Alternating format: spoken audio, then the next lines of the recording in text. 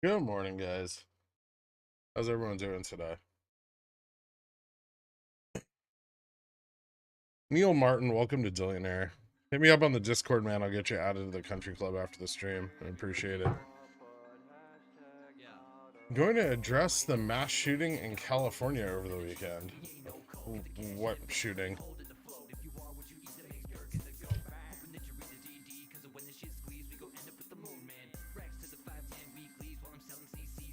I didn't hear about this. Good morning. Good morning. Good. How about you? Hanging in there. How's your ear? Okay.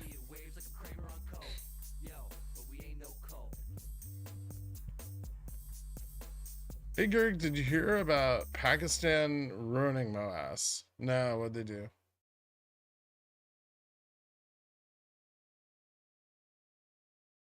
Could we have an 8-hour stream of pure political discussion? Thanks. What's political about shootings?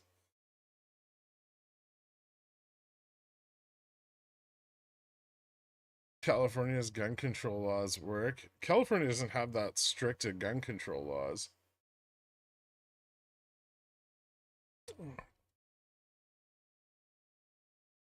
Happy make white Miss Girk. Thanks, Tim Timmery. Ding ding.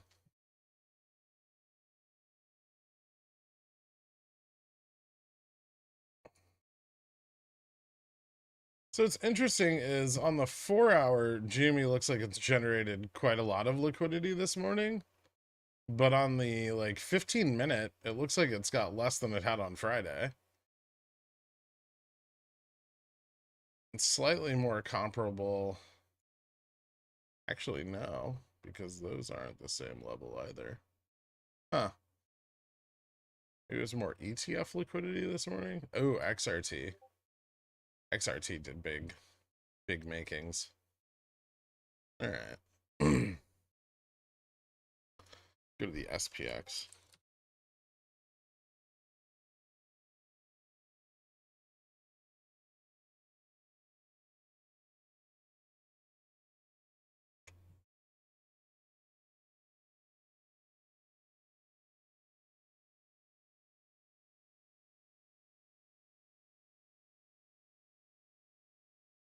Stop asking if this is NOPEX. OPEX just finished, and Gert needs time to come to grips with being wrong again. The Rev 35s are gone. The Rev 35s are gone. Oh, shit. Oh my god, they are. That's so much better.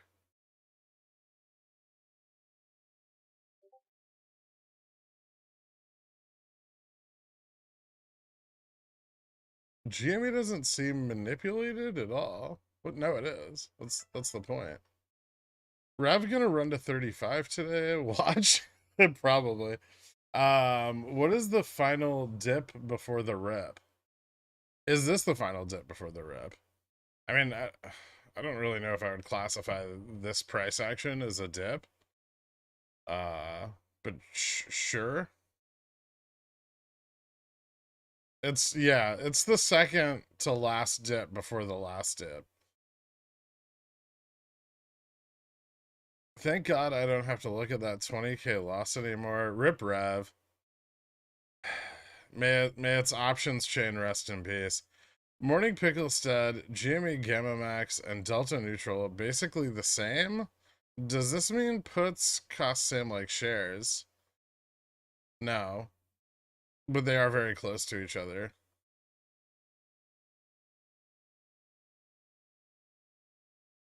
Megapex? We'll see.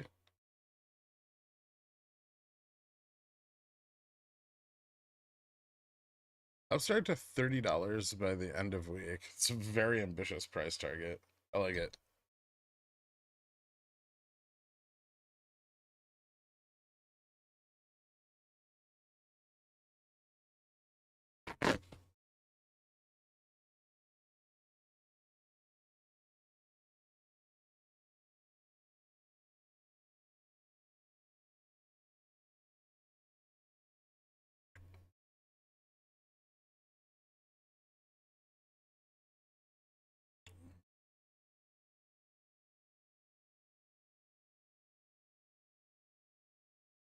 You think Tesla is gonna run on this OPEX?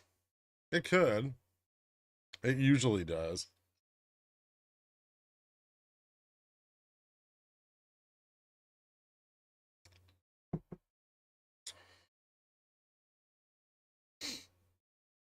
Did the numbers for Gmail and Upstart need a disclaimer again today from the missing data? No. These are Friday's numbers. They're up to date.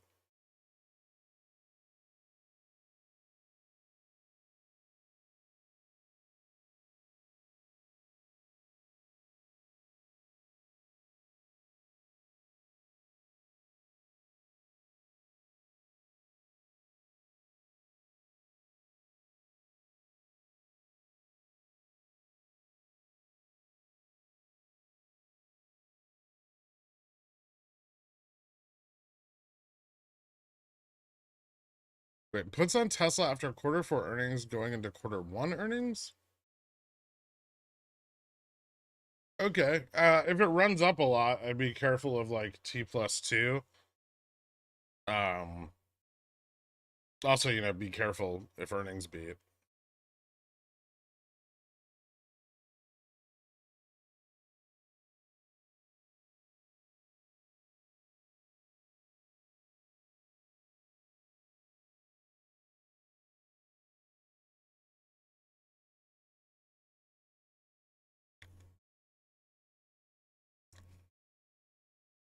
Fubo taking a real beating. Down about 10 cents, actually. What is Sava's Gamma Max? I don't know if I have that today. I'll check.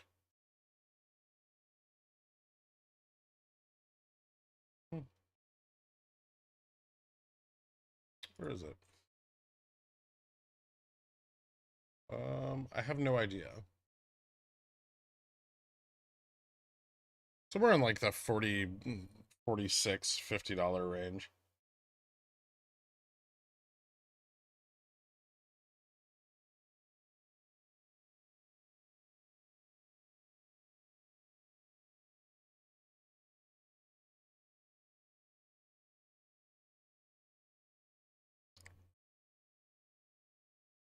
Is Discord audio working? I assume it is. Although, I actually don't know.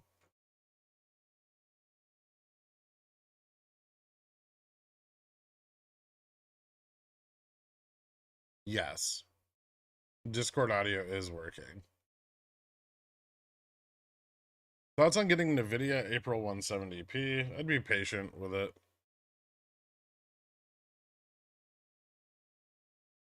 Hmm.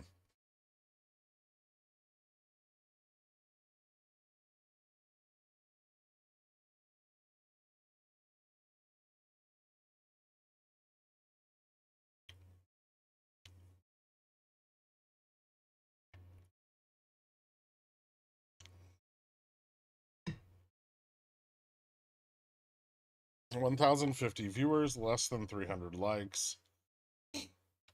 Well, the stock hasn't gone up yet, so give that a second. 10 minutes for updated OI, I think, roughly.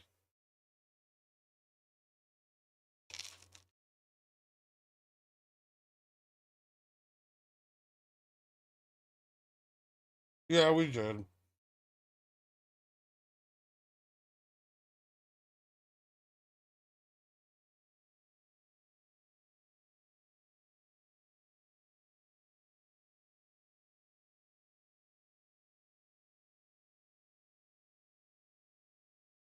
$1.1 million available IB car for what?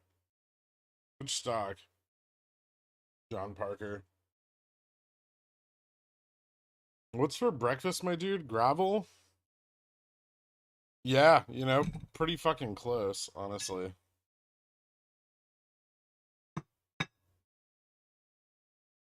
Some fucking power bread. I was just toast, but I'm afraid it's gonna break my teeth. It's not delicious. It tastes like shit.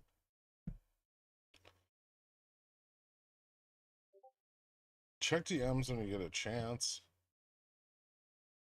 What do you got? Is this normal? I saw it in the PM.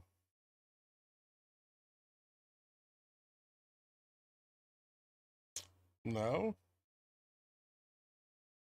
Is that from Friday?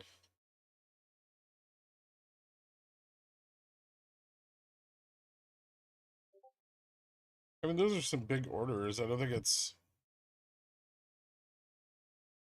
interesting.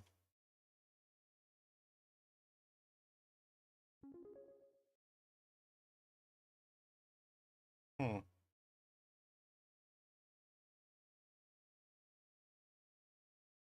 It doesn't look like any of them filled. Yeah, it is weird that they're the same.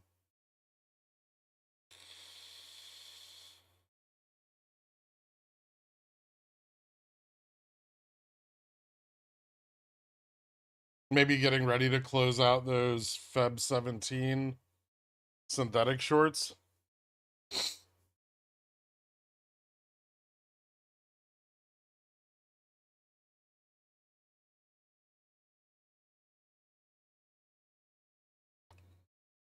What date did SLD end last month? Man, I feel like these aren't that complicated.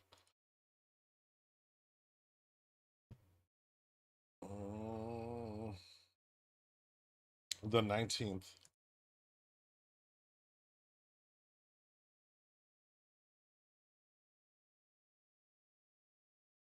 Do you think centaurs use bidets?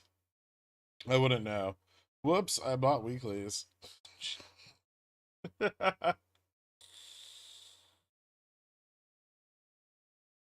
know, you didn't make that sound a lot like a mistake. Too early to get puts on TLT, targeting a pullback to around 103. Probably.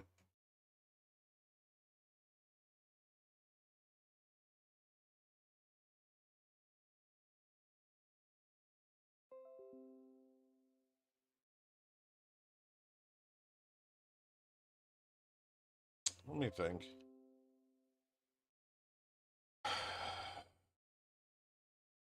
Oh, you're not targeting a lot of range there.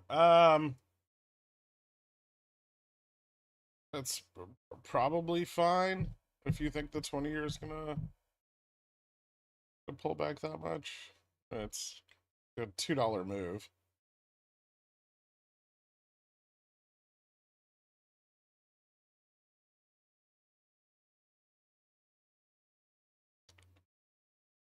I know I should know this. Does SLD last the whole day today or just the morning? Market open. So all deposits have to be, all the orders have to be in by market open. When those settle in the dark pools and stuff, that who knows, but they have to be in by market open. So a lot of this like early day jitters. This is probably the resolution of the rest of SLD. Do you think they'll defer packs to Thursday? Thursday is the last day of T+5 from the deferred settlement period. And I believe that's Thursday morning. Yeah, Thursday morning.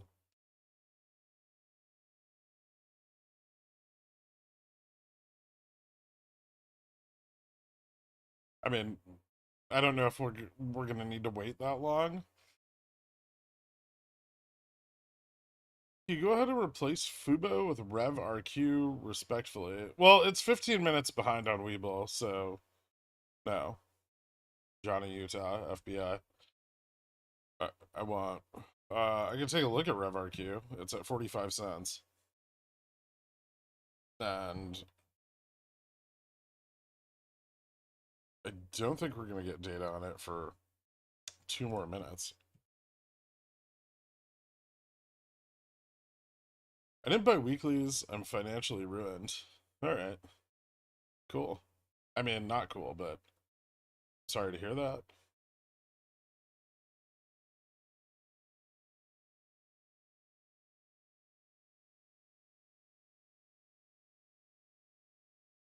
I've heard you're a big 49ers fan. Nope. Market should close from 12 to 1 for lunch. The amount of sold GME CCs Thursday afternoon will be biblical.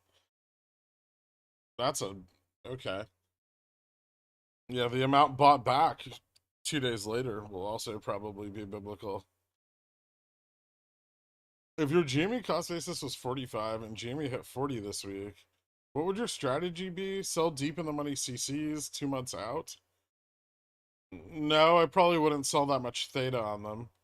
And I probably wouldn't sell them that deep in the money, but I'd try to get my cost basis down by like, yeah, at least like, I don't know, $5 or $8, something like that. I probably wouldn't take that much risk with a cost basis that high. Also, how the fuck is your cost basis $45? You gotta average down. Average down. When the stock was just 15 bucks.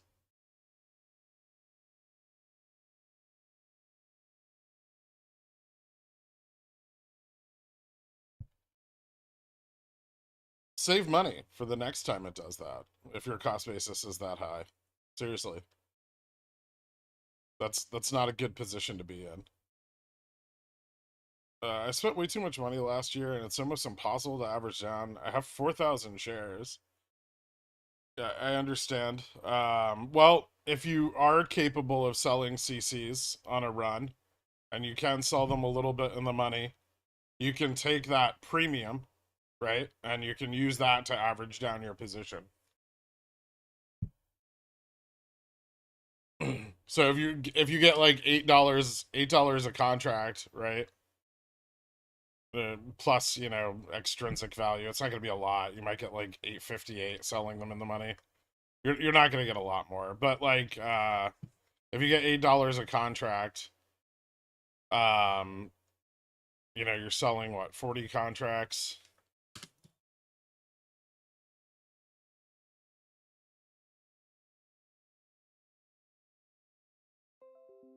Mm,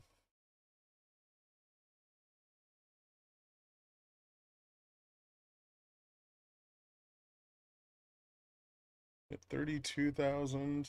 I guess you could, if you went 10, you get 40 grand. Risky. You really need to nail the peak if you're trying to sell deeper in the money. Um, but you could get like, you could pick up like 30 to 40 grand, and you can use that money to average down, and then you can average down, right? Hard to average down when you lose all your money in options. Don't do that.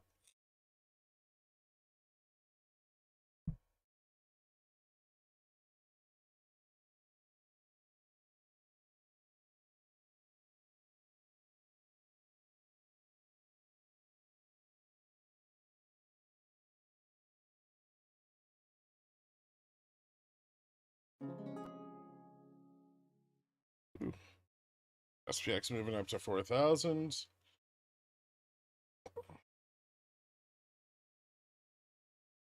No, it doesn't. You have to keep track of it on your end. Some brokers will track it for you, but most won't. But don't use that premium until you've closed the contracts profitably. Yes. Keep that premium on the side, and then, wait for the next very low price, right? Wait till GME moves like sub 20 or something like that again. Because you really want to maximize your ability to average that cost basis down. You don't have a lot of room to fuck around and find out. Take 40K, sell CSPs. Yeah, ideally. Sometimes it's hard to get assigned on CSPs when you hit lows. So I don't necessarily fully agree with that. If you're gonna sell them in the money, that's fine. But like, he needs to average. He doesn't just need the premium, right? He needs to buy shares at a lower price in order to bring that down. Like the premium's not going to be sufficient. It helps. It's nice, but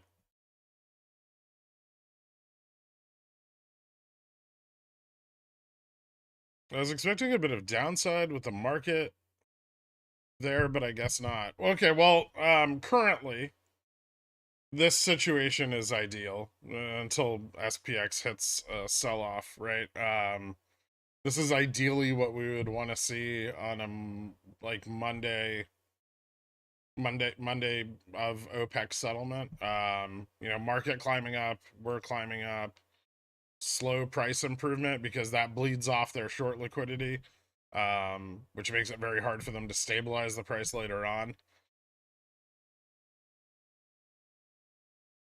I would say this is the better outcome for today versus, you know, repositioning at market open, which could still happen. So be careful with that, but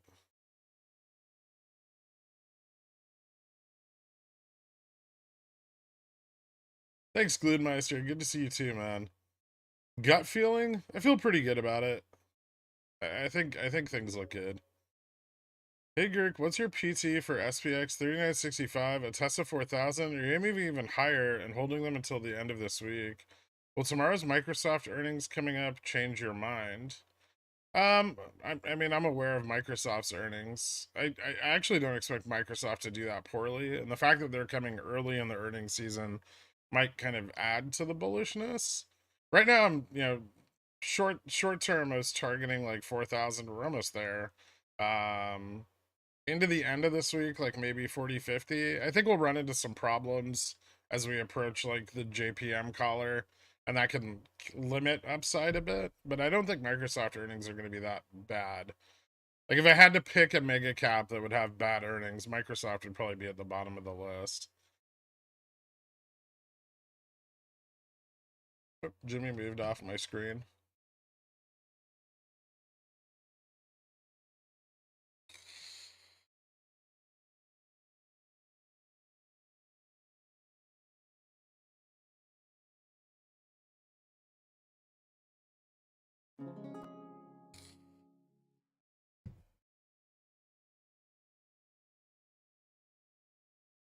Shit.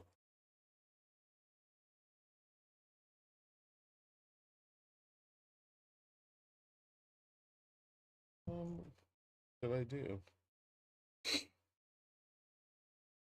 There we go.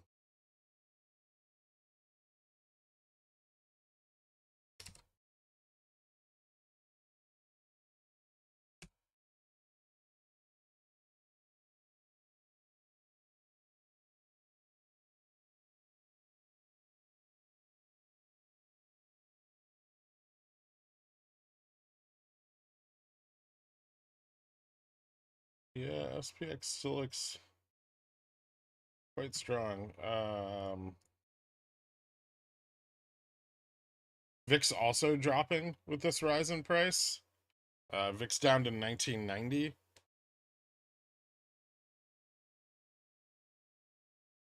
It's a decent hedge today too. Oh, sorry.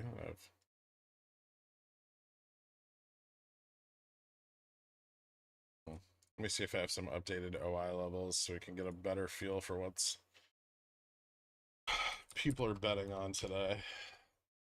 All right, net gamma. Yeah, we're moving up into what is a fairly strong range and away from those flatter gamma levels down by like the 3960. So I think we've mostly left those behind. Lots of call volume building at 4,000, 4,005, 4010, 4015, 4020. So that also looks pretty good.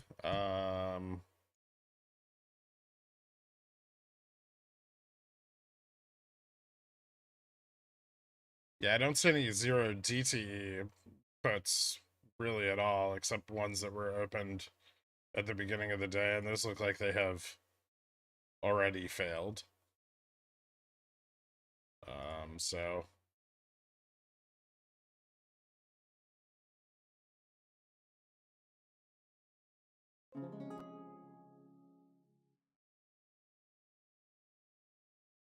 Look at AMD. AMD bussin'. Yeah, AMD's up 6% today. It looks good. It's another like it's also another OPEC stock, right?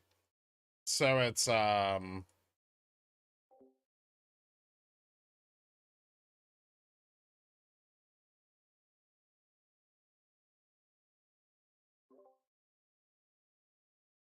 moving. Fubo recovered fully. Wow. Um Debt ceiling being reach gonna cause a sell-off. No. No one gives a shit about the debt ceiling. Could you explain selling CCs in the money a little further? So you're saying if we go to 2120 today and I sold 20s and then it came back down to 19. Sure, yeah, that's kind of an example of selling CCs in the money. The idea of selling CCs in the money is that you think near-term price improvement on a security that you own is over exuberant, and the value of the price appreciation will not persist.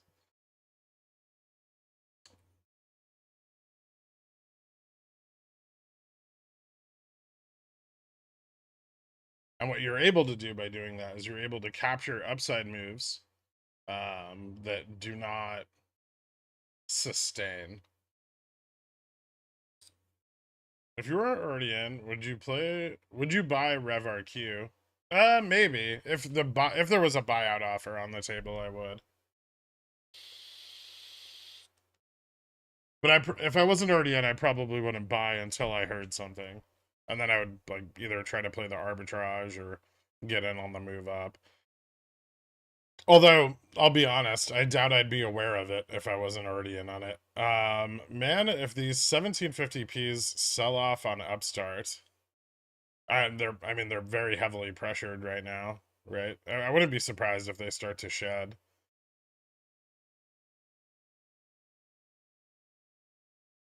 Win Vup song, not yet.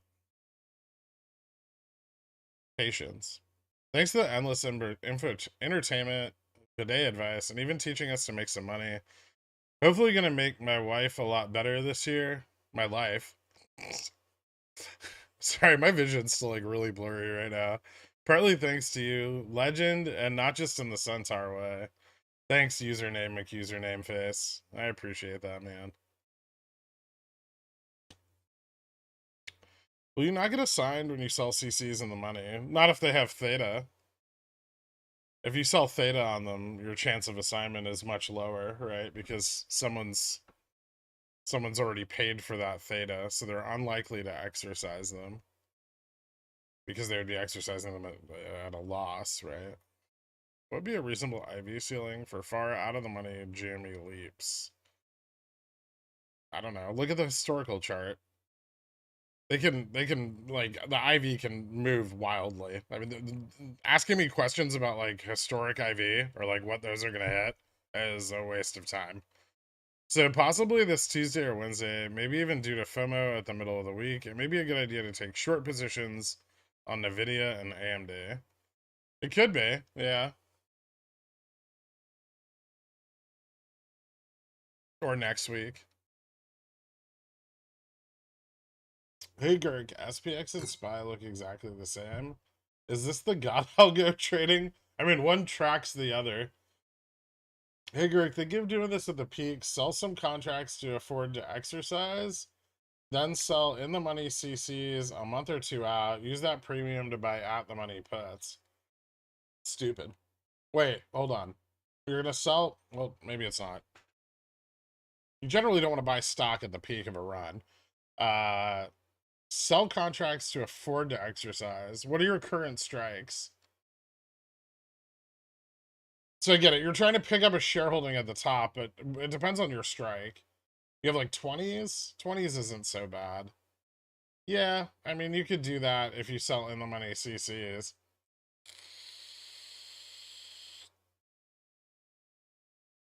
At the money puts are a waste of money. You're better off buying puts on something else if you want to try to do that with a lower IV. You don't want to buy at the money puts. IV is too expensive and it crushes. So you're gonna pay like you know, if you're doing this at the peak of a run, you know, you're gonna be looking at like 160 to like 200 IV on each contract, which is gonna drop, you know, to like 120, 100 in a very short time period, right? And so you're gonna lose all of that value that you paid for up front, which reduces the profitability of at the money puts. This is why when you hedge with like a protective put, you need like zero 0.7 or zero 0.6 delta, because you don't want to pay for extrinsic value. You only want exposure to intrinsic value.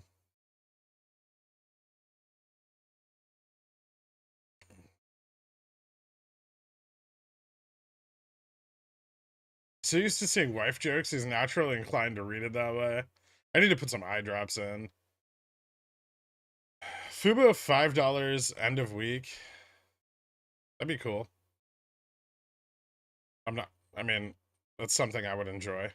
If I bought 4 contracts and then sell 2 and sell 2 later, does that count as 1 day trade or 2? I think it's just 1. Like, I don't think it's 3 separate trades. It's just, I think it's just 1 trade. Buy and sell. I don't think you have to sell all of it at once. Although I haven't been like PDT restricted ever, so I might not be the best guy to ask.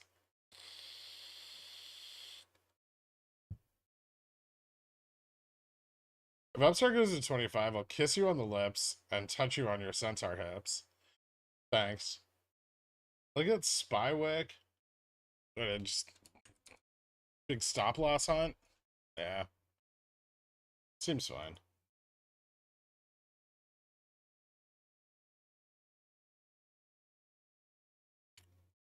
Pure example of protective put during OPEX. Every time I play around with it in an option strat, it loses money for me.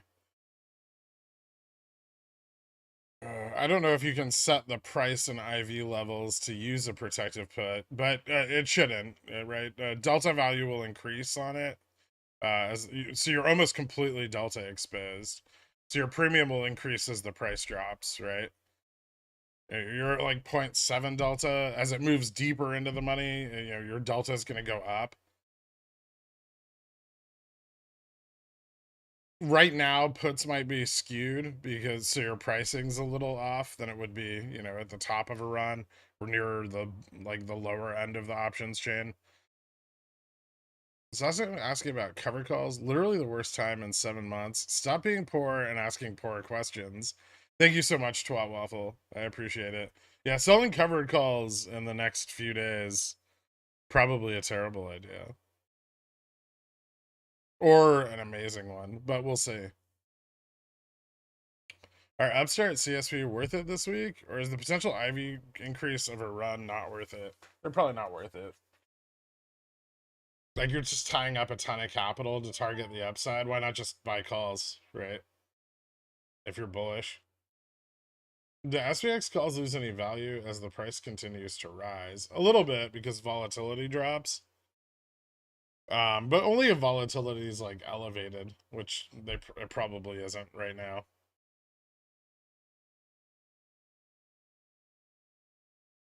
Do you still like June 90Ps for NVIDIA to capture some downside, or you look for a bit higher strike right now? I probably wouldn't go lower than 100 right now. And remember that you're very likely to sell that contract while it's still out of the money. Um, I mean, unless NVIDIA literally just tanks, but it very well could still be out of the money before you roll it or sell it. So, you're going for like the extrinsic value increase there more than really targeting $90 by June. Although it could happen. You don't want to just sit on it while it's profitable and let theta eat away your out of the money position. Do you know how many puts dropped off from GME and XRT on Friday's expiration? Is this still a relevant indicator? I don't know if it is or not. XRT hasn't been being used very heavily right now. Like IJK is being used a lot more than XRT. They did use XRT this morning on GME, which was interesting because they haven't touched it for a while. But I can take a look, I think, and let you know how many expired yesterday. Or, well, Friday. Open break. So it looks like about 80,000 puts closed out on Friday. Although we don't have today's numbers, it may be more than that. But yeah, going into Friday, about 80,000 puts were closed off.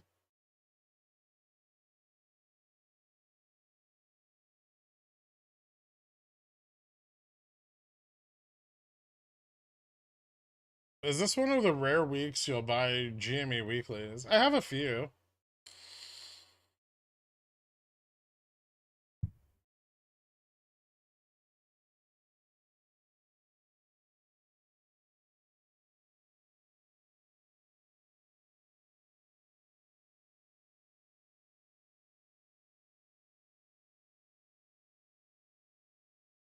Gork, when is SLD over this morning? Also, why aren't we MOASing today? Isn't NoPex yet? God damn it, C-Mill.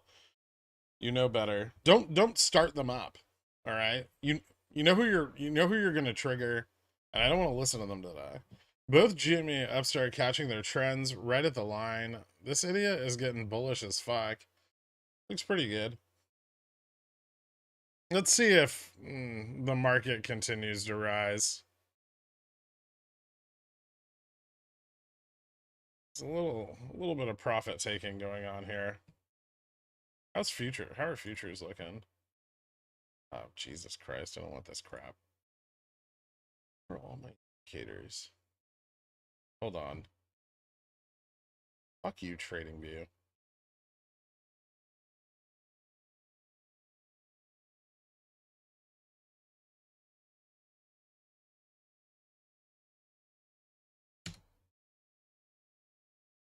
Oh, dog, I heard you like your indicators fucking reset every time you open the program.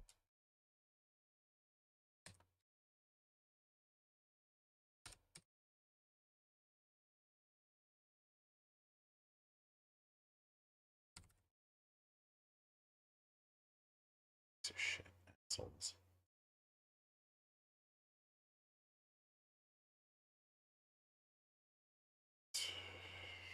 Hmm.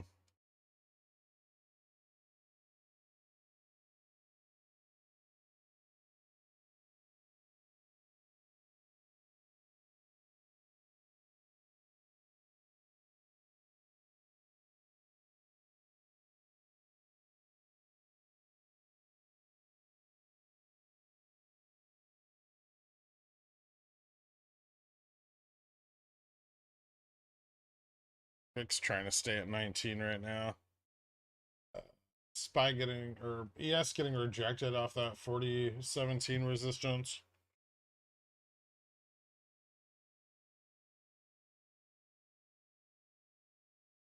Let's get pulled back.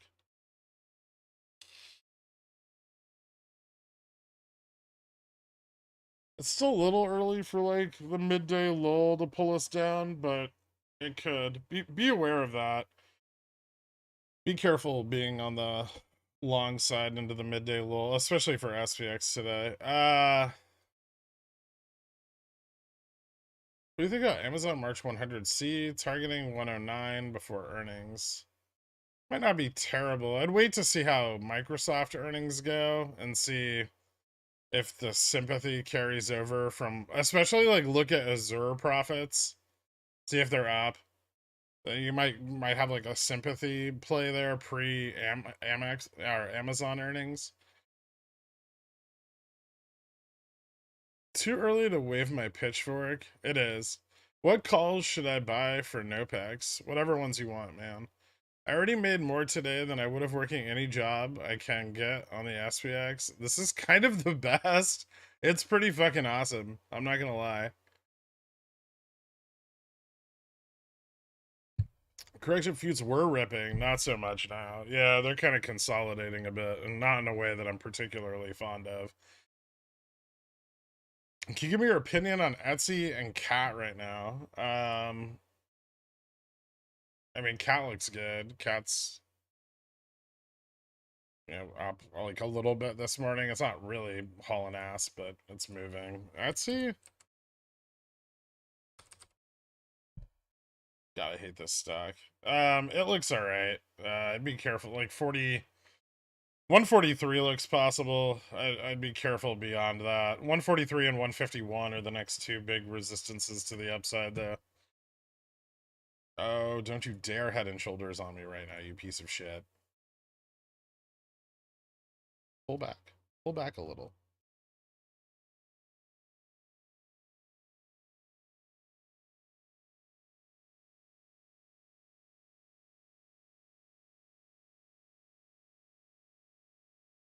Hmm.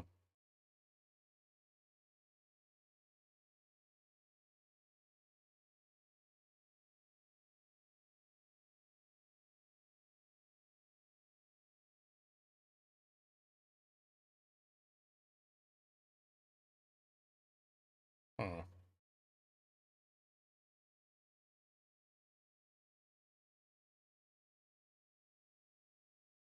Correlation with the VIX is falling off, but I don't know if that's going to be... Is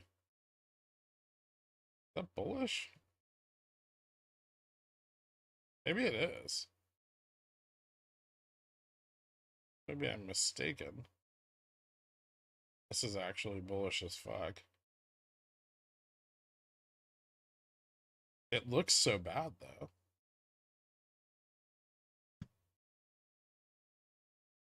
I want more data.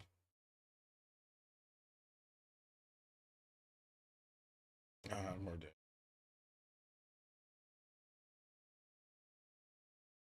4,000. Some 4,000 sold off, but not many.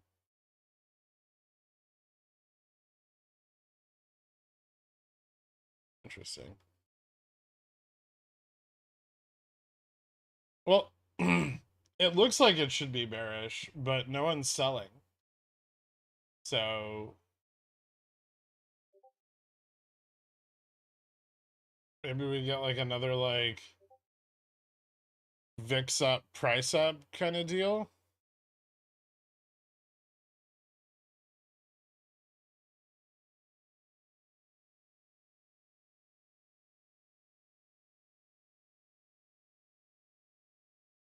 Check DMs. What do you got, Zork?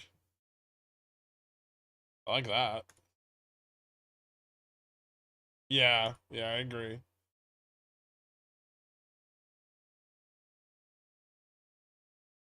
Although that's breaking down a little bit here, right?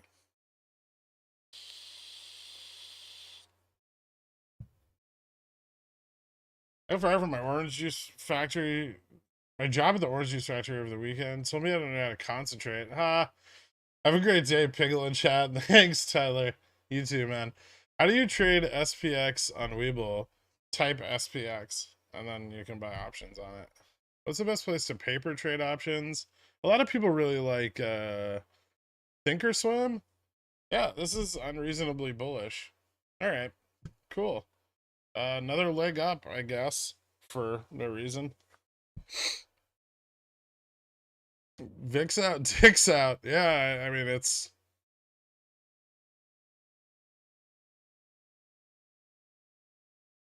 odd. It was, that was an odd shift. It was like long sold off, but there were no more sellers.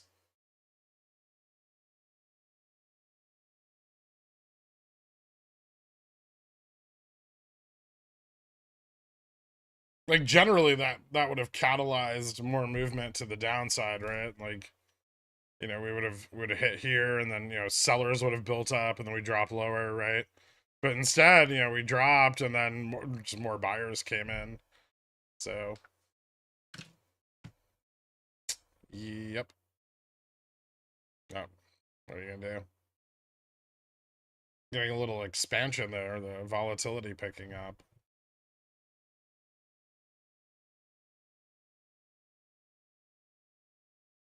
Genus is a pump and dump. Don't lose all your money. WeBull now has options paper trading. It's awesome. Oh, okay. I didn't know that. I was looking at Upstart Jan 2024 IV plays, and I have a question. Seems like the 590C would multiply your investment by the greatest amount. Why buy any other IV play? What's the strategy I'm missing? Oh, I bought 510s as a meme. As price goes up, delta goes up, and then vega goes up, right? So you if you buy like $50 calls or $100 calls for a year out, you're likely to get a big bump in delta and vega, so your multiplier increases, which is something that option strat doesn't account for.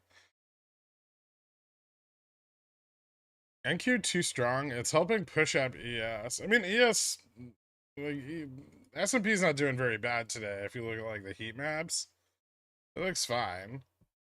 NQ is, yeah, really, really fucking moving. But, you know, Russell's doing okay.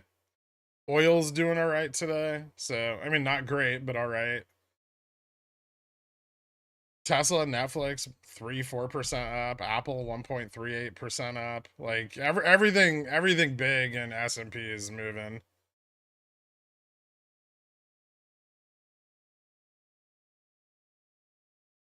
Check out XRT. You always tell me to do this, and I'm never like I'm not gonna lie to you, Dork. I act impressed with XRT, but I never am. It always just looks like it's moving with the index. I guess it's slightly outperforming R2K today.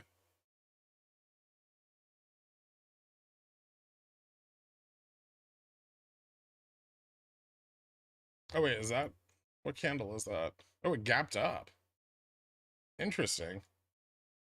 There was a lot of liquidity. Did you look at the liquidity on XRT this morning? That was weird, right? It hasn't fucking moved in so long. It's up 250 fucking basis points, bro. It's a goddamn ETF. Have you looked at QQQ?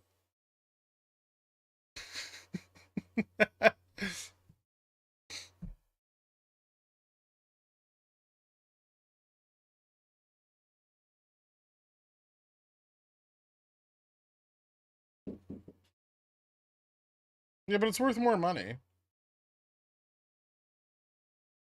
What about notional value?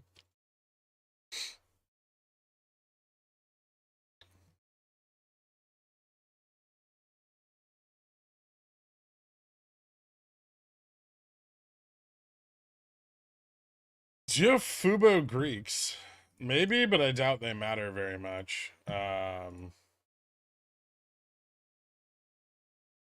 Let me see. I know we have some and not others because we're still working on some issues with the data. We got like the important ones. Um, yeah, $5.17 for Gamma Max right now. Gamma Max dipped a little bit after the options expiration there. Ooh, hold on. I have more important things to look at right now. Okay, is VIX about to just tank?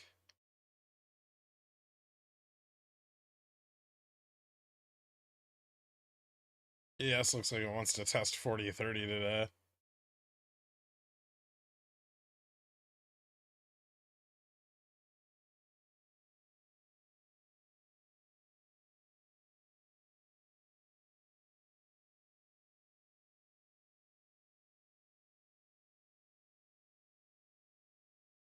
You can have it, it's fine.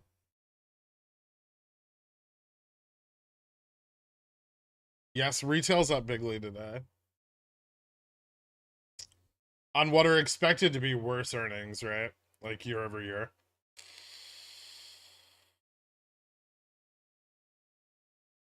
Your DD says shows the lines are converging on GME. I thought you said that's bearish. It is, if they continue to converge, but you have to wait throughout the course of the day. That's going to change. So you're seeing pre-market liquidity generation, which is volume weighted very heavily, right? Because there's so little volume. And then after market opens, it shifts. So if I show it to you now, it's not gonna look nearly as bad. Hold on.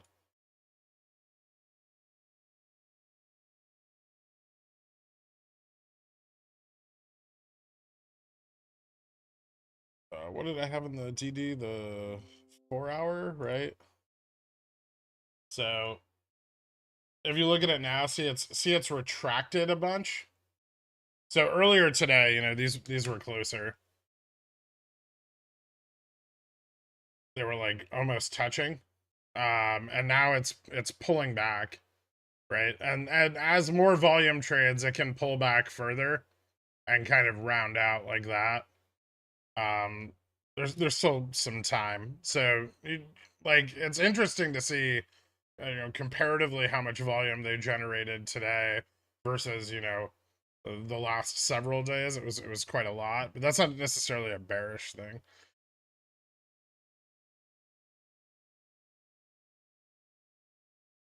Those trends aren't set in stone. For it takes time. It's not a quick analysis tool. I mean, at least the way we're looking at it.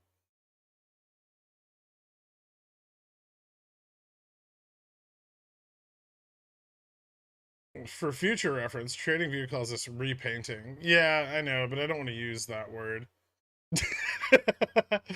I know it might sound silly, but can they bring forward OPEX based on price action?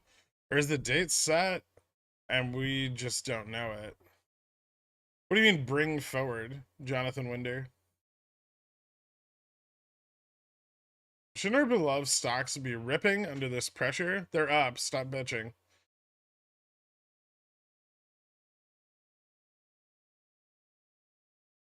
How is GME DN almost equal to GM? I would imagine because the $25 strike is extremely attractive to people. Also, this data's from Friday, so it may not be accounting yet for contracts exercised or sold off. Well, it'll account for ones sold off, but it may not be accounting for exercised contracts yet. So like DN and GM could still move a little bit more tomorrow. And then if GME keeps running, people are going to start chasing it, right? And that's when Gamma Max makes bigger moves.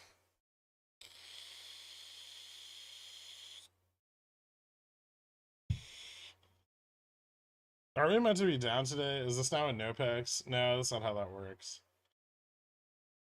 Oh, sarcasm. Yes. Ha. Are you talking about my true love? $25 calls. I've been chasing Jimmy for 2 years now. It's been a fun ride. I'm not gonna lie. It's definitely one of the more interesting stocks I've ever traded. I don't know how to better phrase. I'm just wondering if they can cover obligations when they like, or if they pre-time covering. They're not the ones really covering the obligations at this point, at least as far as we know, right? At this point, they're waiting for the counterparty of their previous trade to rebalance, right? So they've already positioned like long volatility. They're just waiting for the ETFs to buy the stock. And the ETFs buy stock in a very, very, very structured and timely fashion. Economic calendar, Tuesday, 123, 2023, PMI, Thursday. Jobless claims. What? Lots of GME shares available at iBorrow, but borrow rates slowly climbing. Fun. You say lots, but GME has a 256 million share float, and I feel like the number there is not as huge as you're letting on. SPX 4,000. It is. It is, yes. Is Upstart in a Head and Shoulders that's breaking the upside? No, Upstart's actually in an ascending. It's called an ascending triangle. It's a continuation pattern.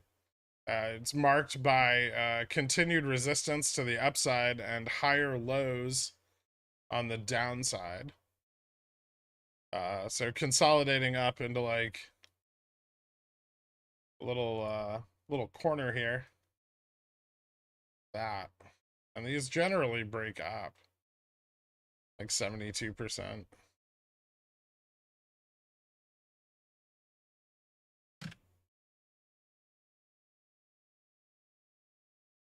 If you sell via a market order, does it always get filled in the middle of the bid or ask, or how does it work? It gets filled at whatever the bid ask is. It gets filled at the bid, and it gets filled at whatever the bid is at the time it's filled. So it can be pretty. It can be a pretty volatile moving target. Frankly, selling options on market orders outside of very, very liquid uh like options chains like SPY or SPX, QQQ can be really, really risky. It's generally better to use like limit sales. Currently being offered roughly 600 a month to lend out my Jamie shares from Fidelity. Bullish? It's not very much.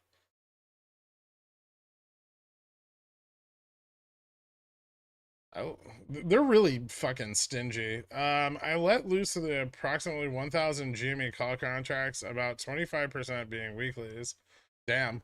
I wish you the best, man.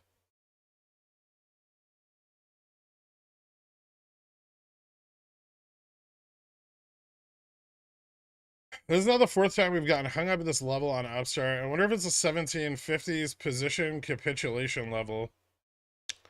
It seems relevant. I think it might be the gamma flip point for today. At least in the short term. Let me double check that, but I think it might be.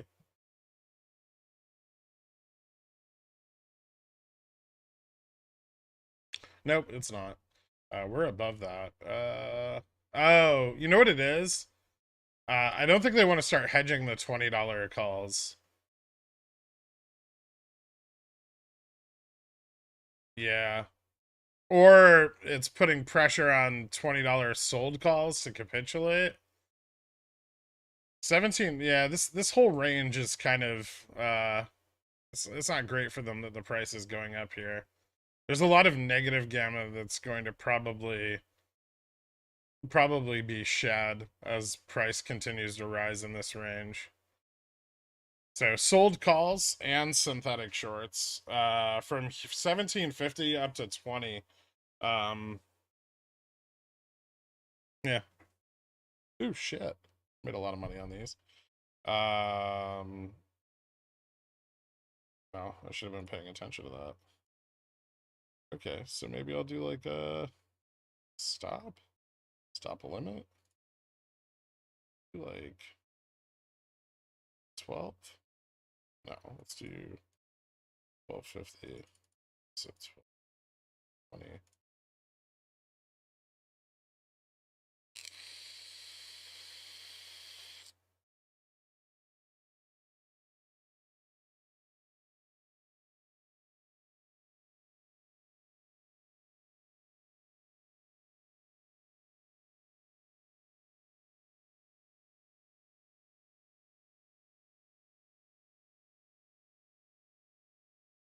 Really being offered roughly.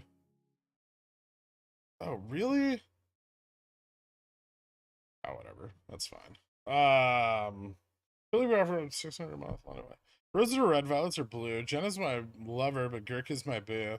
Thanks for all the knowledge you provide, bro. Thanks, Mike. I appreciate it, man. What's more likely, SVX 10,000 in your lifetime or nuclear destruction of the human race?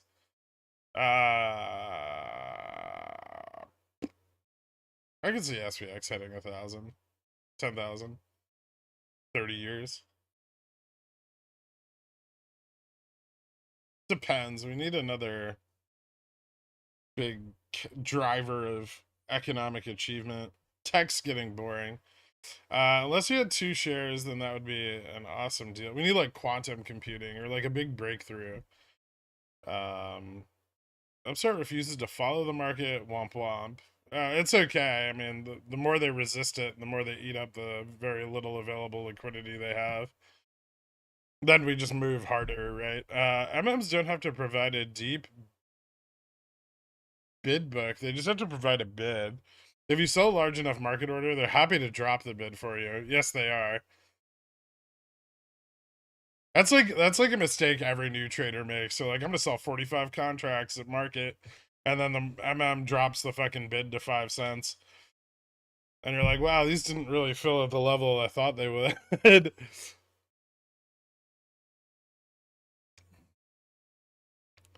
Isn't the IBM 45 GME weekly is going up? Just kidding, I'm not a poor. I like what you did there. I know you don't care, but maybe an indication Sava's moving. I actually do care. I have some calls on Sava. Twat Waffle, thank you so much, guys. Give Twat Waffle a shout out for hooking you up with Cornichon, and welcome aboard. Dork is a member. Yes. Next SPX resistances. How high could it reasonably go? Um, let me see what the data's looking like. Oh, 40-20, I would say. 40-10 at least. 40-10 is really strong right now on the 0DT side, so I think that's more than possible on this move up. Beyond 40-10, probably a little further dated. 40-15, 40-20 are fairly weak, actually. So 40-10 might be like a bit of an upside resistance. We'll see what, like, positioning accumulates there, but 40-25 is kind of the next big strike. So there's about a $15 gap there. It's really weird, is the last time we moved up, 40-20 was a really, really popular strike. And now it appears that 40-25 is the more popular of those strikes. Fubo. I don't really want to buy that.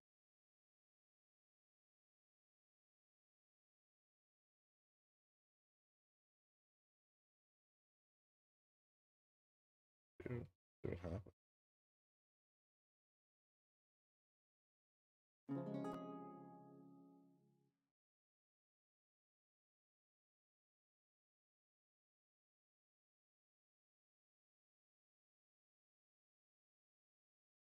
Are you gonna set stops on your 0DTEs? I did. Costco calls up 40% already this morning. I know, Pickle's picks are the best. I kind of wish I bought more of them, but they're expensive. They're like $1,000 each.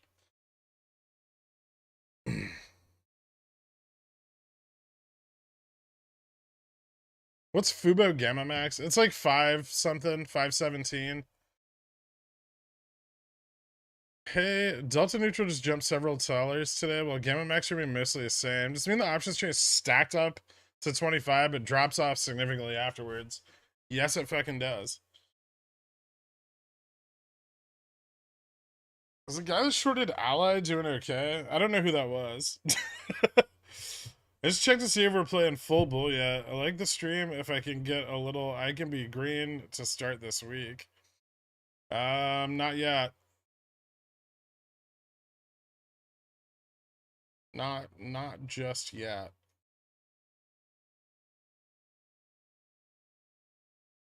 GME very important breakpoints are $20.50, $23, and $25.50.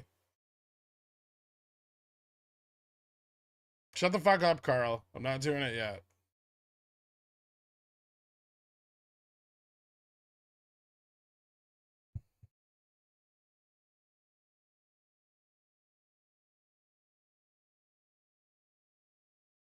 No, you're a shill.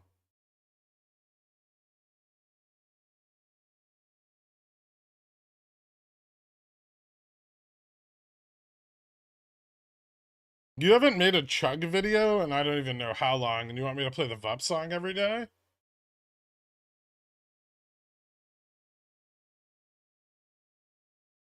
I could always ask Darth Dan, I guess. You know, the guy credited with originating the chug video.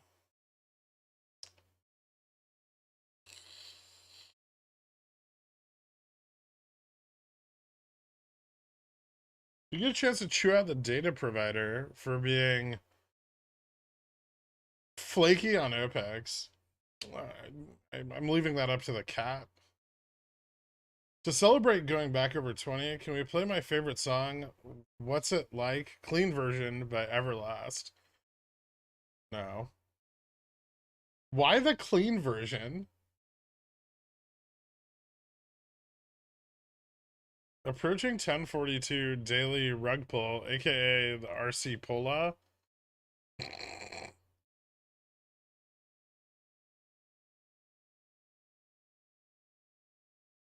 Carl stolen Chuck Valor.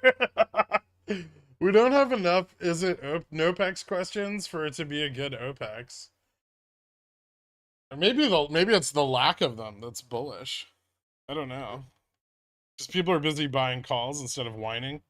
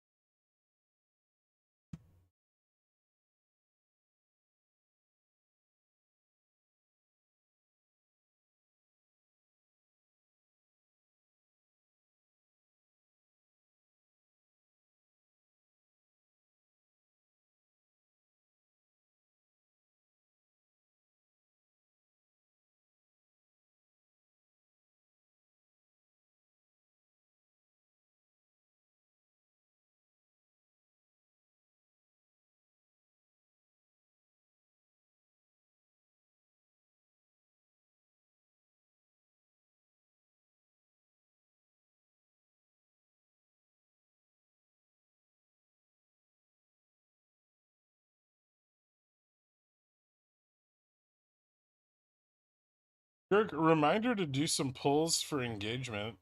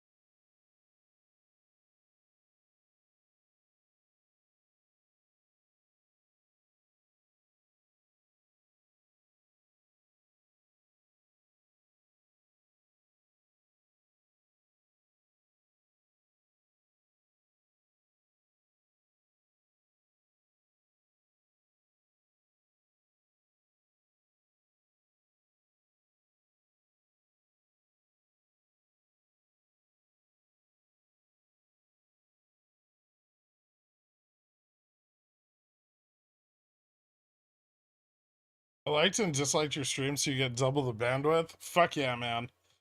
Who knew 2069 would be a resistance level?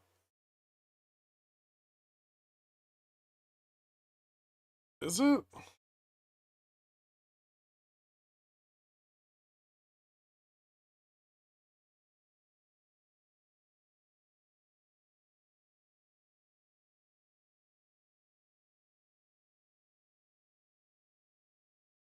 My calls are up, so I hope it's not OPEX yet. I voted OPEX, but is this NOPEX? Everyone's making money and only 50% likes. I'm officially offended for a Pi-Fi. Whatever. It's really hard to like slightly shrink the screen and hit the light button, you know? You stopped out of your 39.65 yet? Or still holding them? Are you targeting the 40.50 PT for those ones? No, not really. Just targeting a possible move up above 40.10 if there's no call side capitulation. So smaller range, maybe like a 40.15 test would be cool.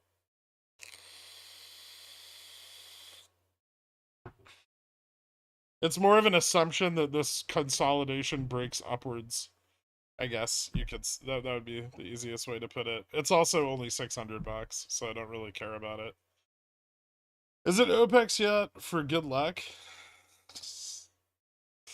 GME is looking very good today. Upstart getting battered a little bit on the low volume, but still up.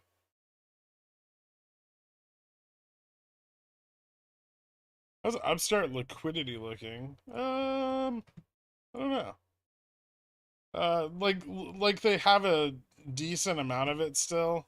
The lower volume not really generating a ton of pressure right now.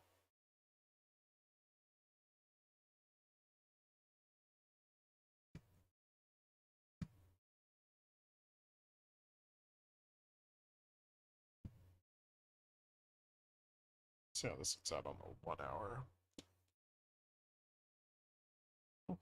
4 hour. It's a little better on the 4 hour. Yeah, they're definitely still fighting back a bit.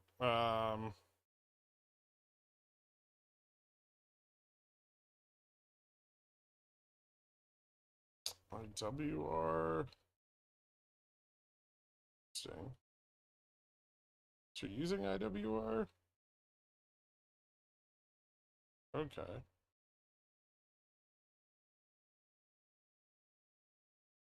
Yeah, it looks alright. I mean, we could pull back a little, but if the market continues to rally, I think they don't really have sufficient liquidity to stop the active fund pressure.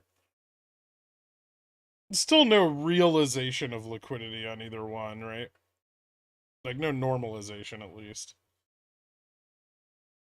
Upstart to 100, GME to 100%, DRS and $2, Fubo to the moon, RefRQ back to the exchange.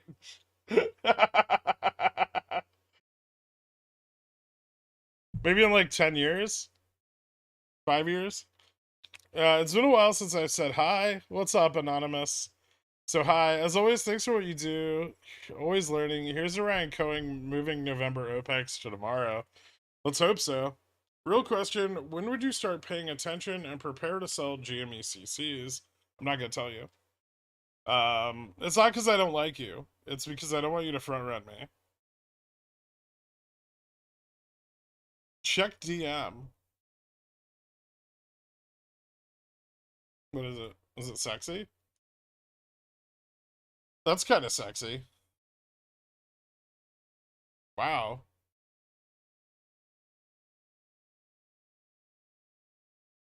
Greedy much?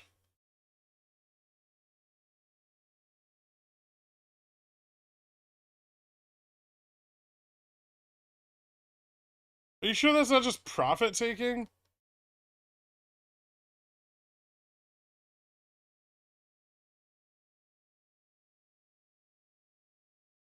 If it looks a little like profit taking, right?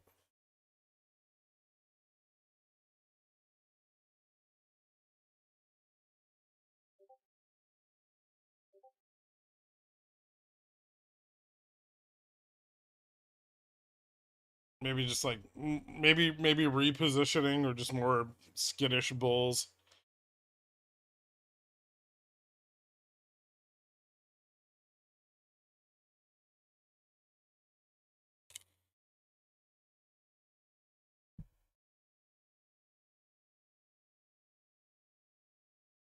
Too late. We front ran you with $15 covered calls.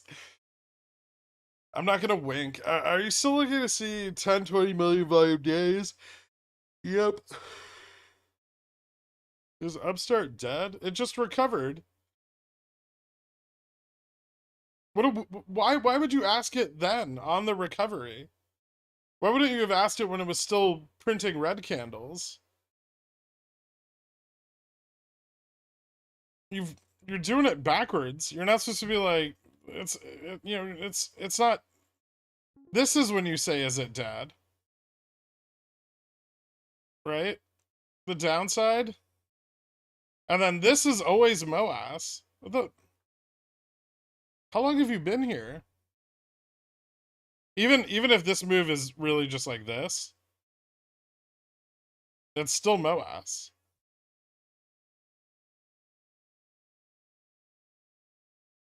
Is Jimmy dead?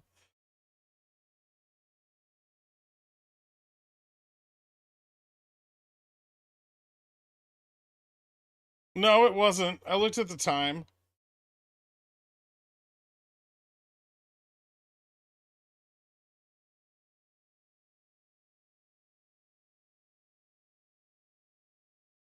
Fucking pores. Yep.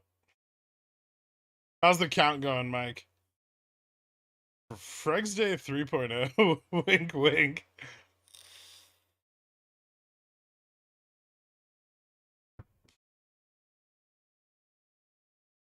This is exciting. You missed a very mean Ko-Fi. Ooh, those are my favorite. Someone paid me? Just talk shit? Who was it? Freg! I am Freg the Green, and I come back to you now at the turn of the tide to bless this OPEX run. May tendies fall from the sky. Holy fuck, is this actually Freg?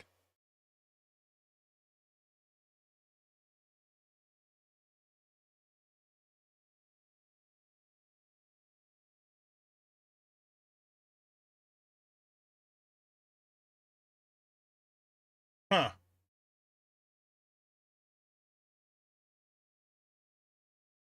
Curious. Who has a credit card registered to the name Freg?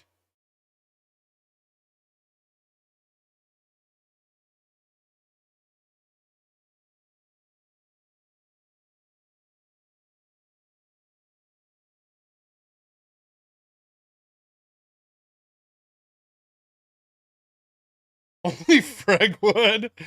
Say that magic M word, and you know you want to. Which one? Mustache?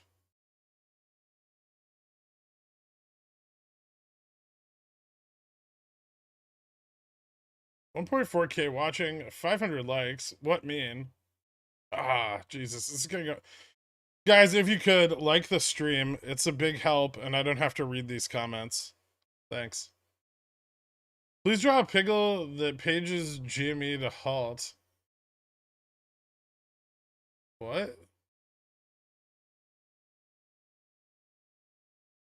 Frank is like stocks. It doesn't matter if it's real or not. Let's fucking go.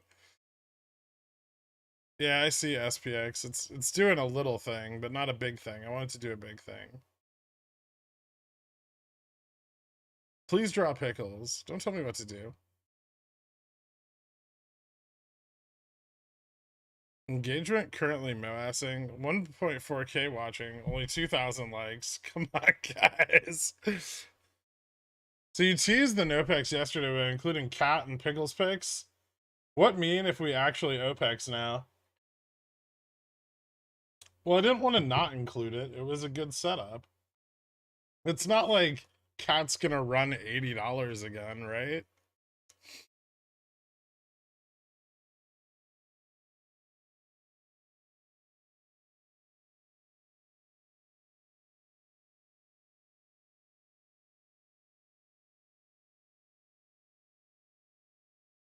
No refresh, no drawings, no songs, just chill.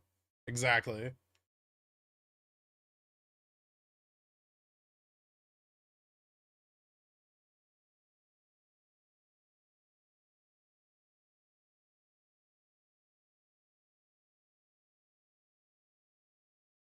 I think maybe people need to go look at what happened on March 21st.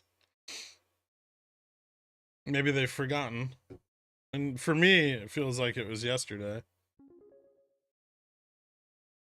If we have an OPEX this week, can we have a poll to see if Gherk will dress up as our favorite centaur for Halloween? Mataro from Mortal Kombat. I'm not. I'll tell you right now, I'm not doing it. Fuck you.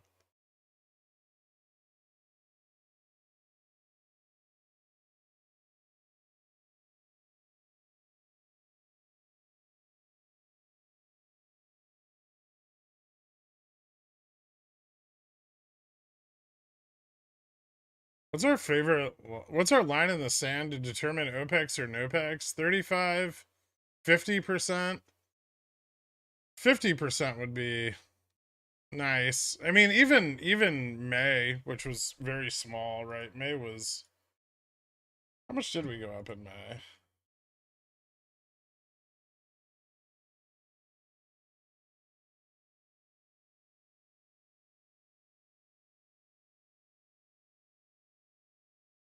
I think I think May was still above 50%. It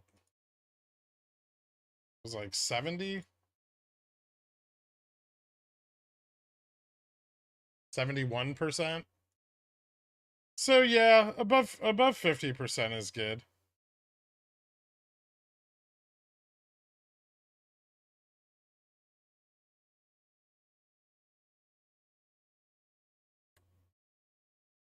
Everyone's already making money, right?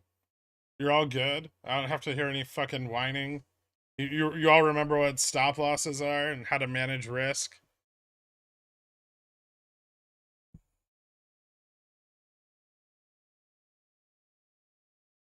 Okay. I'm just checking because I don't want to hear like 3 weeks from now, Girk fucked up. Girk didn't predict the price improvement because, there's already 44% price improvement that has occurred in the time frame that I predicted, and we're still getting more, like, to the day. So I don't want to fucking hear any bitching.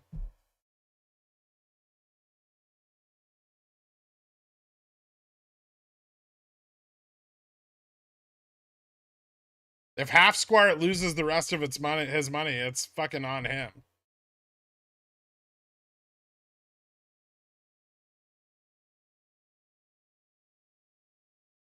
Instead of us asking you to check your DMs, can you ask us to check our ports?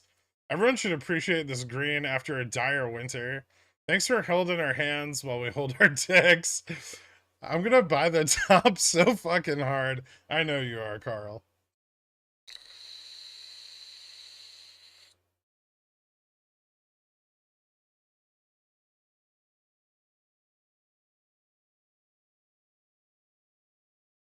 But Girk, it didn't get to unrealistic expectations. This is your fault. What about Natty?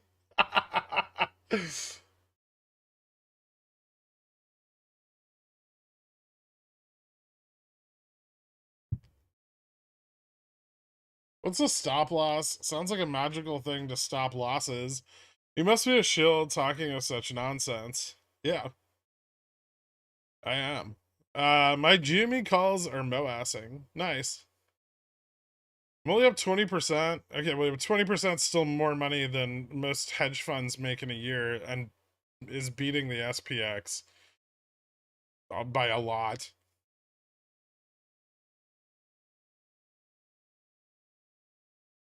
Don't tell me what to do, Pickle Man. I'll botch these games. I'll blame it for you before it all, and I'll do it again.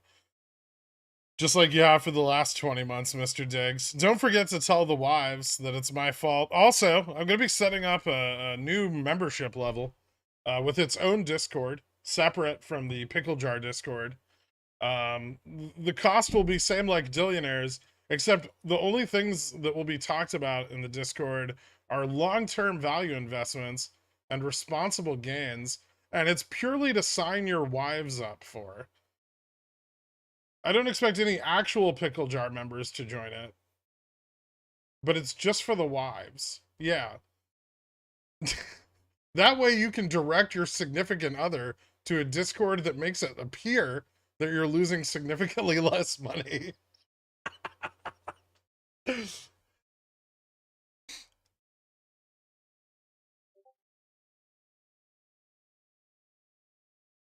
Kirk's gonna find us wives. No, you're shit out of luck, Brett.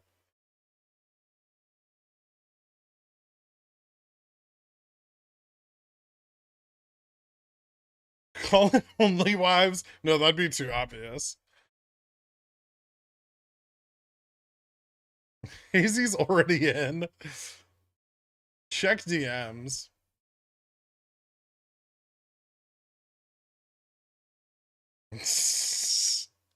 Thanks, Pigeon Teeth. I don't think I'm going to use that, but I like it. Are you still striking?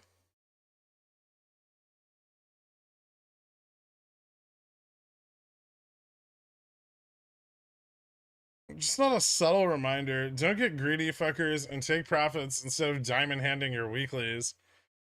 It's usually a good idea.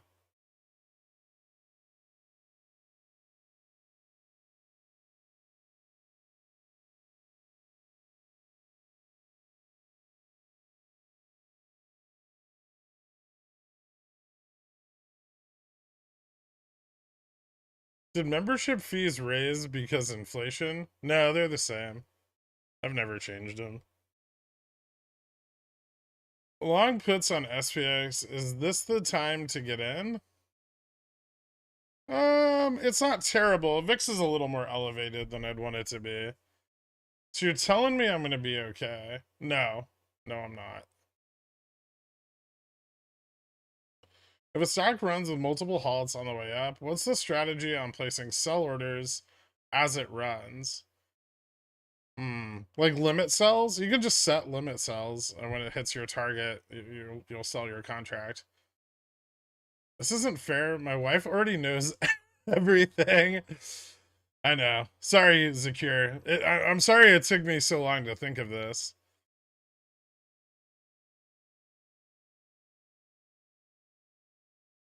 Where is the Athletic Greens sponsorship? I need a new code. I don't know what you're saying. I'm just playing Sell CC side, this alleged OPEX. Looking great so far. Thanks, Girk. No worries. Where do I sign up? I'll get working on it this week.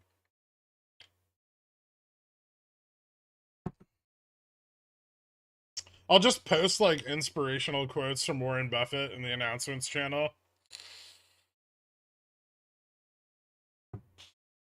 And talk about things from like bond yields. Like long-term corporate bond yields. 30-year bonds.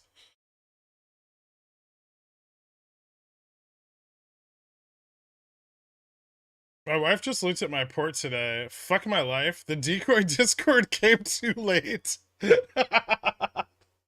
I'm sorry to hear that, Purple Hulk.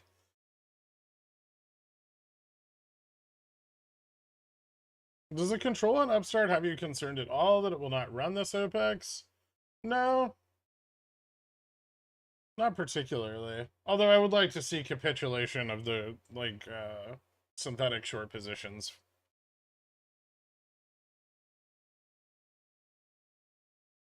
Is this OPEX or just the market? How's the volume looking? It's mostly just the market right now. But we expect it to be. We don't expect, like, historically speaking, there's generally very little movement on Mondays, and we usually just track the market.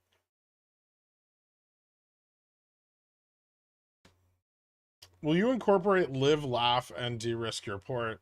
I could, yeah, I could make like a banner.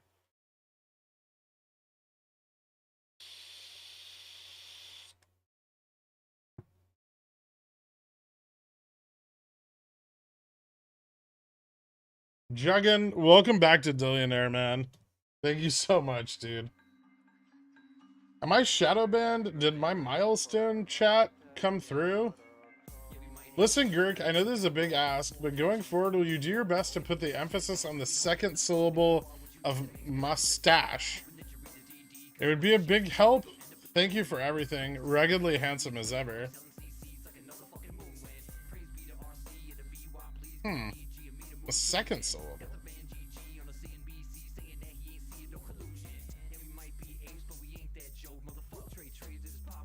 I knew someone who used to say mustache. Like a cow. It's the only thing I remember about them. I don't remember their name.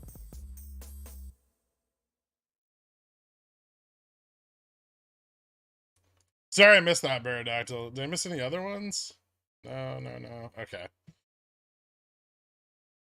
NVIDIA June 100 puts. Stop being so greedy and wait for the market rally to finalize. SPY broke 400. I know it's not SPX, but that's a big deal because of options and stuff. Yes, it is.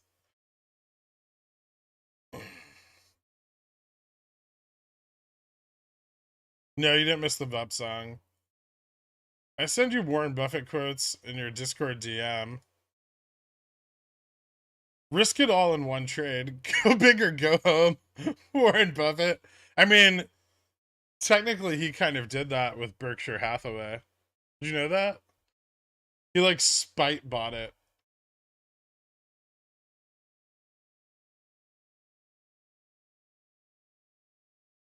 My SPX calls are up 4x. Is this MOASS? I don't know.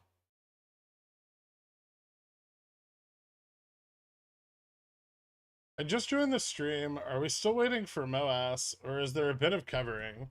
I really don't think our volume on either stock is very high today. Quite low, actually. So, no, I wouldn't say that there's any forced covering, but I would say that the liquidity generated this morning, which was decent, is being eaten up by the rising market and active funds. So, bullish?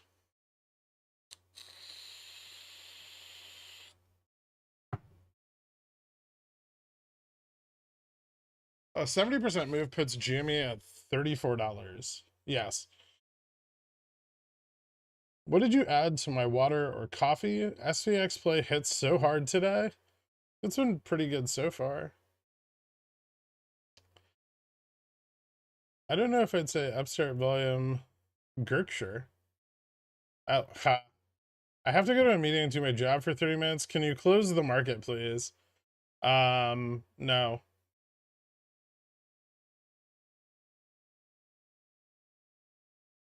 One half the 10-day average, but we'll see. It's quite low. The 10-day average is pretty, I mean, like, based on what we're expecting, it's very low. Bullish. Can we take a turns on GME and upstart? Like, one consolidates while the other runs. It's a little too much on the heart. I mean, GME is, well, they're both consolidating right now. GME closer to the EMA 30. Upstart kind of consolidating towards the upside of the higher test here. Continued moves up on upstart might begin to force some capitulation of like the synthetic shorts open at that level, because remember, their leverage risk is on the call side, right? So as price moves up, their risk increases massively. Was your Costco play over the week? I'm already up hundreds of dollars. Yeah. I mean, first of all, the options are very expensive, right? It's almost like playing SPX, so that's one of the reasons you're up so much. Um, but yeah, I mean, it's just now hitting my mid price target with potential at like 500. So I mean, I would consider setting up some stops and protecting my downside, but it looks quite good. You do not want to hold that position beyond the dividend date, but it's kicking ass. I like it.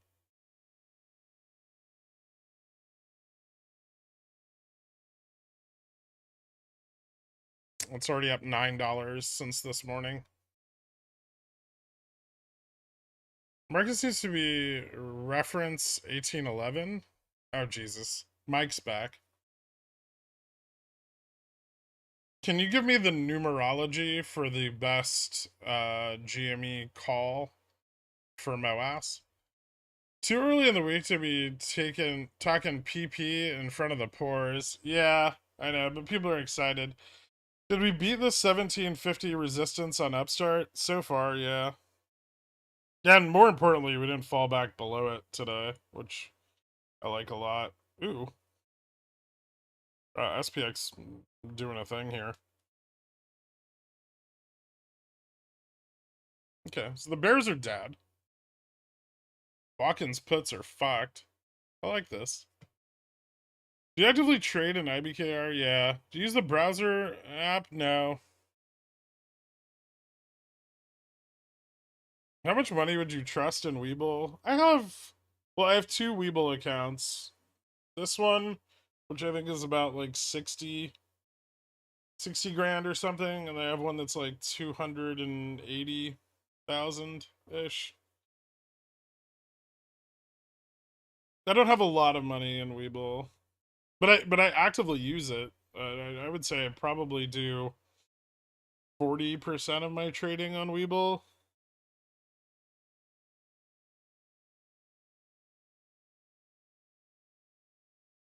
Although if these keep moving up, this account might be closer to 200,000 soon too.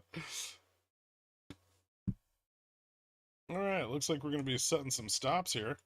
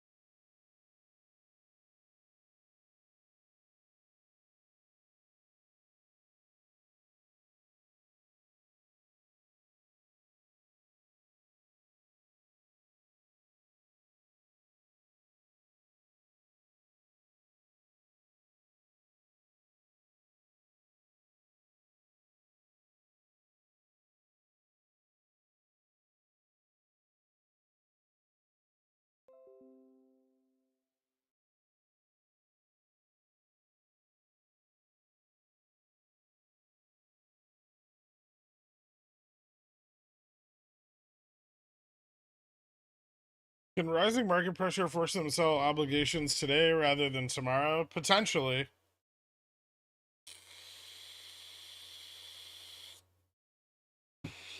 Not force, but it may encourage because they don't want the slippage.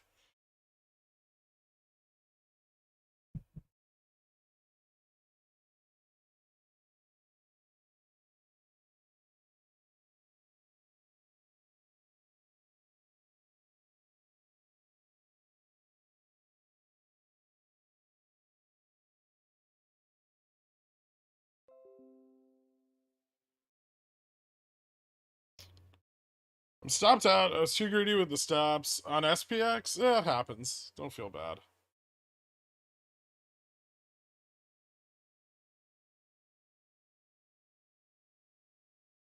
I took that Fubo trade someone recommended where you sell a $3 put to pay for 2x $2 calls.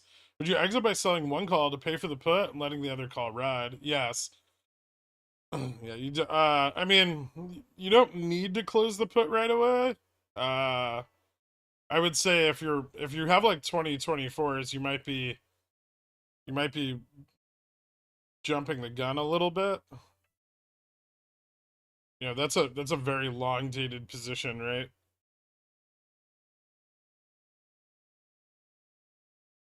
But yeah, generally speaking, you would want to close the put before the calls.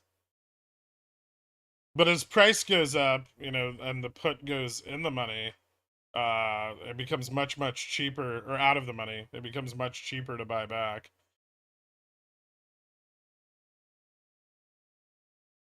Correct me if I'm wrong, but we've never run on a Monday except for Freg's Day. No, we ran on Monday in March. Not a lot, but we moved up.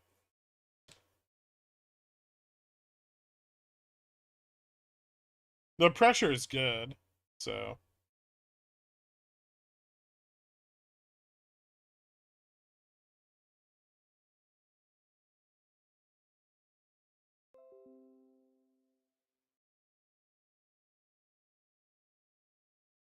Yeah, on SPX, it makes me wish the PDT was not a thing.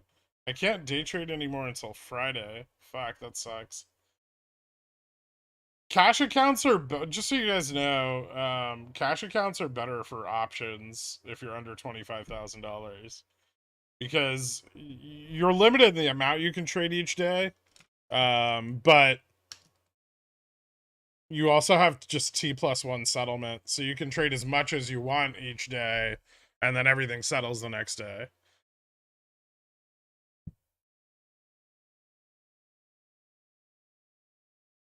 I made my conservative 10% this morning and pulled out. Could have been 800%, but oh well, maybe tomorrow when my funds settle. Sorry to hear that, man.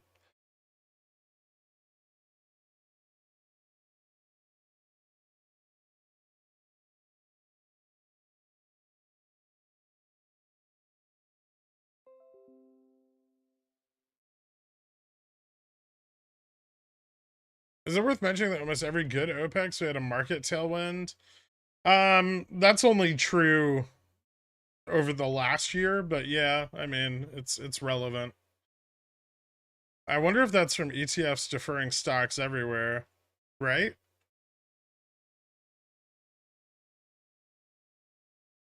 Hmm. Cash accounts for the win. 10 at times 10 better than PDT? 10 times better than PDT. Yeah, it is.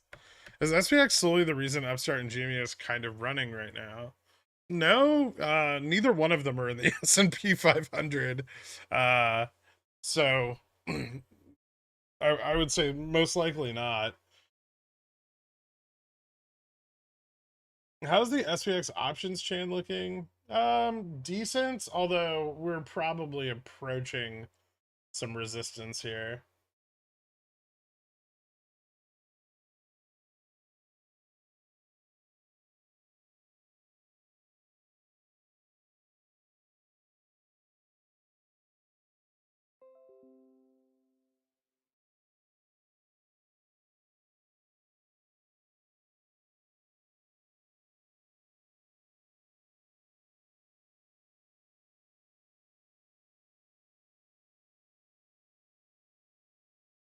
Sometimes you catch one on SPS like this and it just keeps moving favorably for you. There we go.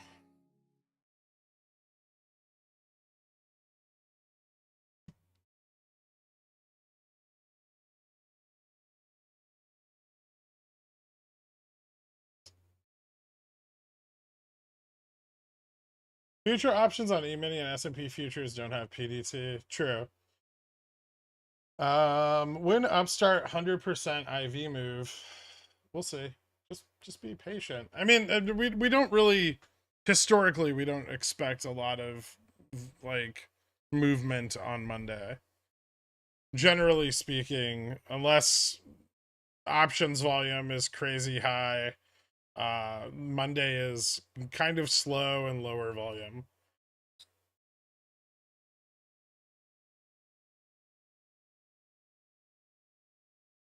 Yeah, it can. El Konos. How do you feel about HashiCorp? Was a long play, if I remember correctly. Curious if anything has changed. Not particularly. I haven't taken a look at it for a little while. I mean, it looks good. It just pulled back up out of my like DCA range.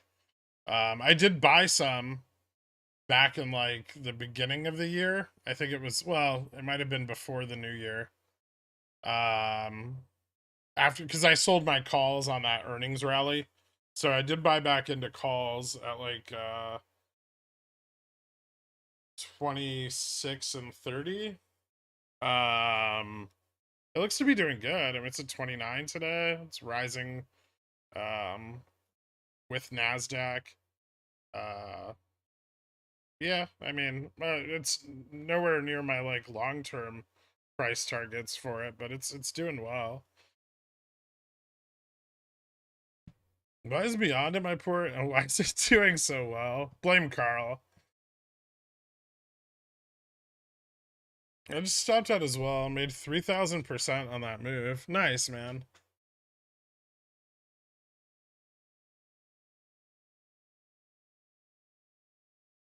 Is Boyle just dead now? I know the play has completely changed now, but the price is kind of insanely low now. It is. It's very low.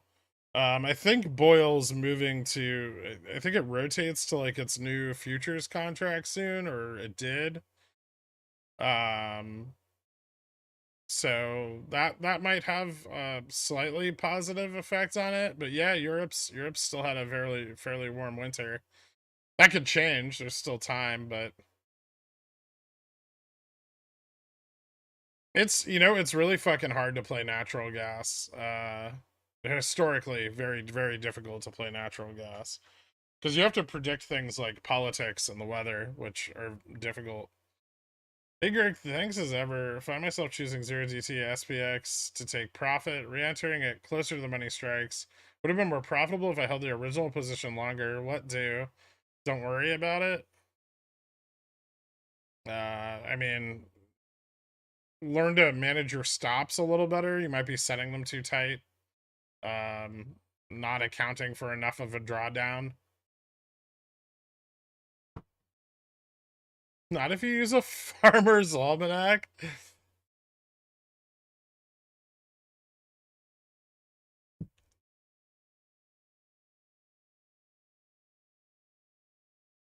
Bobby is down 8%. Yeah, it's a piece of shit. What's up, Buckled Up Jen? Everyone say hi to Buckled Up Jen. When's the last day for them to cover this month's OPEX? Thank you. As far as we're aware, Thursday morning. Thursday at market open should be the last potential day for the deferrals and for the OPEX settlement. Well, the OPEX settlement Wednesday at market open. The deferrals Thursday at market open, more specifically.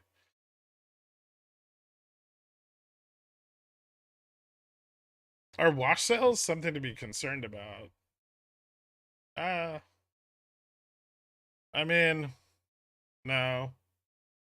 Yes and no. I mean, you can't claim losses if you have a wash sale, but your loss. I mean, if you have a wash sale, your losses probably aren't very extreme. I guess they could be. Don't sell shit at a loss and then buy it back.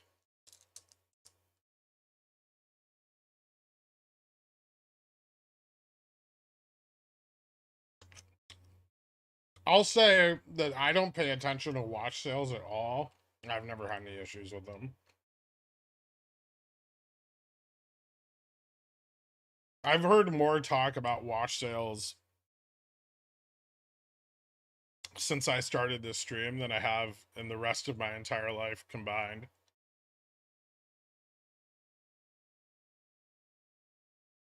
Stop panic selling your shit and then buying back in when it rips again. Right?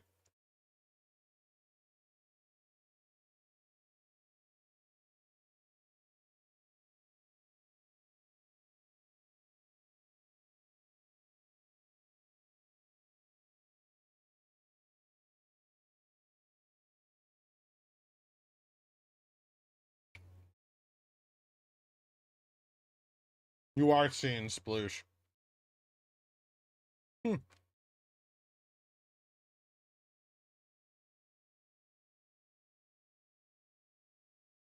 I mean, the Fed's still doing QT, which, everyone seems to want to ignore right now, but I don't think they're going to do a bit more. I think they'll just do the scheduled amount.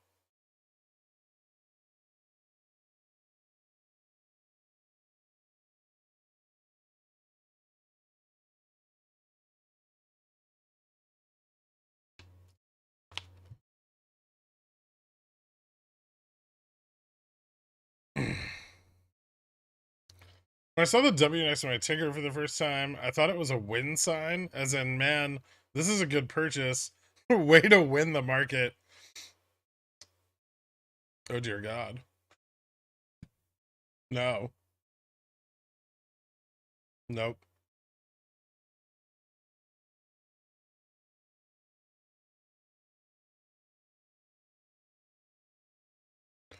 Let's see how 0DTs are looking. Well, as of 10 minutes ago. Not a lot of volume past 40-30, although that could be building up now.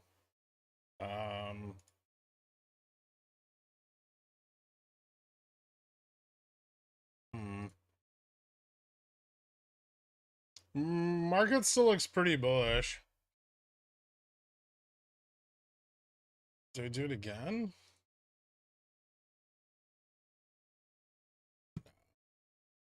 Right? Well, I could buy some day after tomorrow.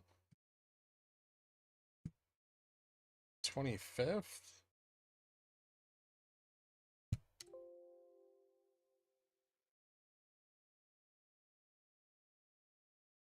I know you probably don't give a fuck. Probably not. BAF rounded bottom breakout showing an entry candle. Looks like today. Critique appreciated but not necessary. Just make sure it's not a false signal because of the rising market. Also, did you find out about their debt? Is there any chance for a hard rejection and pushback down around SPX 4000? Not right now, I don't think.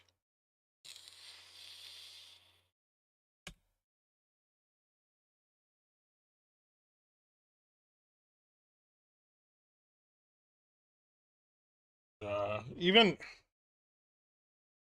like a full-on collapse in price action right now is probably unlikely to drag us below like 40.10.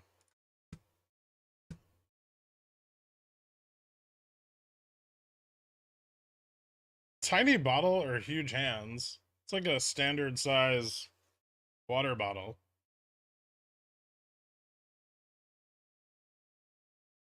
16.9 fluid ounces or 500 milliliters. Lorca, thank you so much. Guys, give Lorca a shout out and welcome to Cornishon.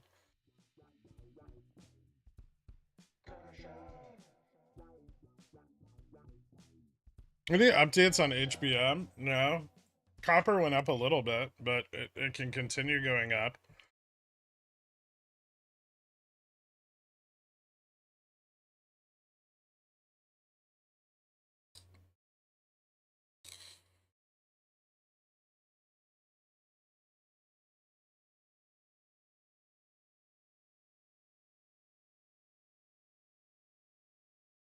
Is this OPEX or just T+2 covering? I mean, on SPX, like the rising market could be due to a continuation of T+2, and that rolling hedge is massive. Upstart building so much pressure. It's doing well. Hey, I'm almost. Oh, I'm above my cost basis. Yay!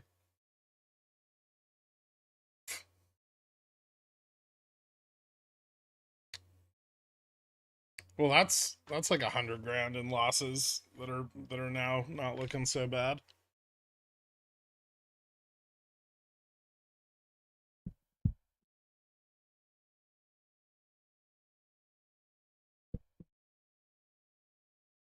Thanks, Gary Gensler's twin.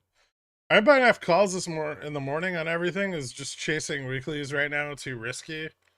I mean, chasing weeklies is kind of risky, unless you're like close to the money. But you generally don't want to hold weeklies overnight, unless you're very deep in the money.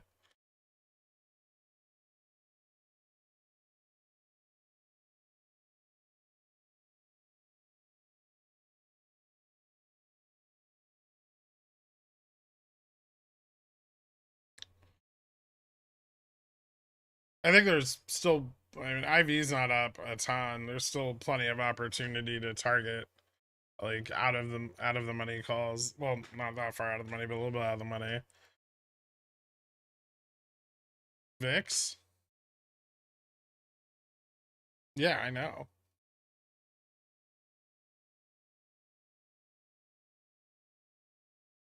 I think we're looking at the same thing there.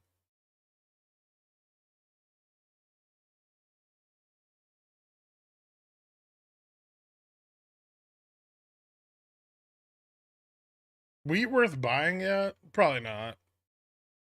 I don't think wheat's like, I still have leaps, but I don't think it's that great of a play going forward.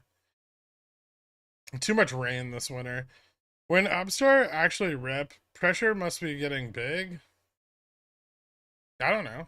I mean, we need to see probably capitulation. How many hours would it take for you to fill that 500 milliliter bottle with white now versus if Jimmy hit $35 this week instantaneously?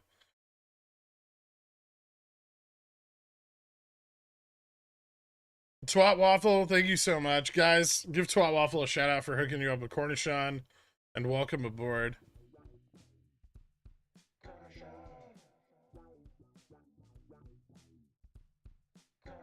Don't brag, bro. I'm still a few cents below my cost basis.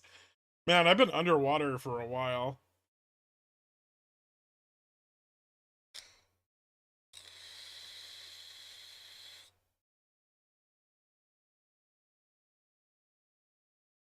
Is that a bunch of rig $5 leaps in an account I forgot about after Friday they executed? So I've been selling and or selling in the money CCs today. I had to gift some of that. Oh, okay. Nice. Yeah, rig looked really good going into this week, actually. And oil's up like 100 BPS today. So I'd imagine it'll keep doing good. It's got a bit of like a over short position on it too. So it has some OPEX correlation. There's too many people in here. Can you start trashing AMC and Bobby, for old time's sake? Are either of those doing anything today? AMC's up. Bobby's down 10%. So here's what I think, and I know it's a little speculative, but I think they de-risked Bobby so that they wouldn't have to deal with it while the rest of the basket was running.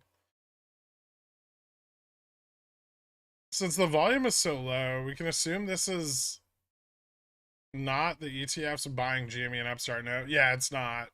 And so why in the hell would they be waiting? There's so much risk on the table at these prices. I mean, generally ETFs just buy on a schedule, right? It's not that they're waiting. It's just that, it's not time yet. They don't really care, right? They have the money. The price is significantly lower than when the shares were shorted. So, they've made money on the arbitrage as well.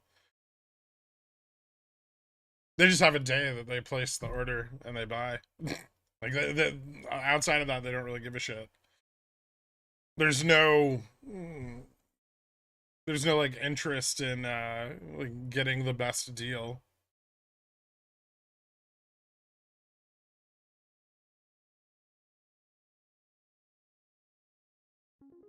Do you observe Jimmy Gamma Max? I mean, it went up a little bit this week.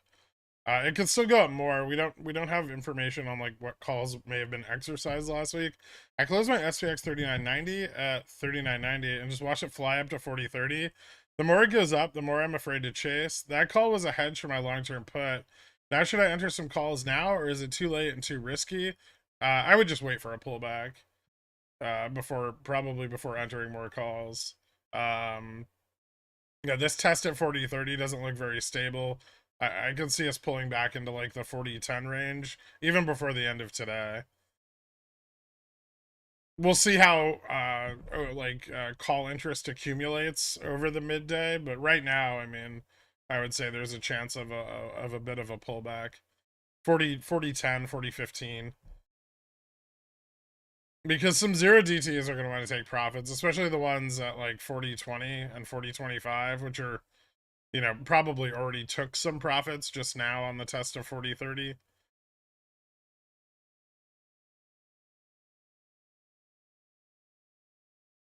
No, the ETFs don't use computer share to buy. I'm behind in the stream, but wanted to comment on wash sales. They only matter in terms of tax planning if you want to claim a loss. Yeah, if you're profitable for the year, they're kind of irrelevant. You know what? You know what seems to strike me as something people miss a lot by Polar Bear is netting. Like people don't understand that you're not responsible for you're only responsible for net profits, and they just assume you're taxed on like gross profits.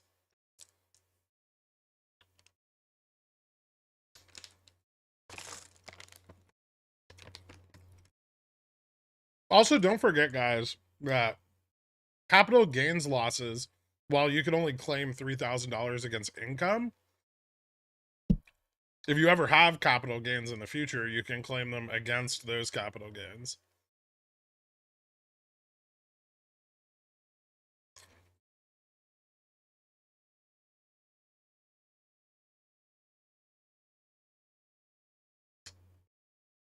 So say you have like 100,000 loss year,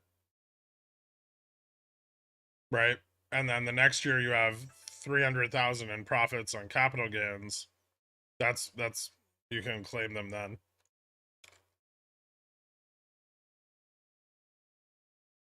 The $3,000 cap is that's against income, Space Banana.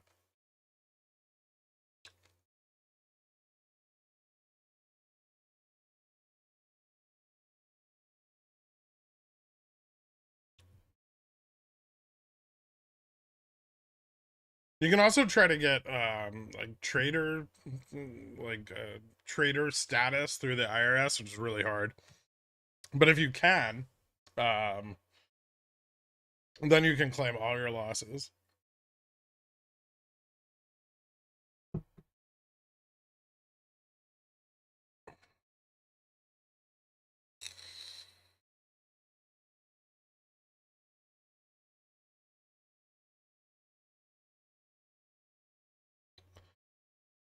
I'm not that smug yet.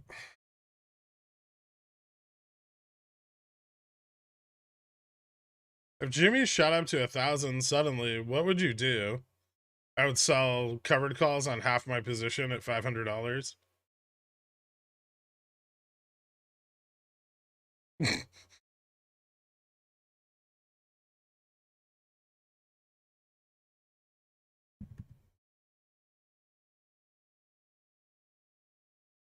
For like 180 DTE.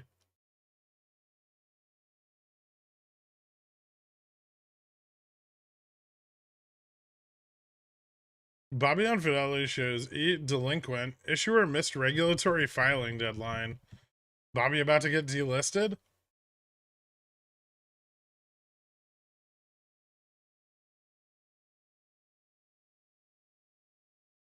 Citadel posts record $16 billion profit. If one does his tinnest of foil hats and hops on the Bernie Madoff expressway, where's the wildest destination down the rabbit hole that headline can lead? The market's volatile, and Citadel makes money off volatility. They're doing very, very well. Crime is risk. I don't think Kenny is a Madoff. As much as people want him to be. He's very, very, very good at not breaking the law.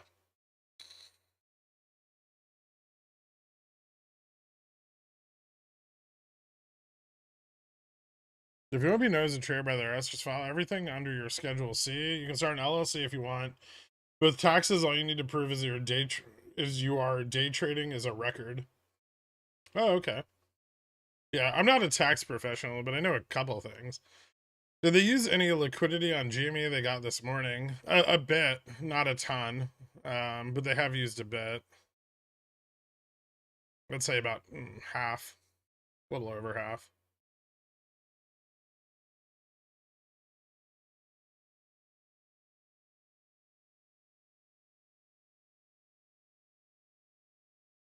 Feb deferral no pegs? No, it doesn't. There's no way to know. Just because there is a deferral doesn't mean they'll take advantage of it.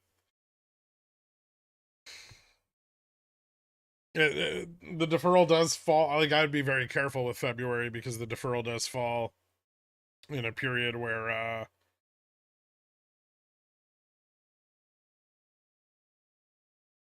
the settlement falls in a period where there's a deferral. But just because that happens doesn't mean that all of the parties are necessarily going to defer.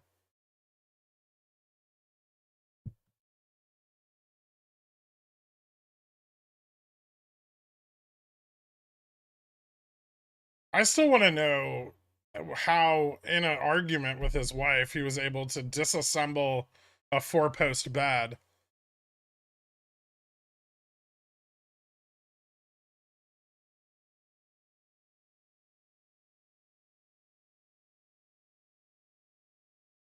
Like he's just breaking out the Allen wrench, like I'm gonna fucking get you, bitch. But I just I don't know. Like I want a video of it too because I just want to see how exactly that went down.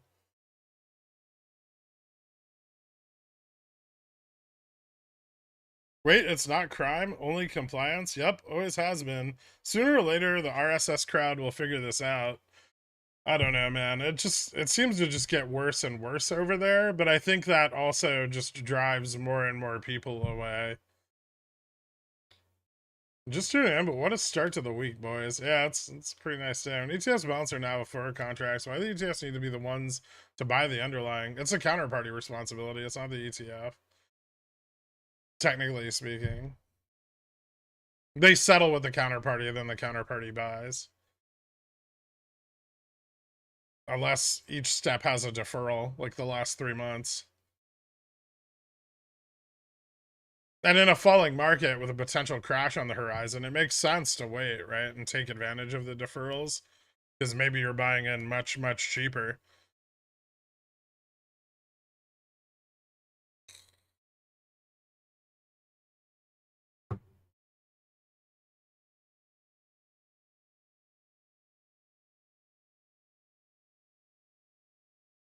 Probably trained in karate and broke it with a roundhouse kick. The bed had just arrived from West Elm. He was trying to assemble it, but she wouldn't stop nagging him about DRSing his shares. The bedpost was never attached. I mean, I just want to. I just want to see exactly what happened. That's all, right? I just want recorded footage of the event. Maybe somebody can find the police report, right? Everyone can track. Everyone can track jets. Can't they find a domestic like dispute report from Chicago PD? It's publicly available. I want to see the. I want to see the witness statements. What if GME without volume, just on strength of the market / SPX? What if we hit GM without volume? That'd be cool. Unlikely, but it'd be cool.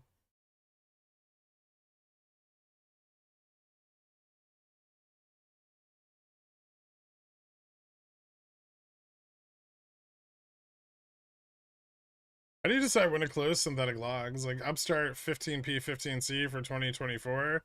Both sides are up a good amount today. I'm still sitting on mine, but I have stops on them.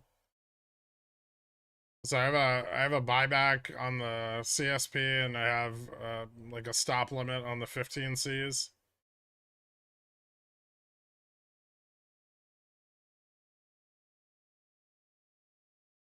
It makes sense to cover all of their obligations in Feb because um it's ideal for their shorting to have everything cleared out. So, you know, that ideally, sort of similar to what we saw in March, May, right? They want to clear all of the obligations out so they can start shorting again.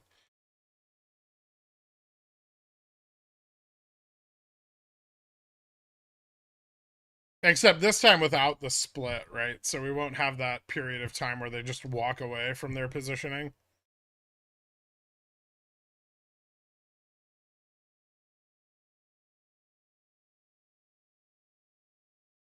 Stagflation's a risk, I agree. I don't think there's anything particularly textbook about the current economic climate. It's sort of there's sort of elements of it that are similar to '08 and elements that are similar to the dot-com bubble, at least in regards to like employment and valuations. Um I think there's actually very little similarities with periods of high inflation. Also, I think inflation's about done. We may get another shock into the middle of the year with China reopening and demand picking up, but I think the supply shock is kind of dwindled down enough, and manufacturer prices are reduced enough now that like a secondary supply shock isn't going to hit nearly as hard. The compliance desk for the catalyst for MOASS the entire time. Citadel was all over Sky Finance this morning in the UK as the most profitable hedge fund. I mean, they are. I've been telling everybody who owns GME for the last year how they make their money. And everyone's just like, I don't know, everyone's so focused on like the stock they own that they miss the bigger picture. Like the shit they do to GME is unique in its retail ownership interest, but that's pervasive throughout the entire market, throughout not only equities but in bonds, treasuries. It's everywhere.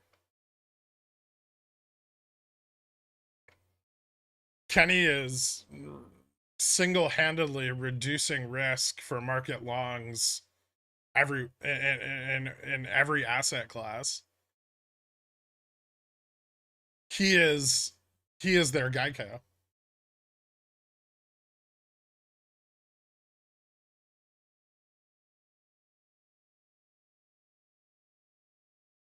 And in turn, in the event of a black swan event, he takes on the risk for them, right?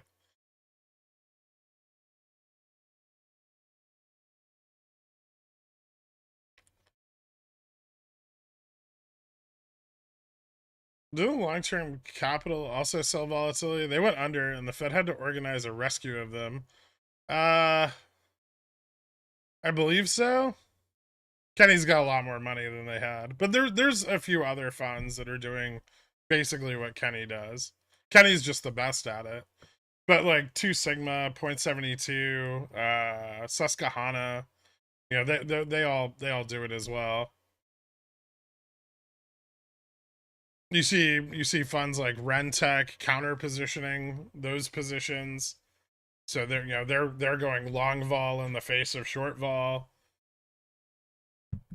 When volatility becomes a tradable asset, this is the kind of market you end up in.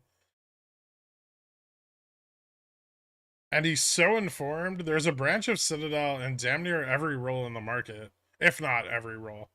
Do you see SPX 4100 before end of week? It's possible. Based on positioning right now, no, but that can change. I think PCE going into the end of the week will keep us off that target. Also, the JPM collar at 40.50, unless they roll it.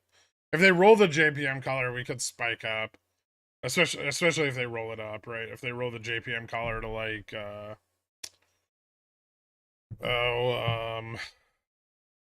what would they put it at? I guess like 42.50 ish. So yeah, if they roll the JPM collar up to like 42.50, then yeah, it's possible.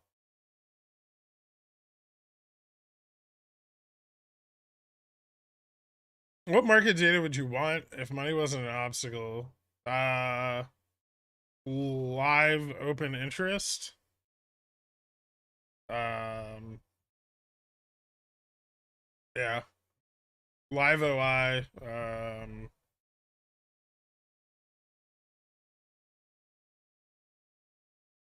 Live vol. And probably. I guess you could just live vol and live OI. Which I mean sounds like not a lot, but that's an enormous amount of information. You can't get live OI on Fidelity. Buy close, yeah, buy close would be awesome. Same, right?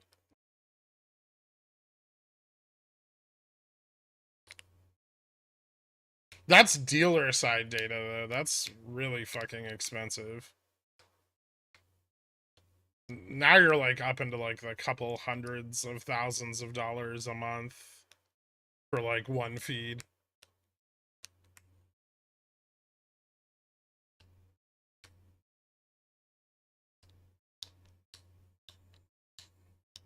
Yeah, we're not talking about like shitty broker dealer data.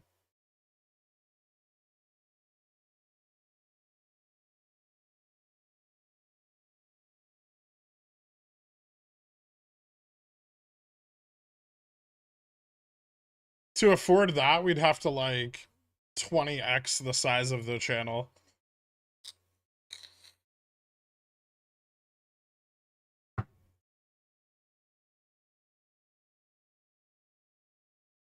Thankfully, we're very good at filling in the gaps. Mostly.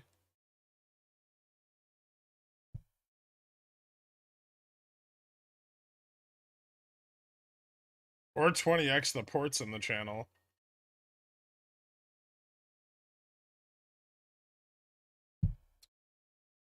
Yeah, you guys ready for $1,000 a month deal?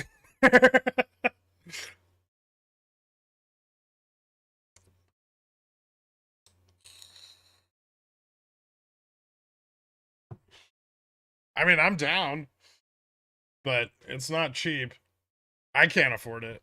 I know that. Give me 10k pigeon whale.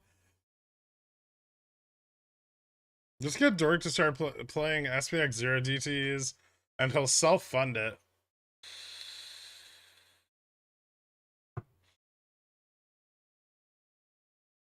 SPX 0 DTs are the best. I fucking love them so much.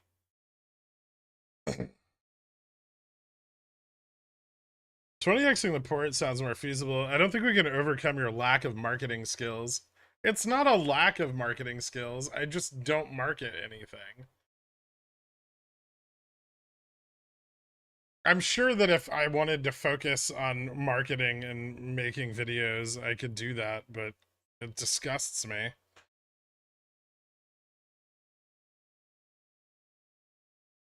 I need 3.5 to 5 cubic foot chest freezer for my Philadelphia basement. Any brand recommendations for a Dan on a budget? Honeywell? They make pretty decent shit. Cheap, I think.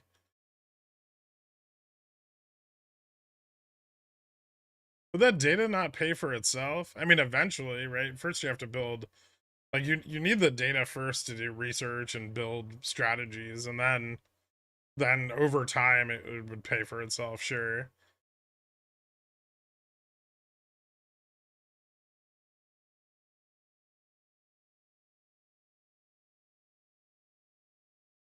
What's the difference between SPY and SPX? SPX are index options. SPY is an ETF which tracks the S&P 500 index loosely.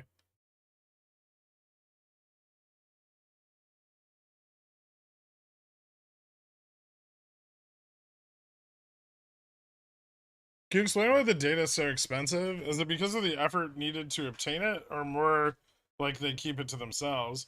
Because they can charge whatever they want for it. It's not the effort, right? The data's already there. All they're doing is giving you like a way to get it, right? But it's because yeah, they can literally charge whatever they want for it. SPX Zero DTs literally gave me most of my gains. They're terrifying, but so profitable when you get them right. Yeah, and eventually you'll learn to play them where even if you get them wrong, you don't lose that much money. That's the real step up.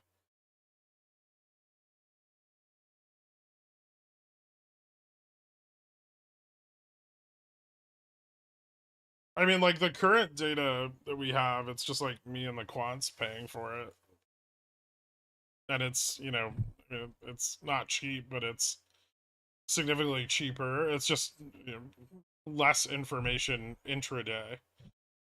And you can do a lot with the information at the end of the day. But being able to have that information intraday is huge. And then being able to have it intraday in real time is even bigger.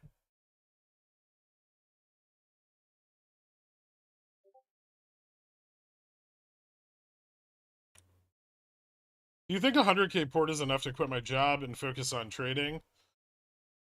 Uh, I mean, it depends like what you're yielding out of your core position, but it could be. I have a little over a year's salary saved up. In addition, I want to do it so I can trade SPX and not get called into a meeting. I mean, it's not, that doesn't sound terrible.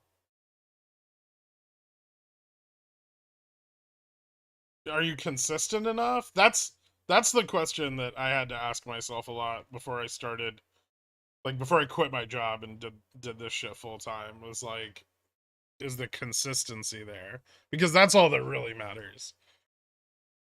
Profitability you can be improved on, but consistency is key. Melly Duck thank you so much, man. Guys, give Melly Duck a shout out for hooking you up with Cornishon. I appreciate it, dude.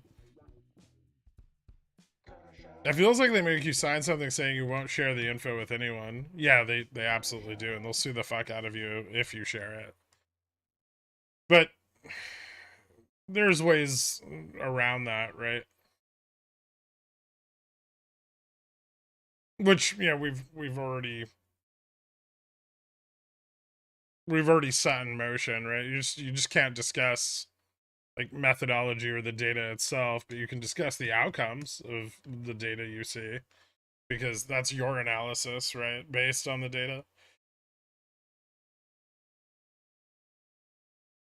It's not even the marketing. The back and forth between you and the chat scares away 90% of new viewers, but endears 10% of them. This 10% are weirdos, so the problem compounds. I love it. Yeah, yeah. We've created a special place here.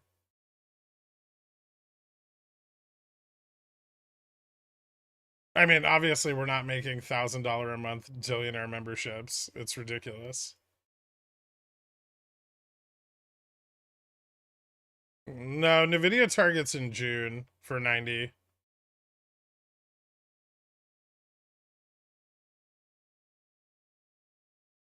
The Nvidia position's been closed and not reopened also since the last drop, or at least on my side. I played the upside a little bit, but I took profits on the position once already. I'll re-enter as the rest of this like potential rally fizzles out. But with further dates, that position needs to be actively managed. Any long short has to be managed fairly actively.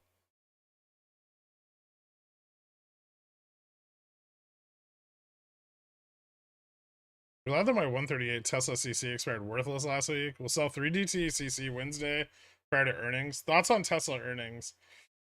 Um, it's tough to say.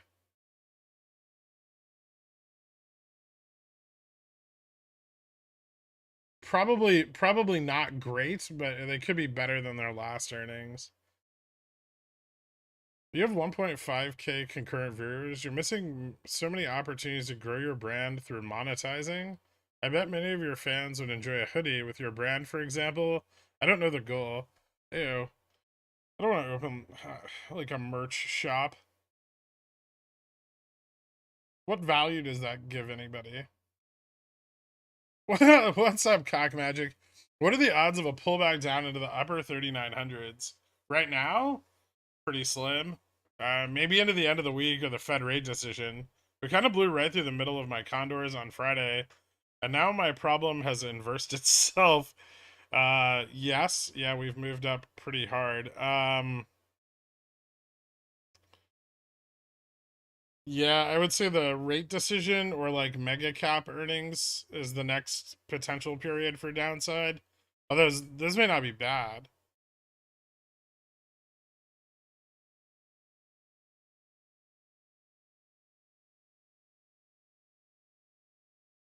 With condors though, I mean, your loss should be very minimal.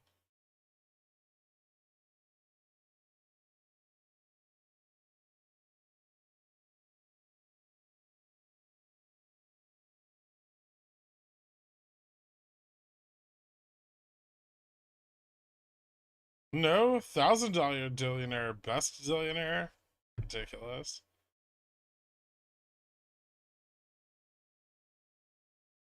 Some would say you have a cult-like following. Others would say drop the like.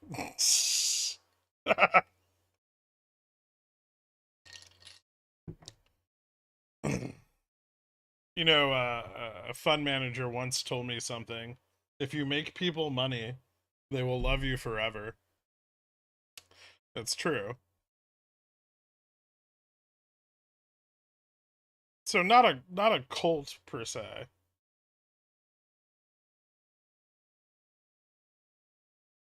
Sammy Davis 56. If we keep this steady rise on GME today, what are your thoughts on OPEX going into tomorrow and Wednesday? Does this make for a potentially more exciting upside potential? Yeah, I mean, I really like the steady rise today. I think it's very encouraging for what we're expecting over the next couple days. It's a good sign.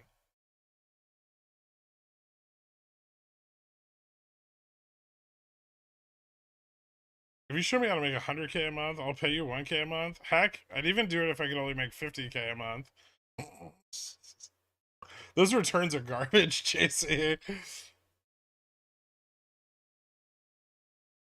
Most billionaires have more short-term swing traders. Lonely in here, but whatever. You just gonna keep posting my plays. I figure it's only a matter of time before my consistency gets recognized.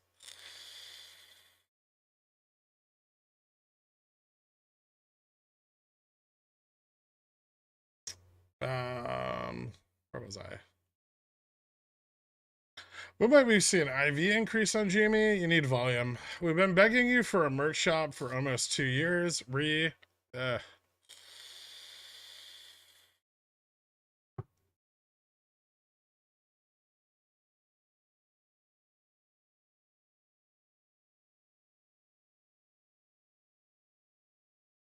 just make a disgusting shirt with a crude image of a frog with the words "I got fragged." We deserve that much.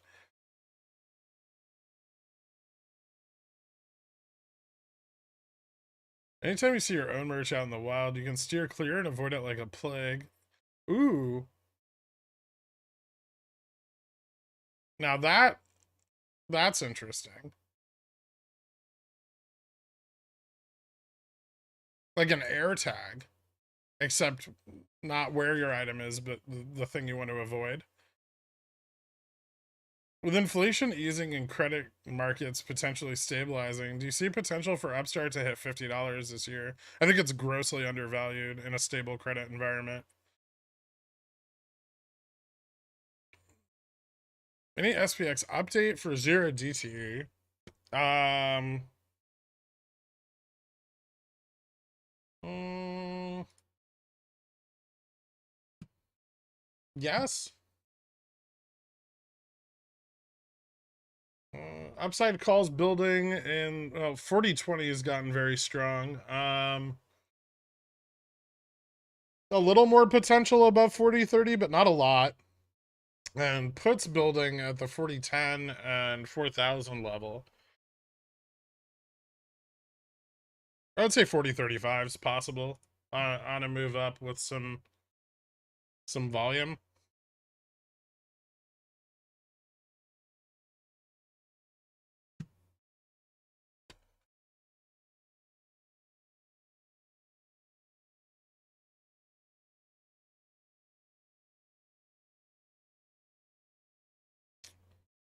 Bernie Madoff was also a criminal. Um, and even then, I mean, the number of people that went to bat after they found out he was a criminal for him was shocking.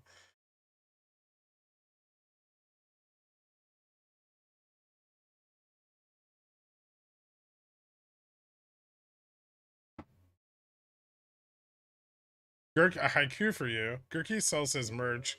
Cab strong, trading tips aplenty. Investors delight. No place I'd rather be. Thanks, NW. I appreciate it, man. To quote the cat, I'm all horned up. And me too. I like this. Good entry on Rev. I don't know. Is there any new news about their buyout? Have they accepted any of the offers yet? I haven't been paying attention. I'm just hoping that one day I'll open my brokerage account and my position will be up. Or gone. Either way. I'm kind of okay with it.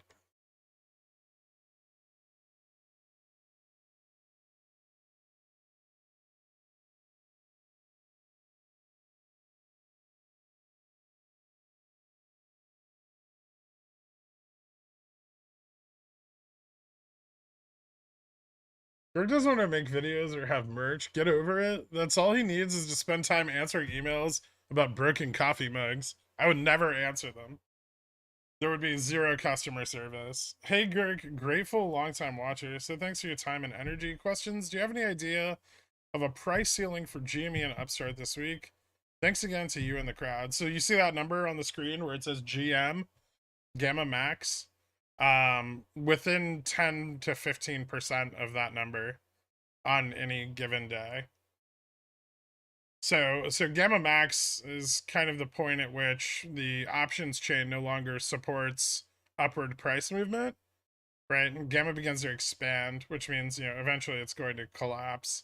It can keep expanding for a while depending on how many people are buying in or how much FOMO there is, but eventually it will die. So that's kind of the upper range on these day to day, or at least a rough idea of where it can go.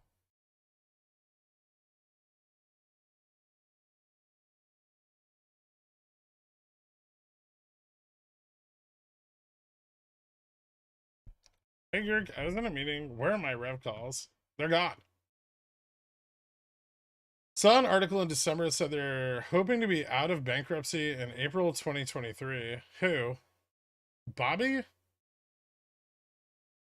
Yeah, I'm sure they were hoping not to go into bankruptcy, but the company's horribly mismanaged. That's one advantage you have merch wise. We expect no customer service. Please, I mean, somebody reached out to me over the weekend that wants me to sell you guys on the idea of buying fractions of homes, like fractional home share, fractional home ownership. It's like a dividend type deal. It seems shitty. I'd rather just sell CSPs and covered calls, but yeah, that's what I said when I saw it. I'm like, how am I supposed to talk about this when I've disparaged home ownership for so long? Red, welcome to Cornishon. Thank you so much, man. I appreciate it.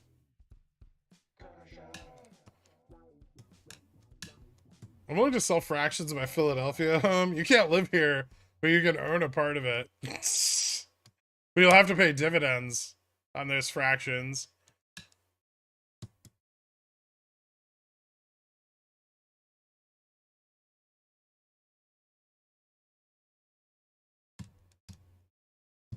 Startup Bros, it's SaaS for retail. Everyone else, it's a rental. Yeah. Bro, that was confidential. Sorry to blow you up, Carl. If I own 1% of the property, can I live on 1% of it? No. I would be fractionally evicted.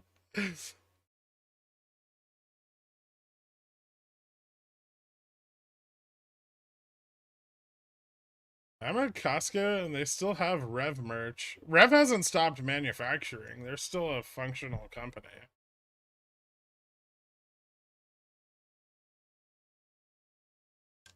Why is home ownership bad? It's not that it's inherently bad. It's just that it's not very profitable.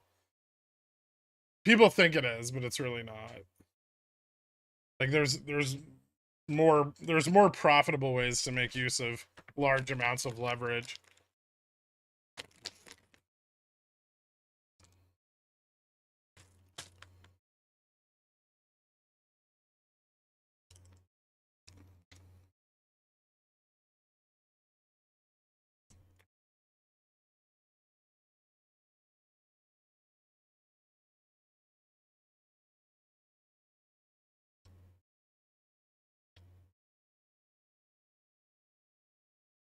Man, I can sell iron condors on the SPX for 3% yield a week, right? Why the fuck would I buy a house?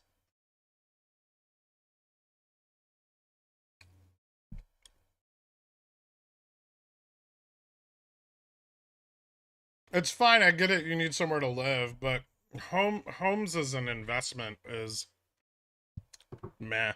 And it's easy, I guess. Safer.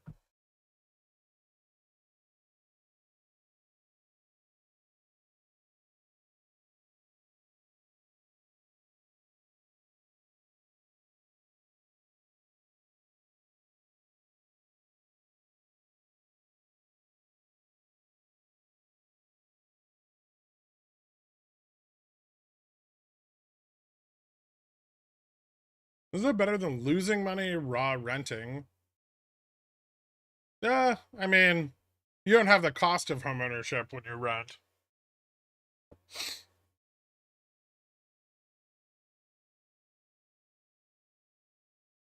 Can I live in your Long Island grandma house? You gonna buy the heating oil?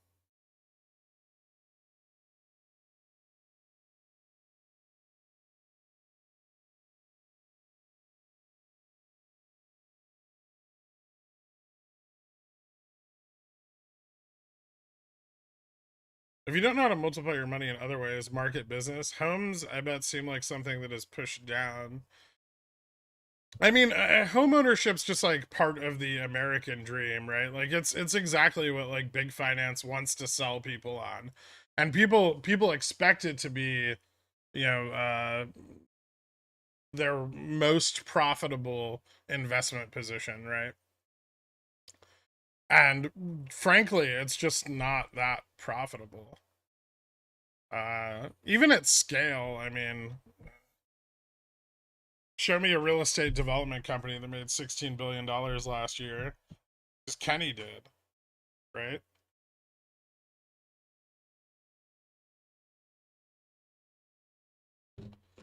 I mean, I have a 2 bedroom and my rent's only 3,500, and I live in arguably the most expensive city in the U.S.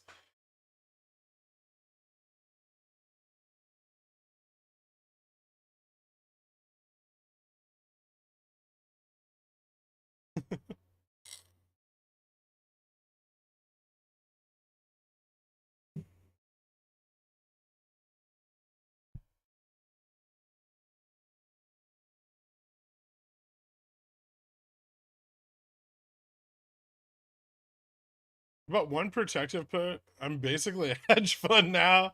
Nice, economist moist. Congratulations. REIT, same like home ownership. Yeah, can be. Can be better.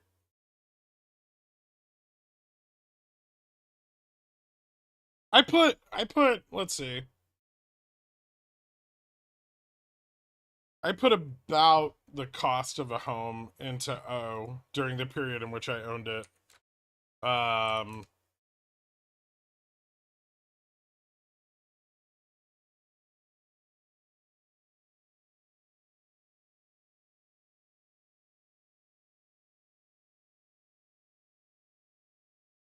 and I had a 26% appreciation on the initial capital invested over like 2 years, plus 5% a year in dividends compounded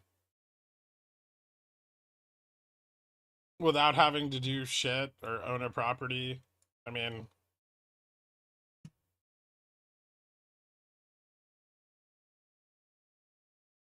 I didn't have to hire lawyers to evict tenants or fix plumbing issues. The most important thing is time, right? And if you're self-managing like properties, you're just using all your time on that. I mean, yeah, I own a house, but it's like I don't live in it.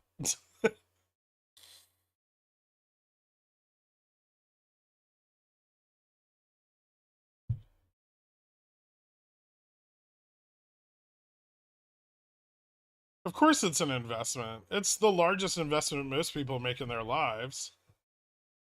And it definitely should be viewed as one as well.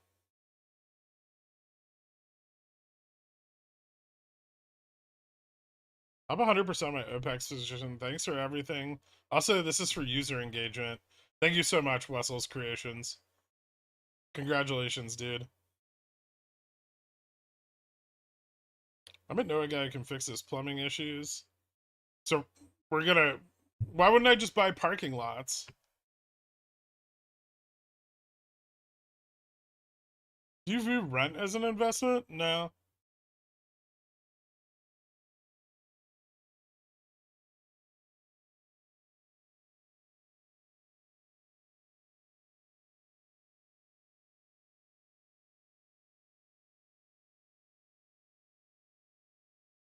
Are there ways to get a HELOC out if you're unemployed?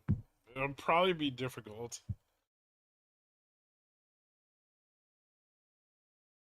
What's the hardest part of a port? 1 to 10, 10 to 20, 30 to 50. But, I mean, in order, 1 to 10, and then it gets easy. The more money you have, the easier it gets, right? And the less risk you have to take. Jimmy already up 40%, but still down 33% from November. Beginning the deferral. If 3-month deferral ends at a lower price than November, what stops this process from gradually, quarterly driving down the price? People buying the bottom? If longs come into the stock, that upsets the continual decline, right? Ooh, SPX breaking down. So this can continue to break down. 40.15 or 40.10 would be the levels I would look at.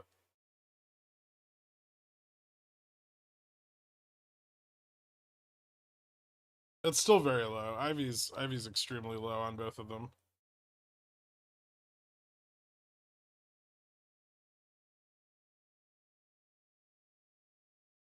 Isn't the point of MOASS to not have to do that, plumber poopy hands? Unless you just really love installing custom bathrooms. I don't like the stream. I loved the stream, and I showed it by clicking the like button. Thank you so much, Seremus. I have to have money to make money. That's how poor stay poors and the rich get rich. That's how it goes. Everybody knows. Yeah. And I think home ownership ties up a lot of capital for a very long period of time with minimal potential. We get bubbles in the housing market and stuff, but even then, you know. Fubo says OPEC's overrated. I mean, Fubo is probably the most liquid of the 3 stocks that we're watching on the screen right now.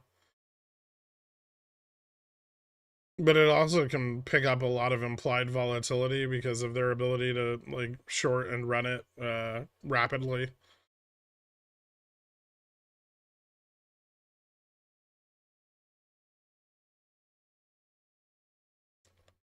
Shouldn't have there, but homeownership also leads to wage stagnation. I mean, you're not wrong.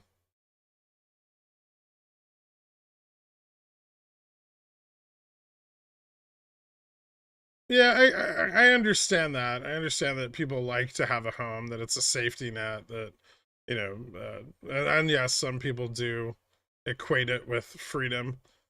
Um, but I feel far more free not having, you know, generally speaking, not having a property that I have to take care of. I can live anywhere I want, whenever I want, right?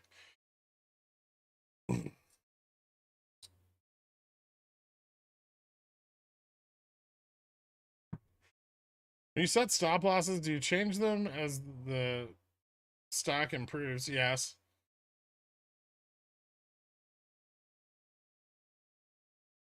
No. Jimmy pulled back 30 cents. Security engineer. I bought my home at the bottom around 2011. It's been great so far. Home value plus 100%.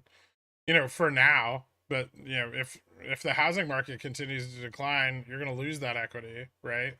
And then you have to wait like another fucking 10 years for it to come back to the same level.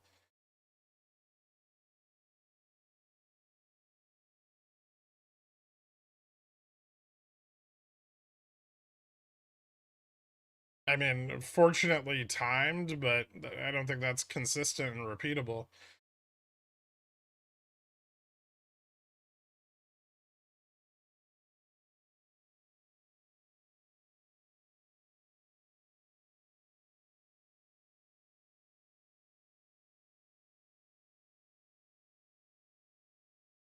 Your position sounds informed by the recency of home requiring heating oil. Don't get me started.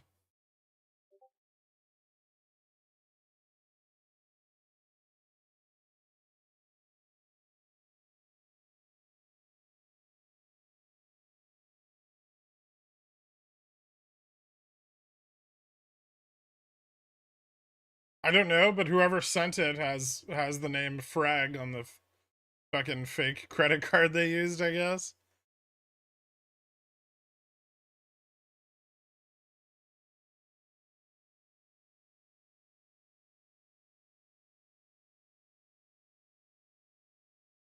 I'm not faulting anybody that has a home. I'm just saying that I think that there's more advantageous ways to deploy my capital that result in significantly better appreciation. Like,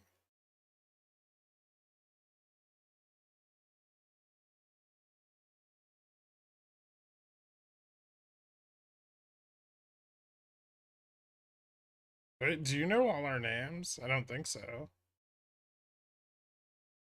With Square, you can issue cards in whatever name you want. Oh, okay. Heating oil? Now you know why your buddy used that particular house as collateral. Maybe. Although, I mean, I'm still up on it, but the heating oil's eating into my profits.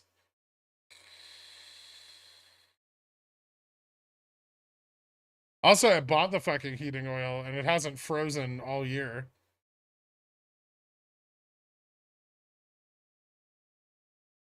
I was a genius and sold 5% of my GME shares this morning to buy two 1725Cs. Come to find out, I still have 60 to 90 days left on my settled cash violation. Oh, fuck. Ouch. Maybe try calling them. If you've only done it once, you may be able to get out of it.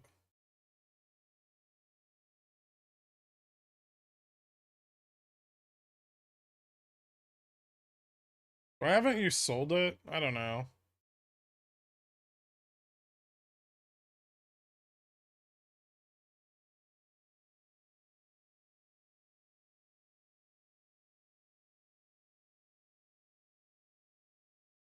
You're a reason why you don't want a home, but I also figured not dealing with HOAs would make you very happy. I would never buy a home that had a homeowners association.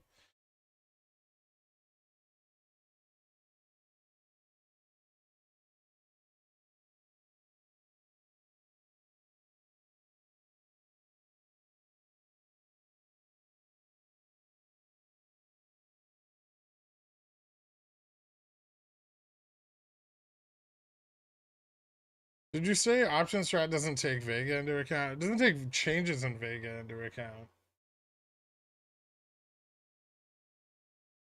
I think unless you have like the premium version, the premium version might. I don't know. I've never used it.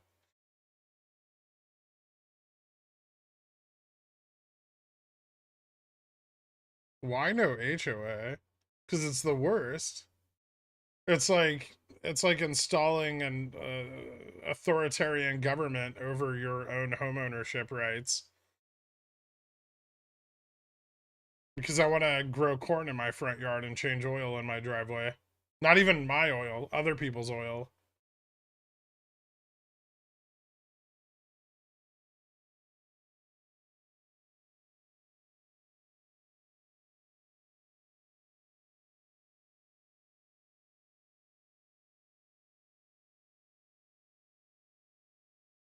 All the homes in OC have an HOA. That's why I ask. They don't all have HOAs. There's unincorporated cities. Um, and there's places where there's no HOAs, like Laguna Beach. A lot of homes in Orange County have HOAs, but not all of them. You want to use that oil to keep the dust down on your gravel driveway too, right? Of course.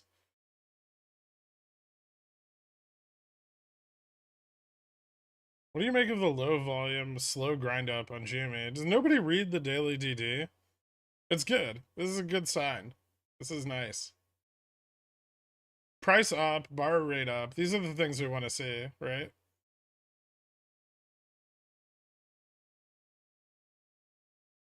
HOA seem like Reddit mods, basically, except you pay for the privilege. Did you hear about the unincorporated towns outside of Scottsdale that have no water? But they're rich and they're just like trekking it in, right?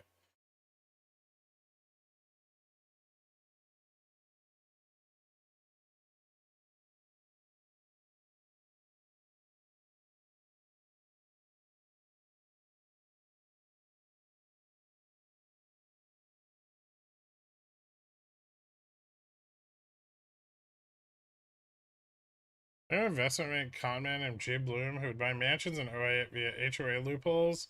Owner stops paying the mortgage, including HOA, but the HOA dues are first in line debt collection. Huh. Nice scam. I literally found out there was a daily DD yesterday, but I definitely read it today. Awesome. I'm not ignoring you, D engineer. What's up? What'd you ask? Do you feel ignored? I'm gonna stop everything. You have my full and undivided attention. Say what you will.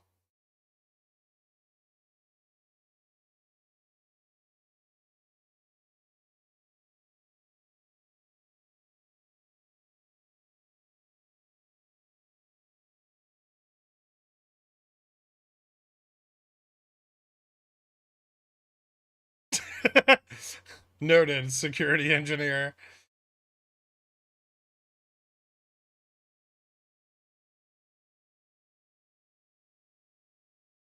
I said hi, sup, asked you if GM was going up or if we flatlined. I mean, the value's higher than it was last week, right? I did have a good weekend. I hope you did as well. Did you casually throw out Laguna Beach without singing the Hillary Duff theme to the MTV show? Yeah. Sorry. I'll do better next time.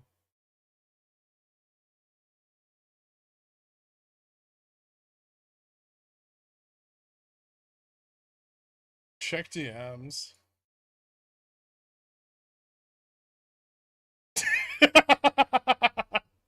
Okay. That's phenomenal. Does the rest of the Louvre know that you're making stream cards and sending them to me? That you're a scab in the revolution that you started?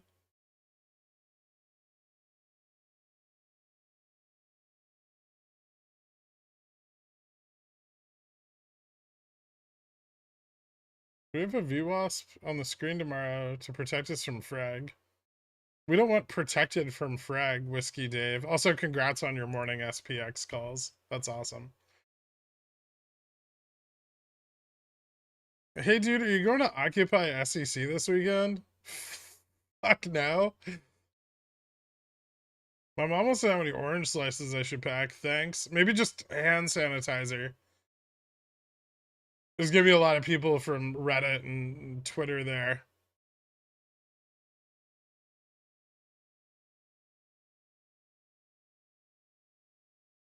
Rancho Santa Margarita is the HOA capital of the world. Yeah. Everything's in developments. So doesn't mean Ivy goes down while price goes up. Price is going up slowly.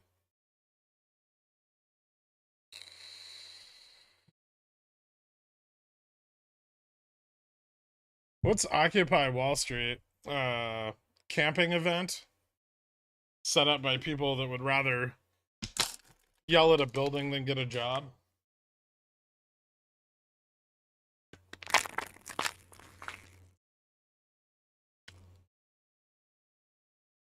I mean, it's cute that people still think protest is relevant without force, violence, and large numbers. Um, so that's always nice.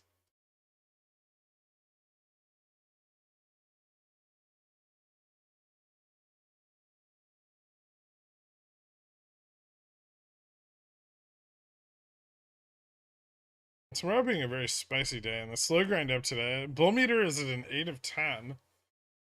My bull meter is at like a 7.32, but noted. Do you think they'll be trading on their phones while protesting Wall Street? Probably just buying more AMC.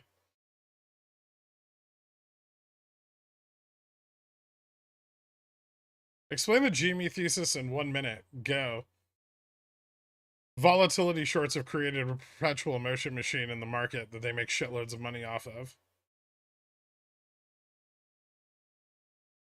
GME was one of those stocks.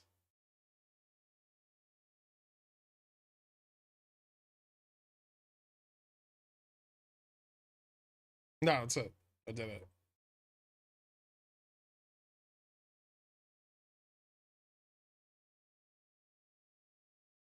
Okay, well, I'm a bear and the market is rocketing, so I have to be more extreme, emotional. I see.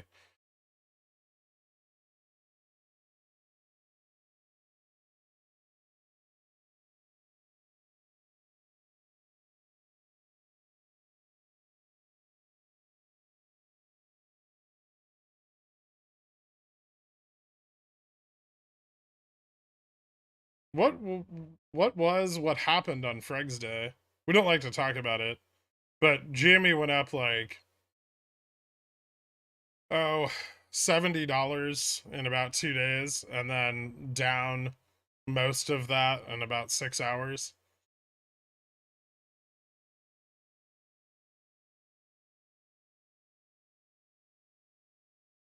Just a question, are you a believer in MOASS being imminent? Absolutely not. Has today's price action made you more bullish for tomorrow or Wednesday? I like it. I mean, it's what we wanted to see today. Anytime things are what we expect and would like to see, that's good.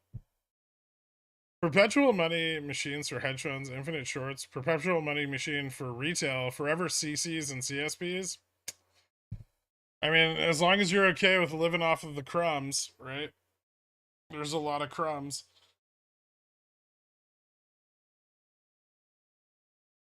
Wake up, the bear market is over. It's not, but this is a brief rally backed by a little more sentiment than usual. Flipped gains for my spy puts last week into GME Upstart OPEX positions. Already doubled up so far today. Thanks for the knowledge, Girk. You got it. Not your average J. 712. Thank you so much, man, and congratulations. That's awesome. I was up 80K that week. Good times. But what did you walk away with? Remember we were scared when the spy first broke under 4,000? Like it was yesterday.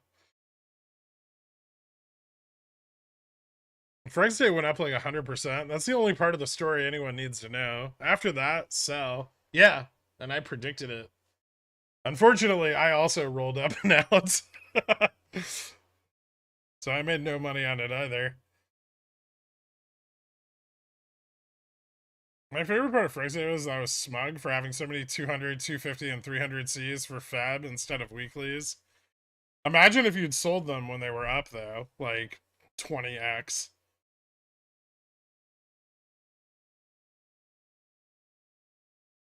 You pronounce opportunity to enter 4,000 puts wrong.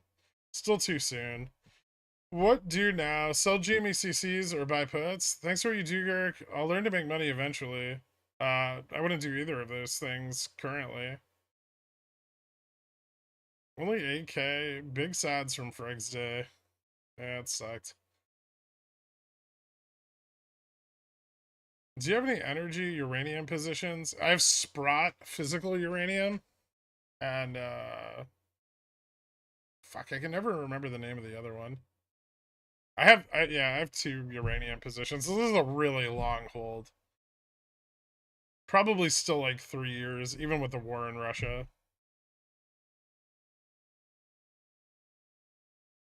I think more than anything, it just annoys me that I have to pay attention to like development of uranium mines around the world. The upside potential on it's huge, but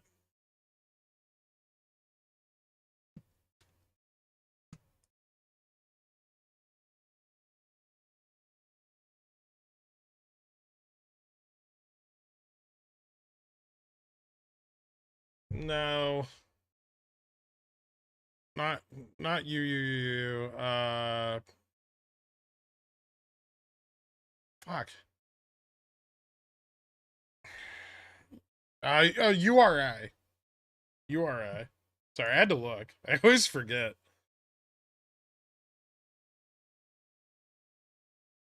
Brexit was the first time I found my sell button. Just wish I sold more to average down more. Too late for a cat entry. Cat's up 1% today. No. Difficult though. Like you're forced into buying weeklies to target the 255 strike, which is a bit problematic.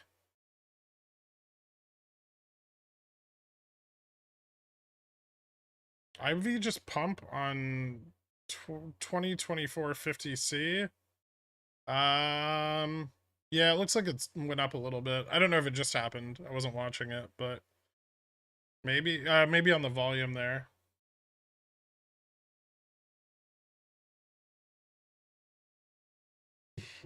Spur was awesome. It was a $5 stock that 10x'd. And we started looking at it when it was $5.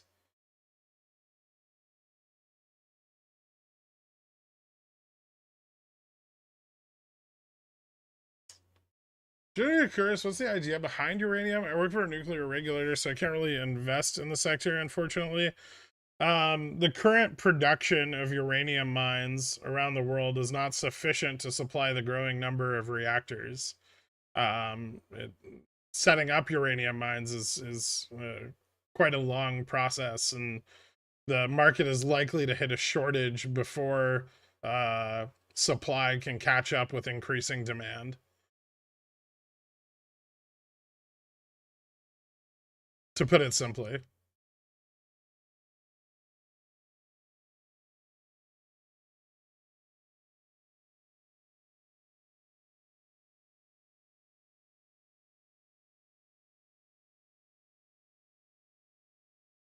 I think the U.S. and China both heavily investing into new nuclear reactors. A few other countries as well. Europe. I don't know about Australia, although I'd heard some things. It's not a market I'd looked into much.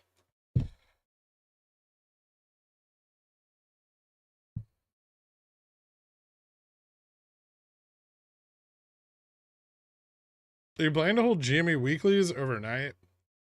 I don't know. They're up like 100%. Maybe. It depends on how much we move.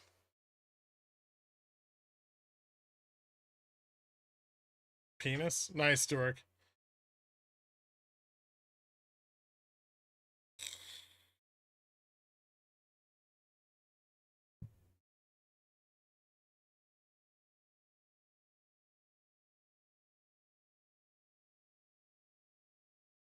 You think uranium is gonna melt up then? Get it? Ha ha. Ha. That's very funny. BTU calls seem like a good entry. How's BTU doing today? Usually it's got a bit of negative beta. So if the market's rallying, generally presents some opportunities to enter, but I haven't been watching it today much. Not terrible. You could wait for it to. It might slip 27 or like 28 and fall to 27. At which point, $30 calls are a little cheaper. Now, how is Upstart going to rip if they announce the buyback is complete tonight? Stop pumping yourself full of hopium. In what scenarios to roll your calls up to take profits off the table? I seem to have a hard time giving up the intrinsic value and buy extrinsic unless it's really long dated. Well, you can do both, right? When you roll up and out, you can move from a profitable intrinsic value position up and out. So you buy theta and you move into an extrinsic position, right? And you'll lose some leverage, but not. You won't lose any leverage.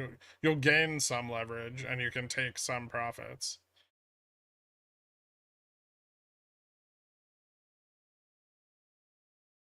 That's not the worst. You're not gonna get like a ton of leverage, but you can at least match your leverage. Did you buy Tesla puts here, Gurk? No, not yet.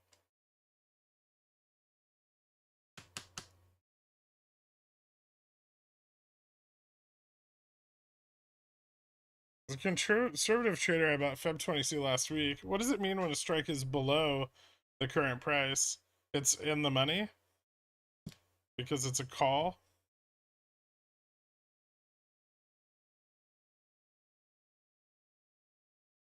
How much theta do you like to buy your bananas with? Still a little green. I don't go through them very quickly.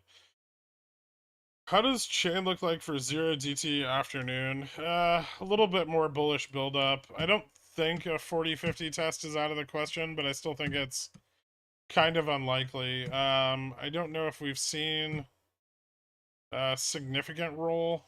Or I don't know if we've seen a roll, actually, at all out of... hold on one second, let me see something here. No, I still think the... So yeah, a test of 40-50 is possible, but moderately unlikely. The collar hasn't moved, and on the 0 DTE side, hold on. Call volume's still increasing, but so's put interest to the downside. I'd watch out. There's a bit of put accumulation, especially at 40-20 right now. That could drag down on price action through the afternoon. Puts are getting in place in order to capture long side repositioning. So when longs close and reposition, the market drops, right? And people are putting puts in place to capture that move. And then, you know, as that stabilizes and consolidates, long side builds up. And, you know, then we can move up again. But right now, yeah, there's a little bit of put accumulation below us. Not as much call accumulation right now. So I would say there's a good chance we still slip into that 40-10 range and then possibly consolidate along 40-10. But we'll see. I mean, if call interest picks up as we move into like 1-2 o'clock, which I mean we'll be paying attention to. But if it does, yeah, there's a chance to see 40-50, I guess. It's slim. I would say 40-35 is more likely.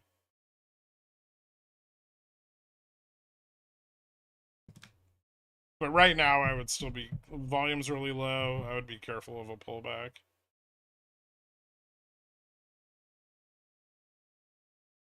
Bobby, same like AMC. Yeah, also a piece of shit. Pull reminder time, French fries or onion rings? Oh, do I need another one? I don't want to do... It looks like everyone thinks it's OPEX except for that 19% of people.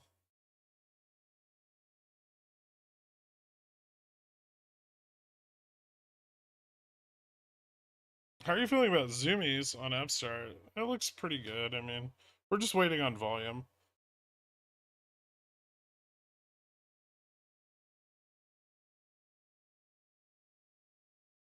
If Johnson & Johnson reported poor earnings tomorrow morning, do you think SPX will really be impacted by the report? Not a lot, no. I kind of hope they do. I want to buy some Johnson & Johnson, but it's a little overpriced right now.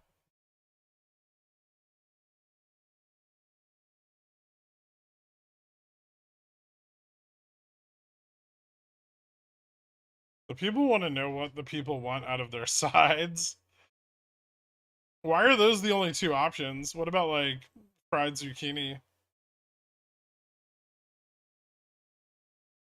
Or sweet potato fries?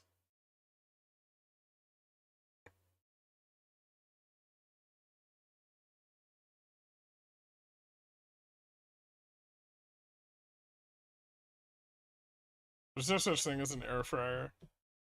Just an oven. What, in your opinion, was the stream highlight of 2022? The Poland missile crisis has my vote. That one was pretty interesting.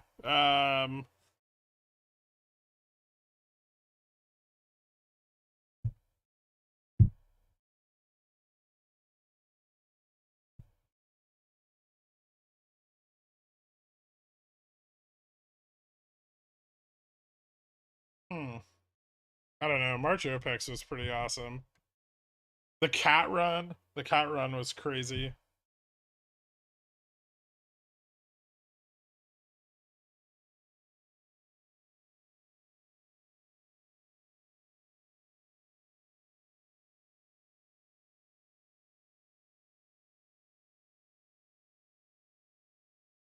The Bobby drama, ugh, you know,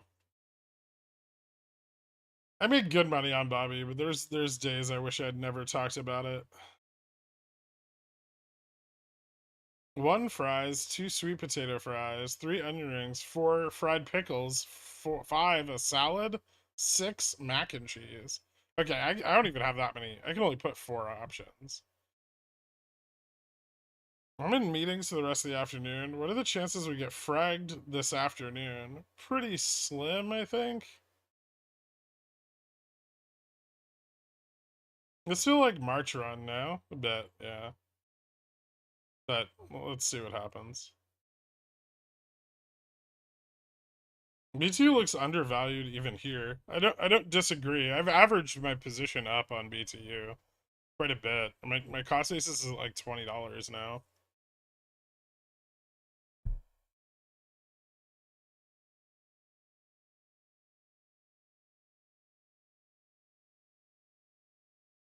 Are you short Tesla here? Sort of. I have a reverse diagonal spread on Tesla.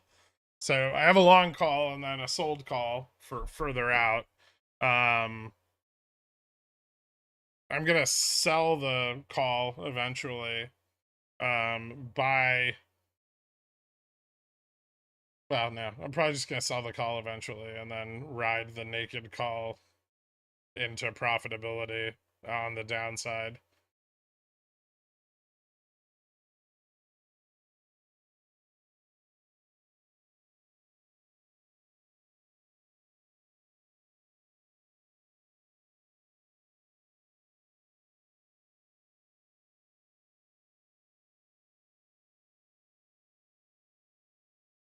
I'm glad you talked about Bobby. I came out with $250,000. Nice, man.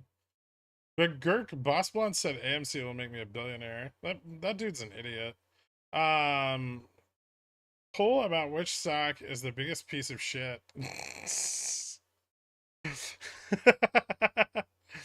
All right. No, I'm not gonna do it. This is gonna get everyone all fired up, and I gotta listen to people be like, "My stock's not a piece of shit."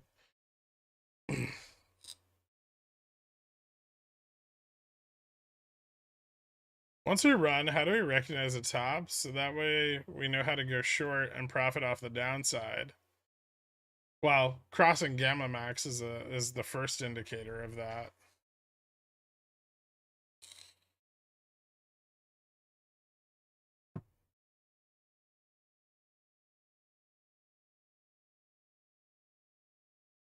Thanks, Disney Jedi. Congratulations.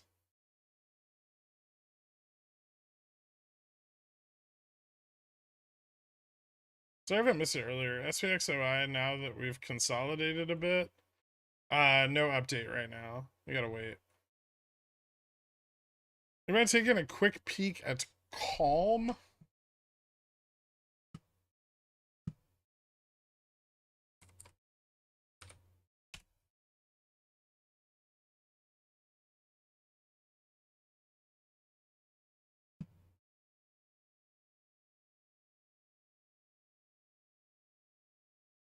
Kind of a defensive position. I like the yield, but how long is that gonna last?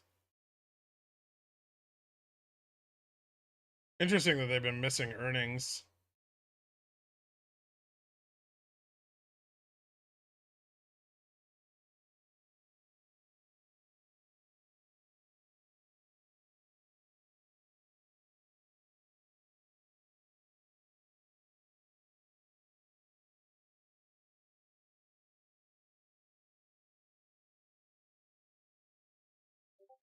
It doesn't seem like a bad position.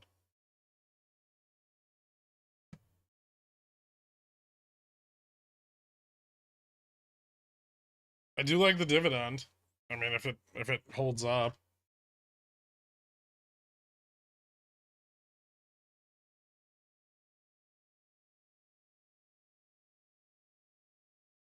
There's so many. I couldn't get them all on a list.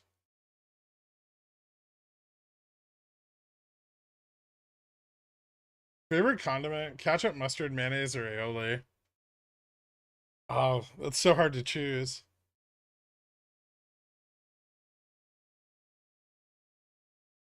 You're not putting your money in lit exchange? What?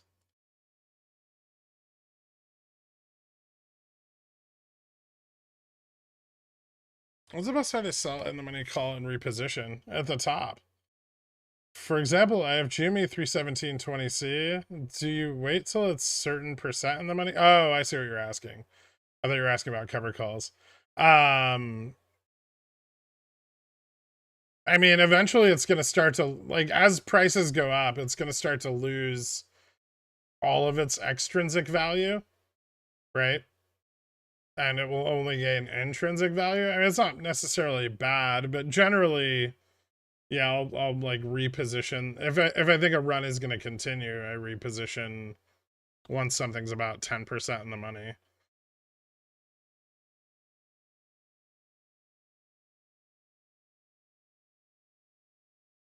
Greg, I'm listening on Discord. A lot of the YouTube to vote on the shite stock pull. I'll even like the stream if you make the pull. Please.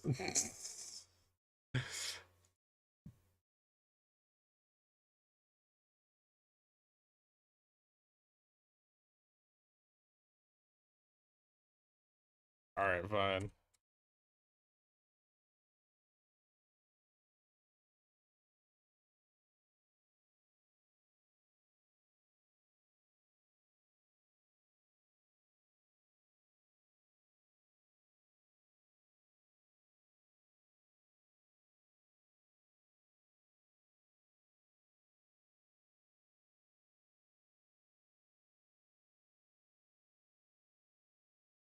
I've reached the point where I'm terrified to put stops in case stop loss hunt and then they run GME upstart.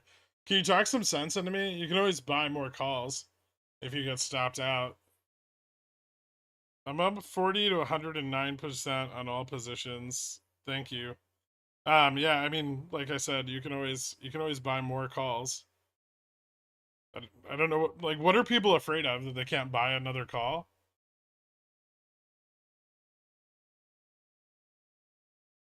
Oh, fuck these choices. I'm getting engaged here.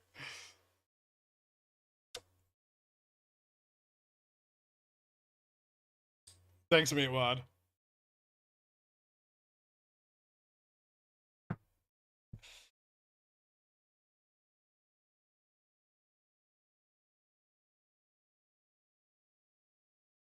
They're afraid IV will spike after they sell. This isn't 2021.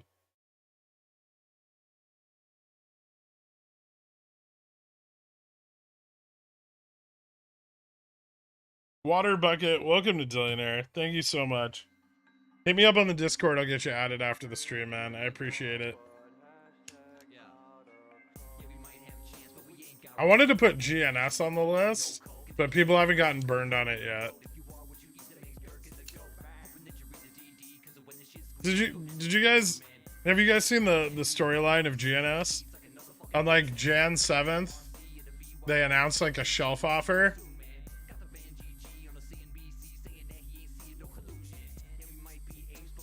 And then on like Jan 19th, they're fighting the shorts.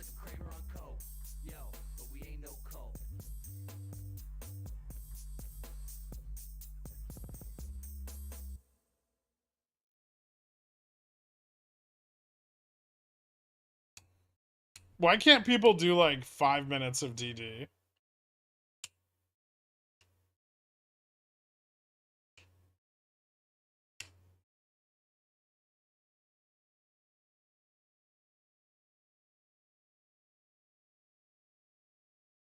They even have a battle plan. That means they're gonna sell shares into your investment.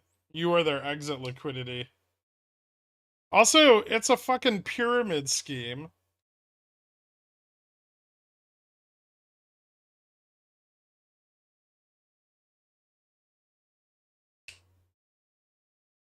People don't know how to read corporate filings. Yeah, I know. They just like take what they read on Twitter and make investment decisions.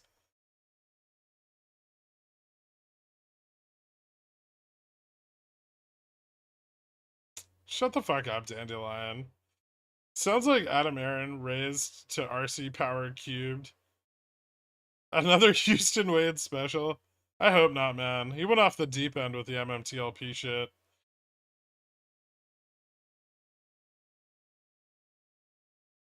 Speaking as a clinical psychologist, people want a quick answer fix. Ugh. As someone who's like extremely methodical about the stocks I buy, generally speaking, um, that uh, I can't even imagine just like reading something and dumping money into it.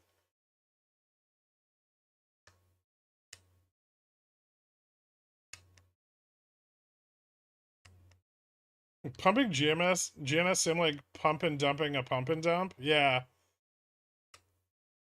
Renew, welcome to Dillionaire, man. Thank you so much. Hit me up on the Discord. I'll get you added to the country club after the stream, dude. I appreciate the support.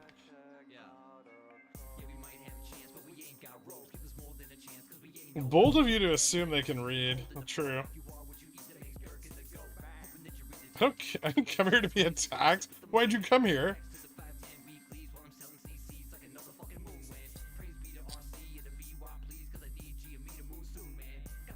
You read DFV's post on Wall Street Bets and YOLO'd into GME. I did a lot of research first. I didn't just take it at face value. I wasn't like, oh, that seems great, and bought some.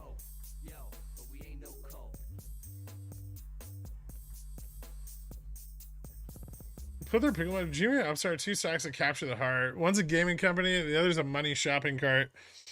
GME is loyal, follows a steady chart. Upstart, a wild one with a volatile start. Both from afar have a wild incline, but Freg hath blessed us on this OPEX divine. Thank you so much, Gilgamesh, King of the Dans. It'd be nice to see Freg. I miss him.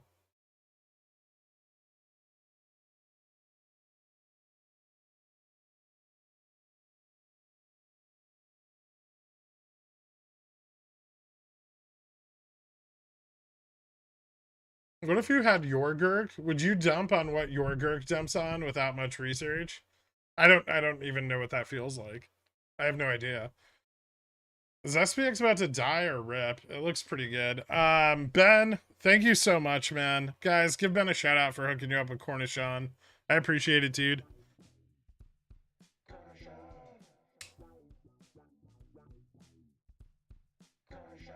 We're expecting a second peak this week after today's price action. Yeah, I kind of am. I get all my investment advice from Chat GPT. Man, I've asked Chat GPT a lot of questions, and the conclusion I've come to is that it's confidently wrong all the time. I am just not very impressed with it. At least not for finance. I understand that it might be really good at like coding or helping with like research and stuff, but I haven't seen anything impressive come out of it on the finance side. Although AIs are not they're not super great with the finance stuff. And they've dumped a lot of money into researching them. Chaotic systems are hard to predict.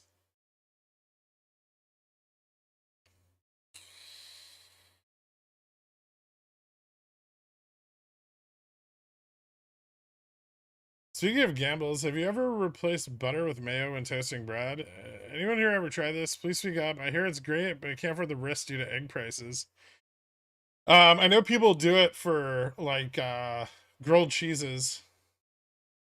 Like when making a grilled cheese. I don't like it. I don't think it tastes as good. Moss is up in you. I can be green. Thank you so much, Oliver. Not yet. No songs unless we have volume. Don't fire your white till you see their eyeballs.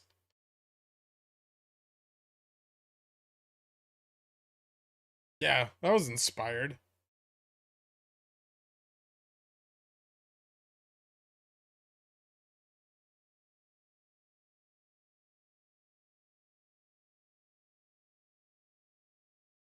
I know, Carl, but that's a medical condition. You have 17 Feb 17 GME positions up 880 to 100%. Smart to let them ride into tomorrow. I mean, yeah, you have some flexibility with your theta. Or can you explain the strat you mentioned in Zillionaires where folks roll up? I mean, generally you're rolling up shorter dated calls, not 20 DTEs that are in the money.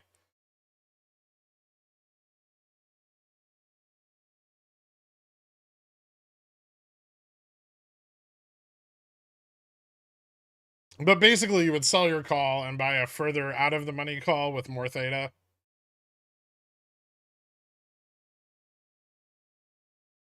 Issues AI is only good as the data inputs, and financial markets are opaque. I mean, even on the institutional side, none of their AI like trading systems have had a huge amount of success. Why are Gen 24 $100 calls dropping in value today? I guess I don't understand how their IV works well enough. IV hasn't been moving up a lot today, right now. We're moving up on very low volume. Up isn't, just up is not necessarily going to cause a rise in implied volatility, right? You need volume. Why isn't GME on this poll? Also, I've naturally reported the poll for being extraordinarily offensive to me, unsubbed and disliked. Of course you did, Gaff, but here's the real question. What do you think of November OPEX?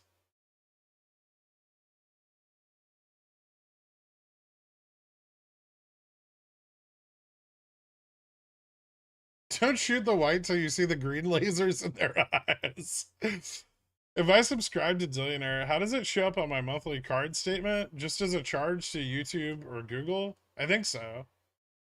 I don't know. I'm a pigeon whale, but I've never looked at that card.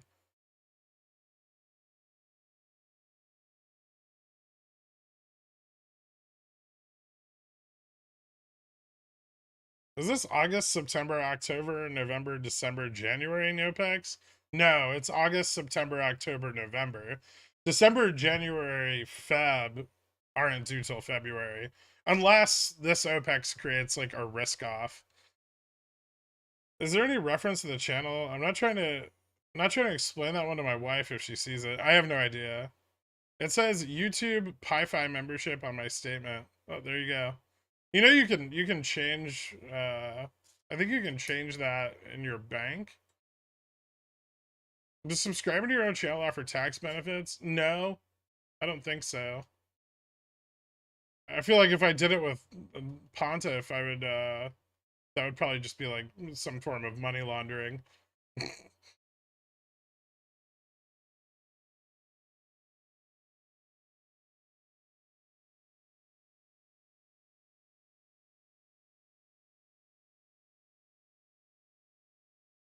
It does if you lose money on all of the plays. Fair. It says Google and YouTube member on mine. Chase Bank. Okay. When is Docu gonna break out? I don't know. I don't know if it's going to. It looks. I'm watching it, but I don't really have a position yet. Kind of waiting for volume. If it does get volume, I'll probably buy some like at the money calls. I already have a position there though.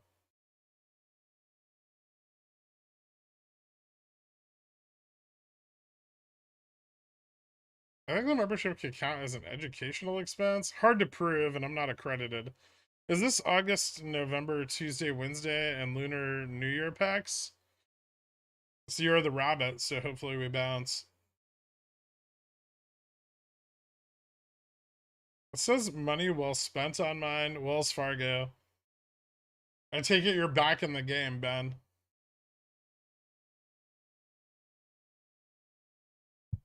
It shows up as only calves on my bank statement, which is weird. As an investor in BBBYRQ, I take great affront in this poll. You will see what is dead cannot die. I bank with Schwab. My statement says illicit pics of calves. Interesting. 42 million shares traded. 4.2 million shares traded. On what? Oh, nice. It's okay volume. Not great. We want more. A lot more. Only spiritually. Well, that's a big step, though, right? Mine shows click here to dispute, but the link is broken. Crime. Yeah, I had Kenny internalize it. Blood in, blood out, gaff.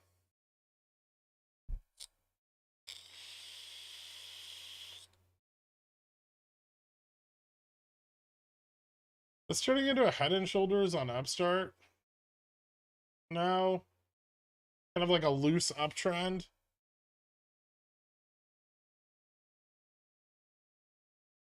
Yeah.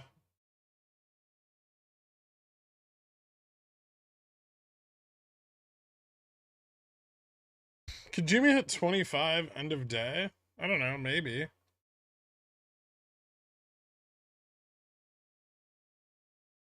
Putting houses for sale Feb 3rd due to my real estate appraisal firm. Still slow as fuck. How long do you see this lull lasting? 1 to 3 more years? Thanks. Wait, what? What lull? Can you be more specific in just everything you said there? Holden Harold?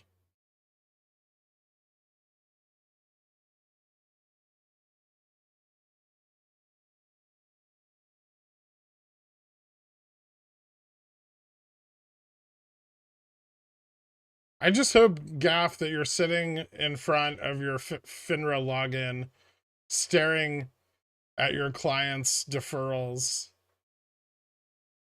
cursing me. This is my dream.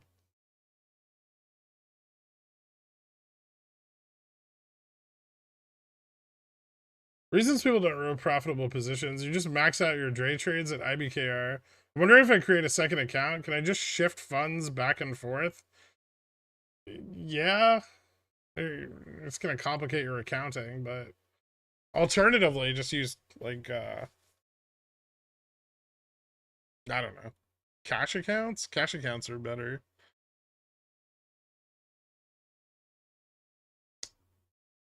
Is Rivian a Volshore? Yeah. A bit. So is Lucid.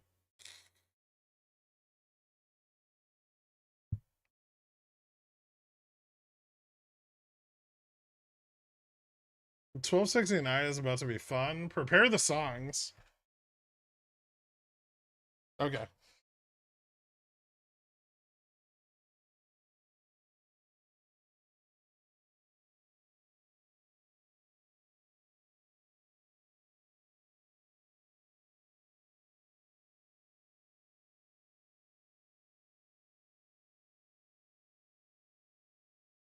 My calls are now in the money and they're only up 50%. Prime? No, but probably not a great entry. Recite the prophecies. Which ones?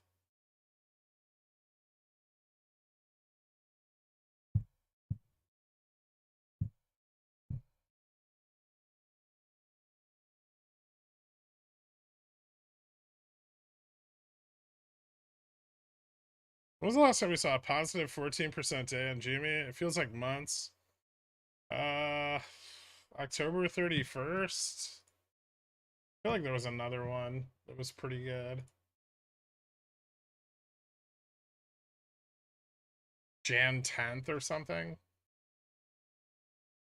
I think Jan 10th and Jan 12th were both really good days. Probably not as good as today, but December 8th,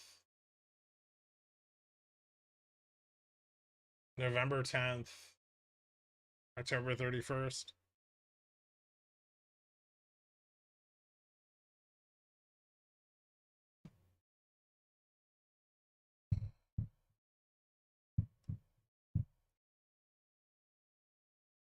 Do you have any advice on what I can do to not instinctively hate everyone I encounter? Yeah, you're asking the wrong guy. Sorry. I'm sorry, Claw Rage. I wish I had more for you.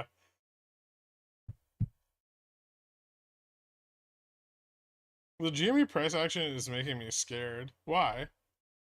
Did you not want the price to go up? Do you have puts? Are you a fucking hedgie? Are you a hedgie shill?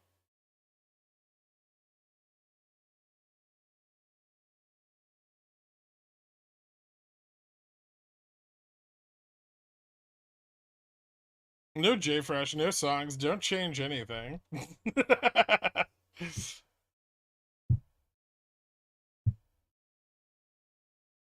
Bobby down 14%, GME up 14%. Is this MOASS? Maybe. Chill adjacent? Shame. Do you have 40/50s for end of week? Not for end of week. But I do have 40/50s for the 26th.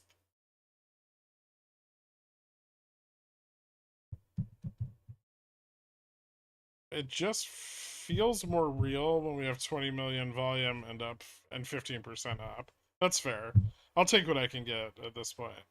This may have just been asked, but I missed the answer as I was away from the stream. I have 121720C. Did you say take profit and roll up and out like to 31725 or something? I didn't say to do that, but it's an option. It's something you can do if you think that the run is going to continue. When will you get an update on Gamma Max? Tomorrow. Well, tonight, but I'm not going to tell you about it till tomorrow. Everyone asking how their stocks are doing, but how is Gherk doing today? I'm okay. I've had a good morning. I made some good money on SPX today. All my OPEX positions are pretty much up. My upstart is above my cost basis, which is fucking awesome. By 30 cents above my cost basis, which is, it doesn't seem like a lot, but it's a lot.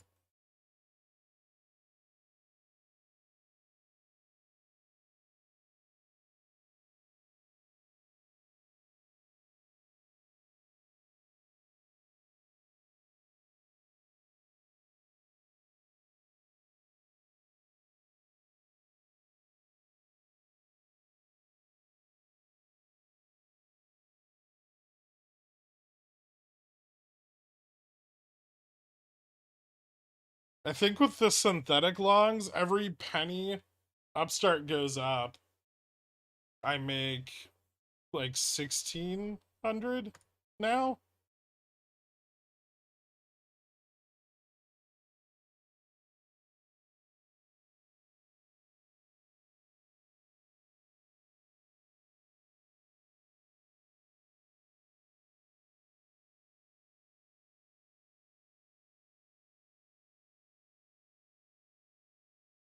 Catching up on 2x, favorite part so far, don't fire the white until you see their eyeballs. Cooking question, gas stove or electric, and why? Gas is preferential, although it can cause respiratory diseases over long periods of time. Electrics just don't have the ability to tune the heat appropriately, although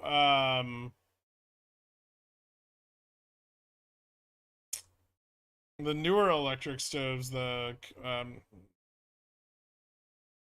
what are they called? The induction stoves are really cool because you can set a burner to like a specific temperature. That's fucking awesome. You can like sous vide shit on your stovetop.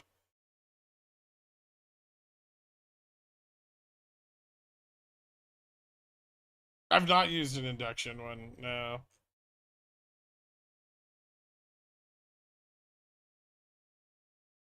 I was gonna get one when I moved in here because I don't have a gas stove, but then I was like, I'm not gonna buy a fucking stove and move it around from one apartment in Manhattan to another.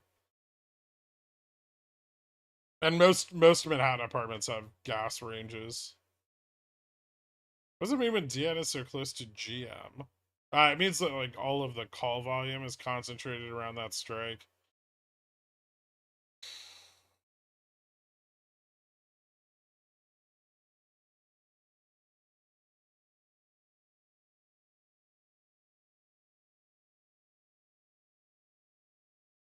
I've seen the injection kit. Who are you arguing with? Gaff. I see you found someone to pick a fight with on your lunch break. Are you at Kava today? I've seen induction cooktop boil water in 45 seconds. It has to be a stainless pan though. Yeah, that there's some cool shit. You can't flambe with electric. You can. You just need a lighter or like a blowtorch. Right, because you're lighting the evaporating alcohol in the air on fire.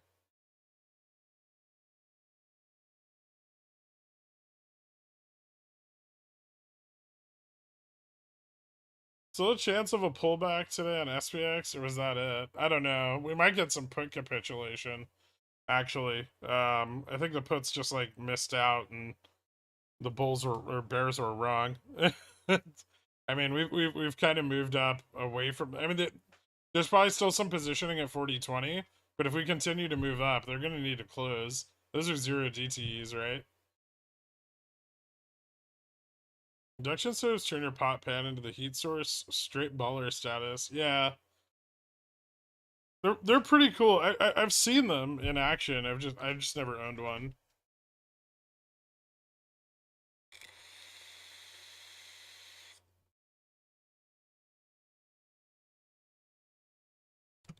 The house I have has like a crazy like French oven.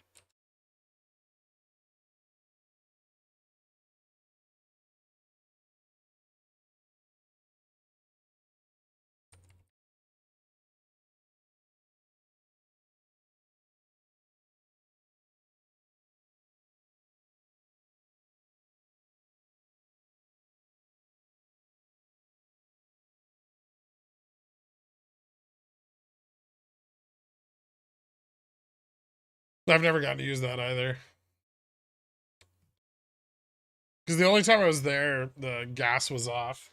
Are they fighting? And that's the worst part is it has a gas range and oil heat. It's the most backward ass shit I've ever seen.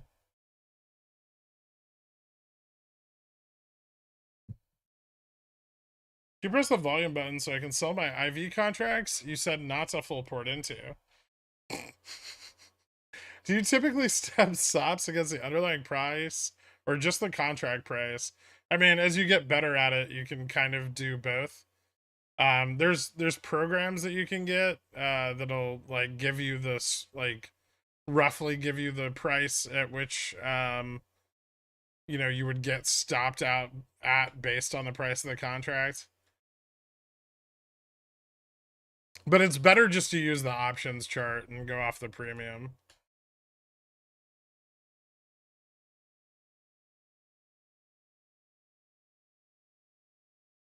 Maybe a better question. Do you see these higher mortgage rates staying elevated for 1 to 3 years plus?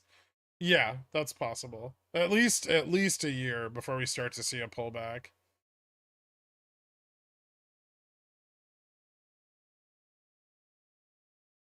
But that'll drive the price of financed goods or primarily financed goods down, right? So things like cars and houses will get cheaper because the interest rates are higher.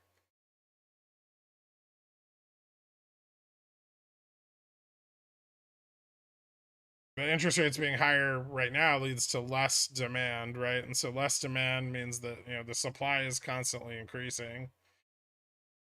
When do you foresee the housing market taking a dump? Quarter 3, Q4.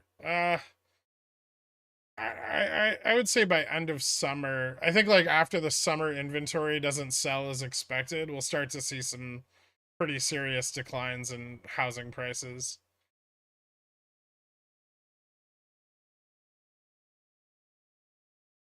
Hey Greg, check out the also defaults, right? That's the other part of this that kind of is ignored sometimes. But defaults will increase. Especially with all the layoffs, right? So layoffs lead to defaults, which leads to more supply. My weeklies are up 125%. I sold half. Did I do a trading? It sounds like you did. Congratulations.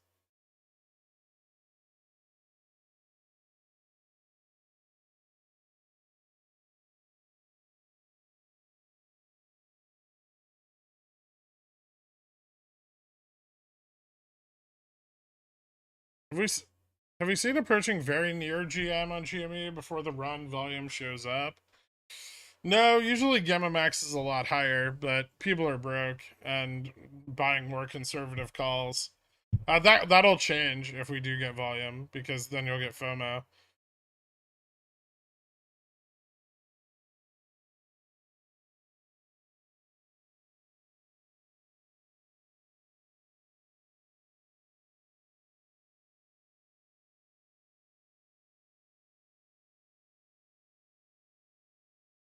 What would you consider high volume per day on Upstart and GME? I mean, Upstart's crazy low given its float size. I don't know. GME over 10 million, 10 to 20, maybe 30 million. Um, Upstart like 10, 10, 12. Last I looked, Upstart volume today was super fucking low. Has it improved? A little bit. It's picking up, or at least staying really constant through the midday, which is unusual. You're gonna know. It's not gonna be like, oh, is this enough volume, right? If what we expect to happen happens, there's not gonna be a question of if the volume is sufficient.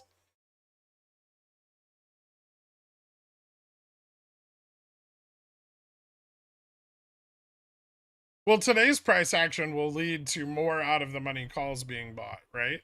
You already see people closing in the money calls, right? And opening farther dated out of the money calls. Those farther dated out of the money calls are going to have a little less delta, right? But they're also going to push Gamma Max up. Did that ETF ever see the expected volume from Upstart? No. No, I don't think it did. That whole thing is very strange. It was in the so Upstart was in the ETF when the fails were created, but then it was no longer in the ETF as of December. Um, but they should still be on the hook for the shares.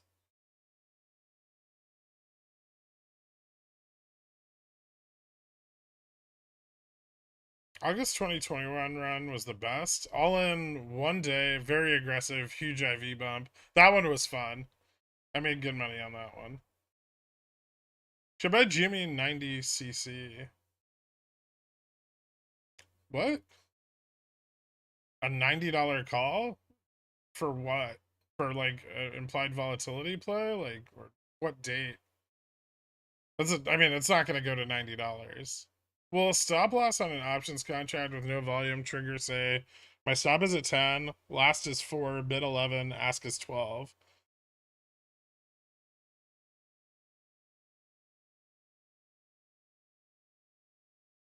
Uh, I mean, you're under the bid, so no.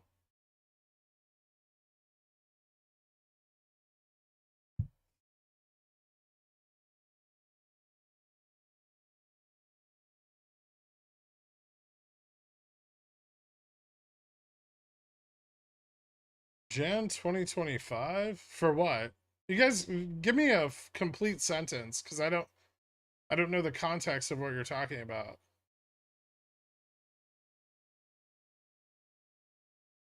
I mean, if the bid falls from there, yeah, I mean, if the bid hits your stop, then you're gonna get stopped out.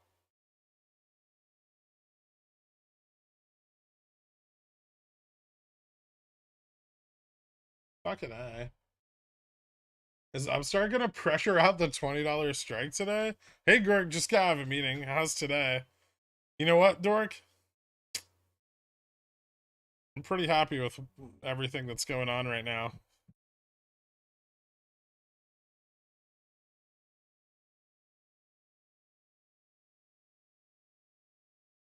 What is this? You didn't tell me about their debt.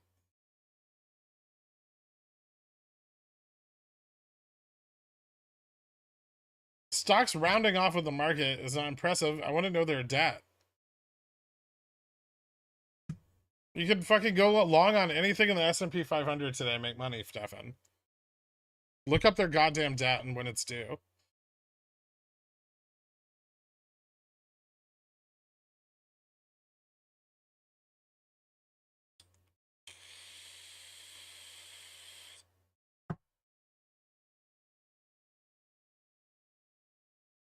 I'm pretty motherfucking smug. You know, I am too.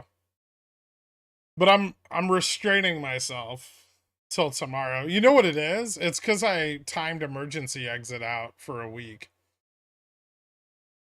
That was the catalyst we needed. His shitty Nopex FUD was keeping Gamma Max from going up. Hey Gurk, I'm about to go into a meeting. You're pretty positive no frag eggs today, right? I don't think we get fragged today. I mean, if the market falls, we can fall with it, but I don't think the market's gonna like retrace back to open or anything.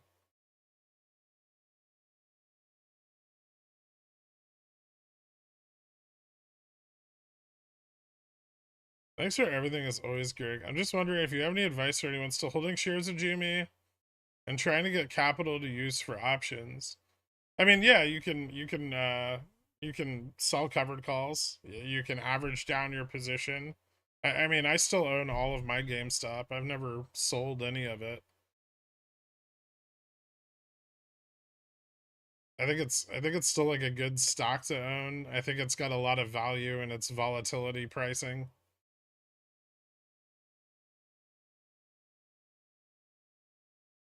I mean, if it runs really hard, protect your position with some puts. That's always a good idea. Um, look up how to use and deploy protective puts. You can sell covered calls. You can sell CSPs on the bottom and yield. You can actually hit some pretty decent yields and accumulate more shares at a cheaper cost basis and bring your average down.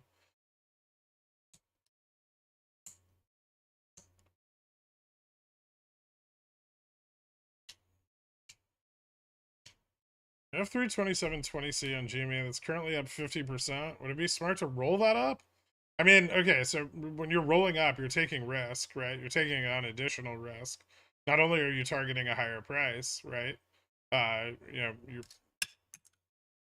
You're expending more capital than you initially did because you're rolling up your profits, right? So uh, take that into mind, or at least into account when you do that. But it is an option, yes.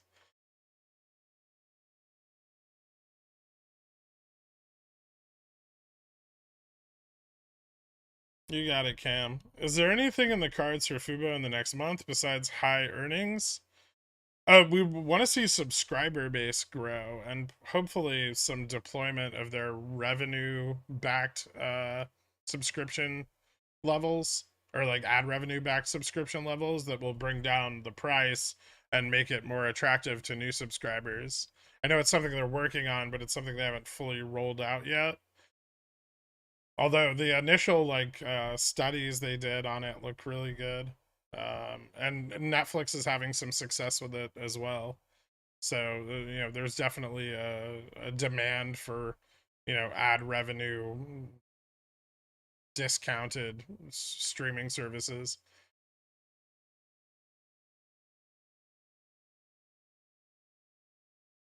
I'm sorry, I just had to do this the day after all my gens expired worthless. Why Jamie volume's still mad? The real run begins on tomorrow. Or the real, I mean, the volume is still mad. We're waiting for volume. But generally speaking, Monday is not when the volume comes in. So is Upstart GM going up? Yeah, it went up like 50 cents roughly. Upstart's not going to have the same amount of FOMO that GME does. It's just not. But it doesn't, it also doesn't need as much because it's far more illiquid and has a smaller float. Would you say the harder it runs for GME Upstart, the faster they can stop the run? Potentially, yeah. Hey, Gorik, you got any more stocks we've never heard of on the radar? I want to over leverage, then complain about it for months. Watch a massive run where non pours glee and make white, all while I watch and haste pours. I don't right now, but thank you, Twat Waffle. I appreciate that. Based on the last earnings for Fubo, I definitely don't want to have open cover calls during their next report. Yeah, I wouldn't want to either. Do you anticipate a pullback on GameStop? We could if right now we're just moving up with the market, right? So active fund pressure is pressuring the limited amount of liquidity they have, which is allowing the price to rise with not a very significant amount of internalization going on, right? There's very little liquidity to grab for hedging and for stabilizing price action, and so they have no choice but to let the active fund pressure lead price action. If the market pulls back, then they can take some of the liquidity they have and sell into the downticks, which can pull our price back a decent amount. But I don't think we're going to pull back super hard. Mostly because I think the market is fairly stable today. Twat Waffle, thank you so much, guys. Give Twat Waffle a shout out for hooking you up with Cornichon, and welcome aboard. I appreciate it, man.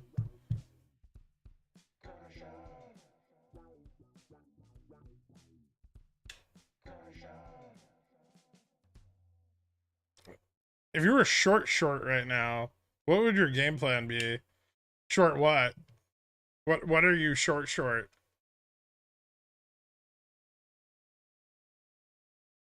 SPX 4100 this week? It's possible.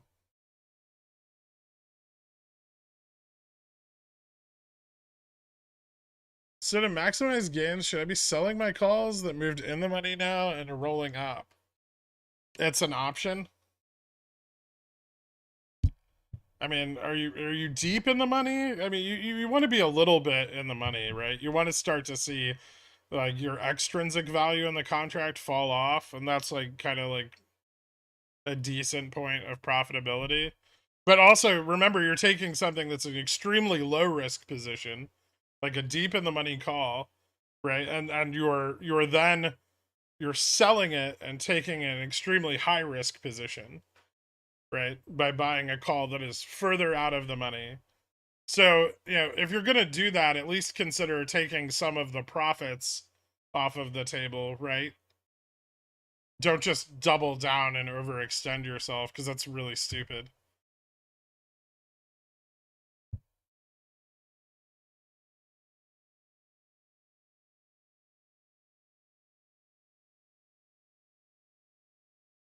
How did you derive the 10 to 15% scalar above GM as PT? Previous price action, like historical price action, uh, on breakouts of Gamma Max. The poll of worst company for 2022 really shows how little people on the stream know. AMC is not the worst. They own a totally legit gold mine that is worth something. What does Bobby have? I mean, neither of them have anything. They own dirt in Nevada. Um, and then Bobby, I mean, they don't even own the inventory on their shelves.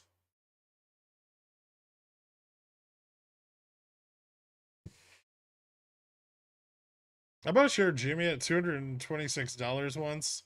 I can't remember why I would do such a thing. Over exuberance. Have they ever closed any of the cent shorts at 1750 on Upstart? I haven't seen anything close out yet. They're Feb positions. Maybe they're synthetic long. We don't actually know. But there's a lot of them. I think there's some that are synthetic short and some that are synthetic long. I would say the synthetic short positions are far larger, so it's probably retail going synthetic long. But no, I haven't seen them close them out today. Also, we haven't really realized any price action that would be indicative of that. But they've got some pressure on them. And now Upstart's starting to pressure the $20 calls that were sold. Like the naked calls at $20. And that's the deleveraging of those could be pretty interesting.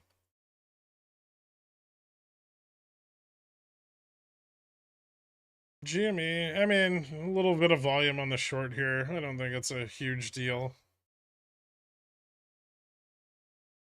We just went over how this can happen. And if the market moves up here, that's going to pressure it again. So they got some downticks there to short on. They took advantage of it.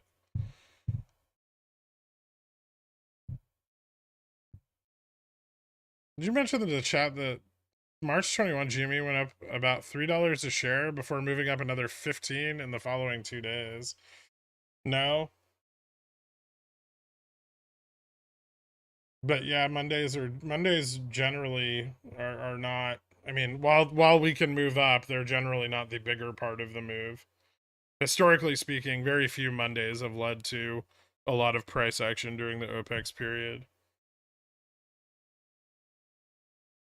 Although a rising market and the pressure on GME right now is very compelling.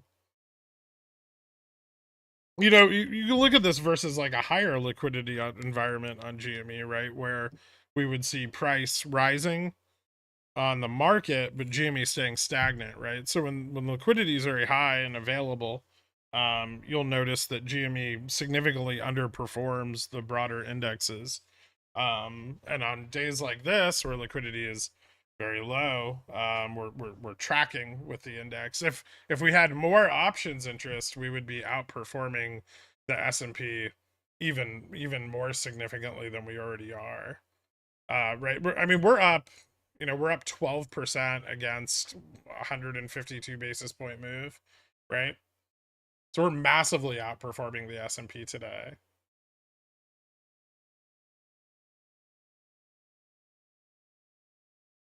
And that's really significant versus underperforming the S&P, which is something you would see in, you know, a more liquid environment. Set a stop so I'll still see 3x my 127 calls. Thanks for the education, Gurk. No problem, man. Yeah, protect your gains, right? You don't have to be real tight, but protect some of them. At least protect your cost basis, especially if you're up like 100%. I mean, you could at least protect 50% profits, right? Fairly safely.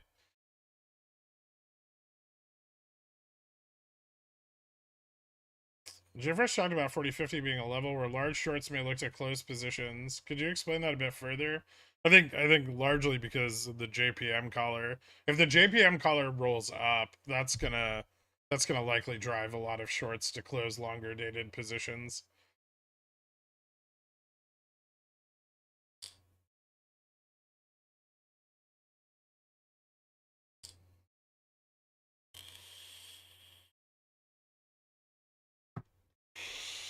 Man, like days, Sisyphus. Not today. Days and days from now. Like 4 days? 5? Ask me in a week. Okay, up 160%. Protect with a 1% stop loss per Gurk. Got it. I mean, at least protect that, right? I understand like wanting to be bullish and like, you know, not get stopped out, but at least protect like your cost basis or something. Step one, don't lose money, right?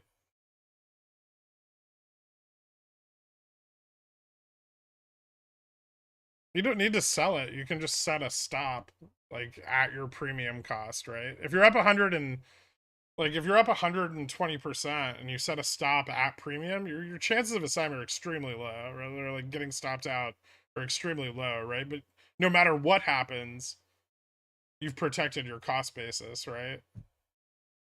Step two, don't diamond hand options. Yeah, that one is yet to be learned.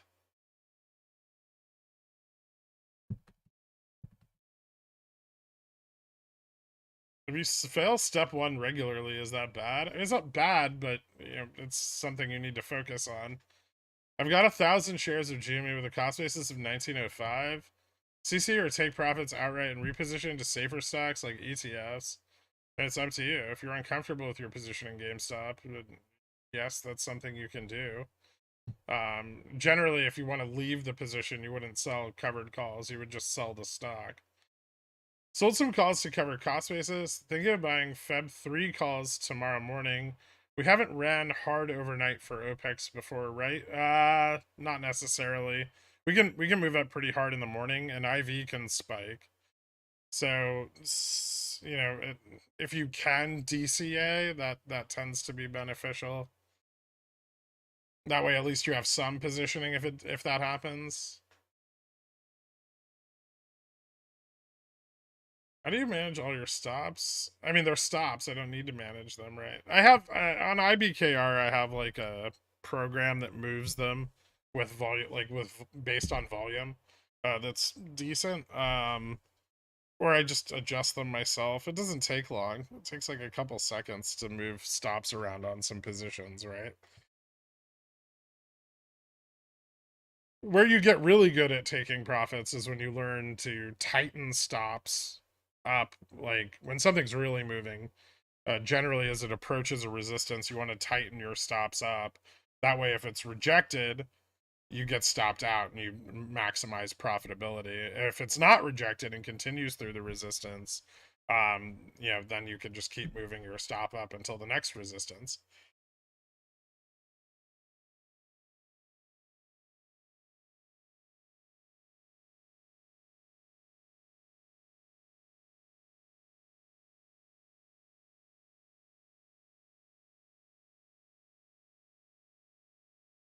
Yes, the maturity date, Stefan. When does their debt mature?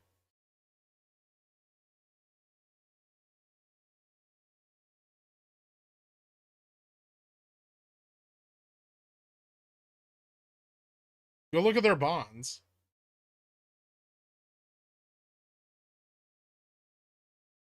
I thought you read. Are you not done reading securities analysis?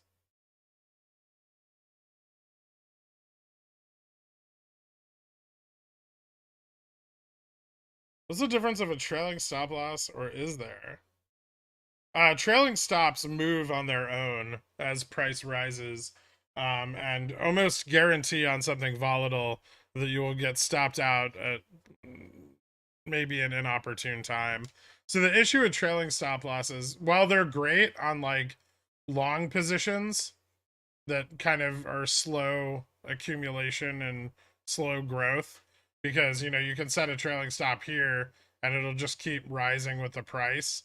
Um, they're very bad on high volatility stocks, right? Because these tend to move up erratically, right? And a trailing stop will pull up with the price action. The stop will be set, and then as price action consolidates, you'll get stopped out, right? Whereas a manually set stop limit in the consolidation range will not get stopped out if price continues to improve.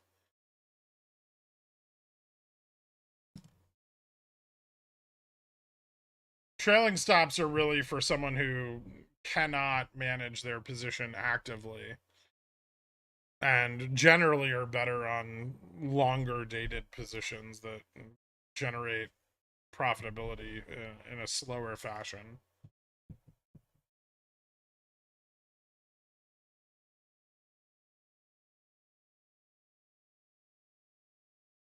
They're all massive and boring.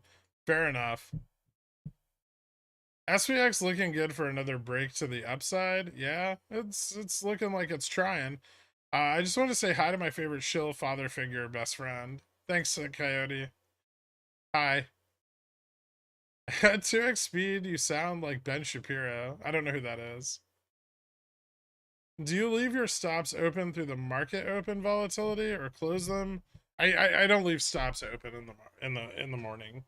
Or if I do open stops before market open, I'll set them very wide, right? Just to capture like a steep decline in price, especially if I'm profitable already. But yeah, I'll usually close my stops out at market open and then reopen them as things kind of calm down. Thanks, Jonathan Winder. Big Boy's trying to buy through 40.50 on ES right now, buying 560 lots at a time. Must put some serious hair on your chest. They got big money. Um, he's the far right guy who thinks WAP are unhealthy. What's WAP? We've scheduled a C-section tomorrow. Please manage my position while I'm away for the next few days. Sorry. Just how many hands do you need to do a C-section? Wireless access points are unhealthy? How? Oh, I don't even want to know. Minaj likes WAP. That was my first thought. I was like, what kind of... He doesn't like... Hey, Girk, love you like always. It took 16 months and I'm finally not losing money. Maybe in another 16 I'll learn to make it.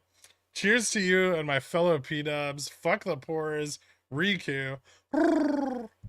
Thank you so much, Arugus. I appreciate it, man. Congratulations.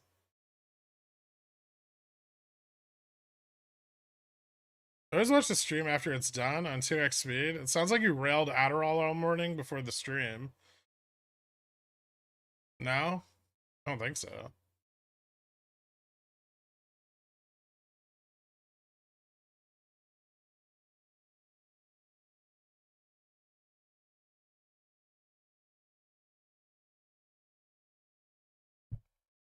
How do you know Aswath Damadorian? He teaches corporate finance and valuation at Stern School of Business at NYU.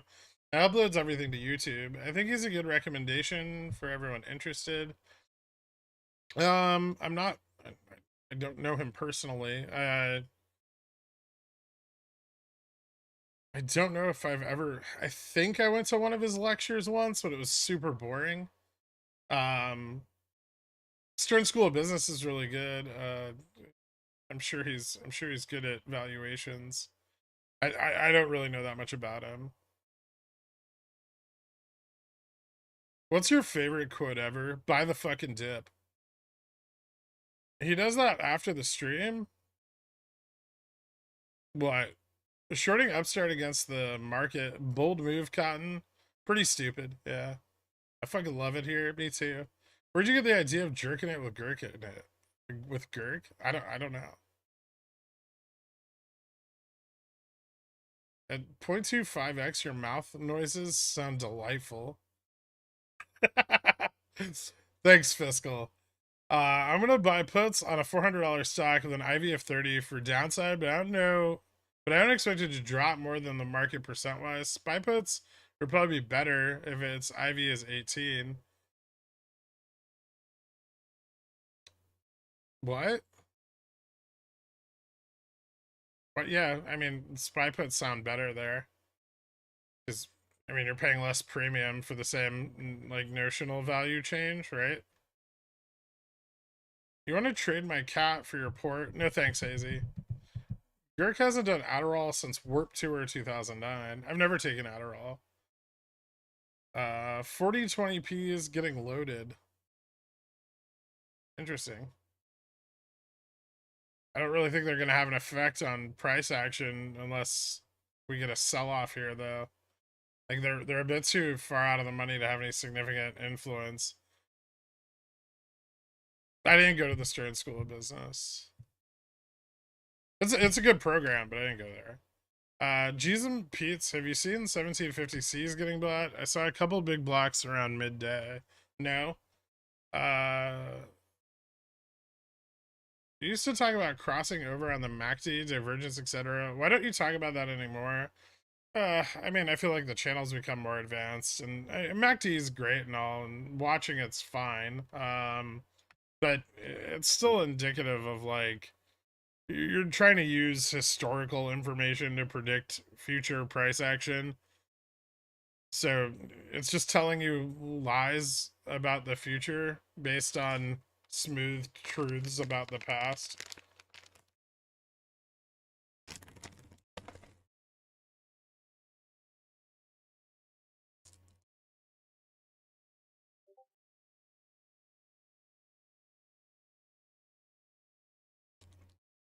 I mean, Chief Queef has a fucking MBA, so I'm not surprised at anything at this point.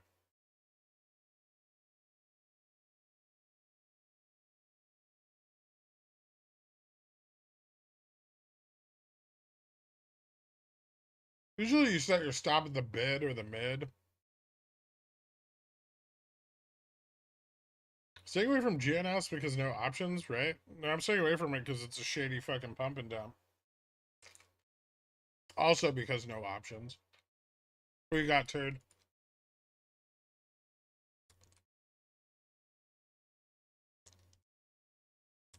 Oh, that's fun. Who's doing those?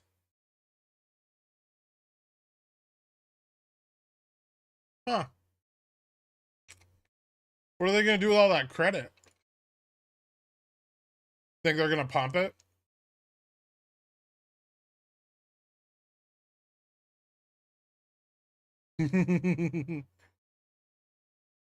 I like it. Bullish.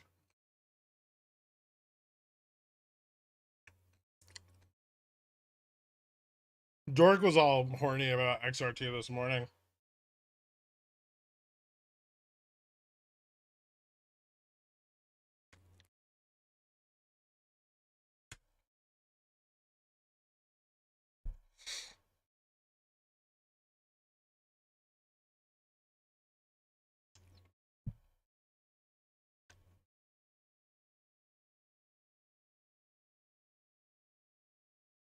Spy, the world's largest ETF, celebrates its 30th birthday today. Dope.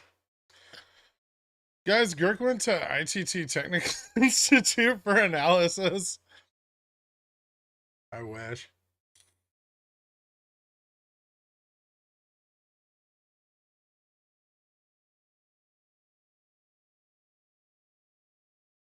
Oh, casually up 350 BPS. Have you seen the sold puts on it today?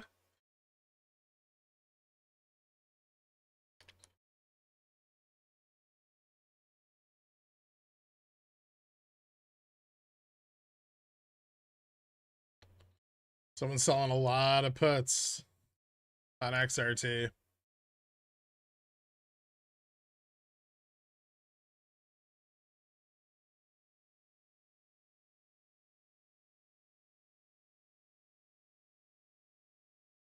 What's it looking like at 2250? It's not going to be a layup, is it? What do you mean?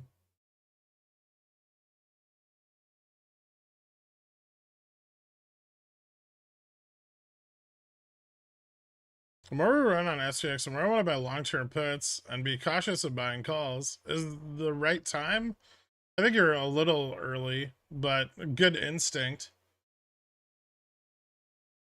It's the right instinct. You're just maybe deploying it at the wrong time. I will say that that's something better that people have gotten much better at over the last 6 months is, sentiment is moving bearish now on uptrends instead of being more bullish, right? It used to just be that in the chat, bullish sentiment would just expand exponentially, right? And people would just even forget that there was a downside on the stock. And now, people are starting to get better as, prices climb, they start to look to the downside, and that's good. It's good that more and more people are learning that. That's a very big step.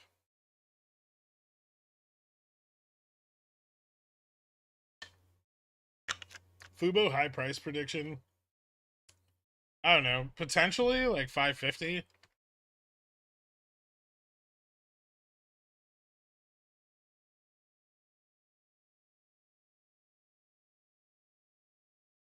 That'd be crazy, but it could happen. Not a lot of shorting on Upstart and Jumia throughout the day. Are they saving ammo for Power Hour? I mean, they've been probably using ammo all day to attempt to keep price action under control without allowing it to break out, right? What's liquidity looking like on GME and Upstart? They should be about out of it by now. I think GME, they might have used up the last of it on that little drop there. Let me take a look. Yeah, GME's maybe even a little too low now. Yeah, it looks like they got some shares from IJH there to drop it when they shorted from 2250. Those are about gone. Um, Shares of the underlying, not much. Upstart. Upstart looks about all used up. I don't think they really have any more liquidity here. So unless they do some serious covering in the next like couple hours, they're not really going to have much liquidity to short it into the end of the day. Don't forget, they don't need a lot of liquidity to short it if the market drops, but the market's looking fairly stable. VIX is staying elevated against the rising market, which implies that we're still seeing a lot of options positioning going on, which is good. Yeah, just kind of climbing. Futures still look pretty bullish. Futures have broken out of their long-term downtrend. Not only have they broken out of their long-term downtrend today, they bounced off the top of it and have continued upwards. And the hedge is very much on the bull side. We're positive gamma is quite strong right now, and there's the weight of that multi-billion-dollar hedge pushing up. So pullbacks are a lot more difficult during this time frame. Like the upsides aren't as volatile or dramatic as they are like sub. So like Friday we were sub negative gamma, right? This is actually a really good example of this. I'm sure everyone remembers Friday on SPX. We were negative gamma, right? And we had this just really fast, sharp move up, right? And today we're positive gamma, and it's just kind of a slow climb as market makers buy into falling prices, right? On positive gamma, they're buying when the prices fall, they're selling when prices rise, right? And this stabilizes price action, but it also limits downside. So this is a much less volatile environment, lower volatility. Whereas net negative gamma, these are flipped. They're selling into falling prices, buying into rising prices. So when the market makers net negative gamma on the SPX, you have much more volatile price action. So steeper drops, larger increases.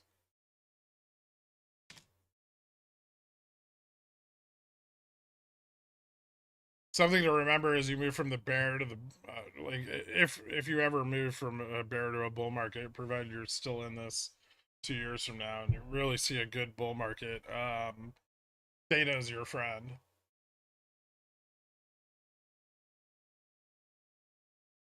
Because in a strong bull market, dealers are generally positive gamma most of the time.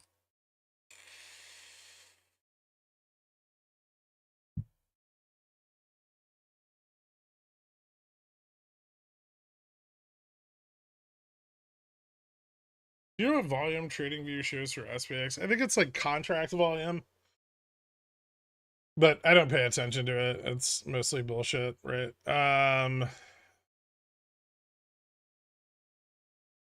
You gonna roll those $18 upstart calls since they're in the money? I mean, they're not very deep in the money. They're in the money enough to offset theta decay, but they're not deep in the money enough for me to like sell them and roll them up. I also have $20 calls already, which are also not, those aren't in the money at all.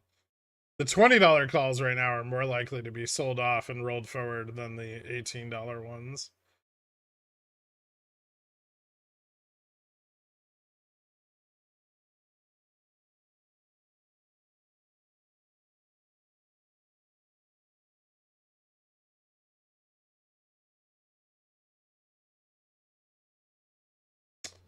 I mean, yeah, I would say that this dip has stabilized. I wouldn't have a stop this close. You can move stops. They're not immovable, but it's up to you.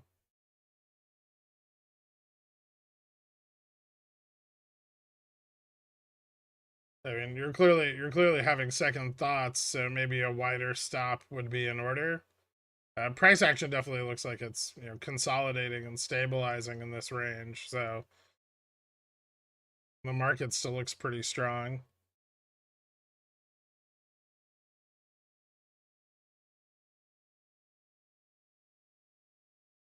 EAF bonds in 2025. Can you explain why this is important for a short-term swing trade? Because you're approaching earnings, and I don't know when their bonds were due. What if they were due sooner? If the maturity date was closer, that would add a significantly more risk. Yeah, I mean, mostly what you have going there is a rising market and some earnings hype, right? And you're hoping that leads to a higher valuation. But if debt were to mature in that time frame, that's what you want to know, when the debt's going to mature, because yeah, that would create a significant degree of risk and greatly affect earnings. Is this price action due to Vana increasing on the chain? Stop using words you don't understand, Hazy.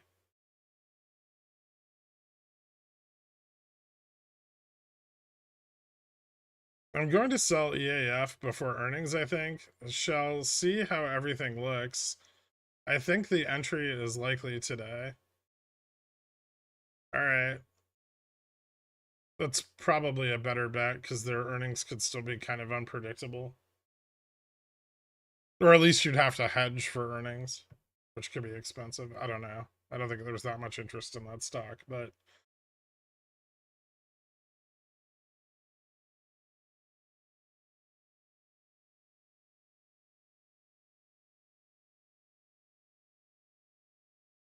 I don't know. Someone's made Hazy like a Vana or like a Vex chart, like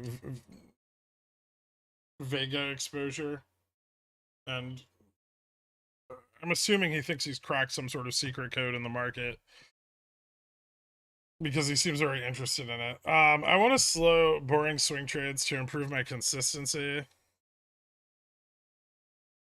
I guess. I don't like slow, boring swing trades. I like to make money.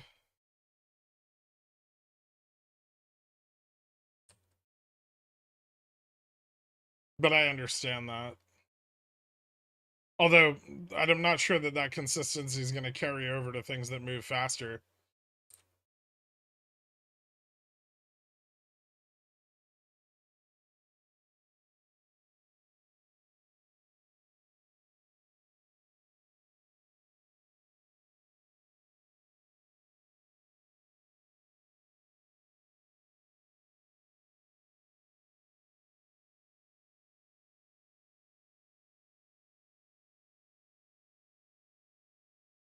Charm going crazy on GME? Nothing's going crazy on GME. Least of all, Vana going crazy on GME, because IV has barely moved today. And Vana is the measure of IV, like the movement of delta in respect to changes in implied volatility, right? So, given that implied volatility hasn't moved much, I don't think it's having a significant effect on delta. And then again, when you're looking at Vana, you can just look at delta.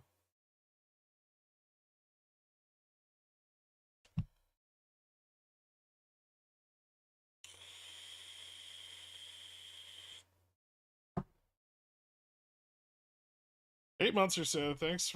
8 months. Thank you, Jellison Onren. One question though, we somehow know who gets the money with those cycles, but who's losing all that money? Long vol, which are classic hedge funds, ultimately reducing value of classic funds.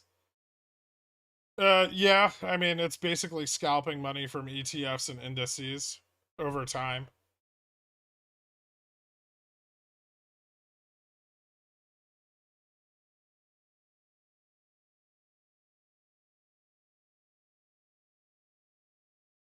I don't know how you can be so calm. You're on the verge of being proven the most right motherfucker since DFV. Bring on the volume and let the smugness flow. I'll let the smugness flow when the volume shows up. Today can still have a sad ending. I mean, like the end of the day can just be kind of sad, and people are going to be whiny about it. There's no point in getting overly bullish yet. Who keeps all the money from our worthless rev calls? The market maker who sold them to you? The correct answer was teachers' pension funds do. What are we waiting for volume on? Jamie and Upstart? Fubo would be nice too. I already took my shirt off though. Did you take it off or did you just start without one?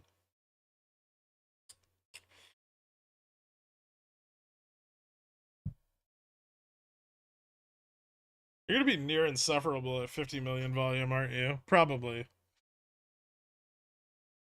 Is teachers' pension funds losing the monies? Yeah, I mean, sure. Mutual funds. Mutual funds, 401ks, ETFs, indices.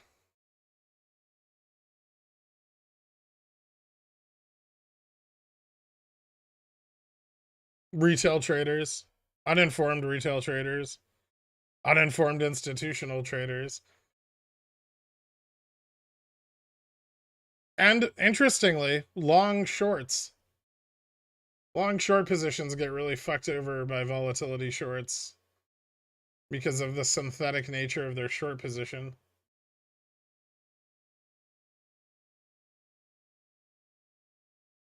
Look what it did to Melvin and Glacier Cap. Tesla up 9% today. Good omen. It's a good sign. Jamie's up a lot today too. Stable through Wednesday morning to lower weekly IV. Rip Wednesday. It's possible. Yeah. What doing SPX? Going through a little bit of a sell-off. Profit taking. Still has to drop below 420 before it really gets any significant movement on it. A short condor is coming back to life here. I could see a midweek return to like 4,000. I don't know if we're gonna drop below 4,000 though. I'd be surprised without some bad news.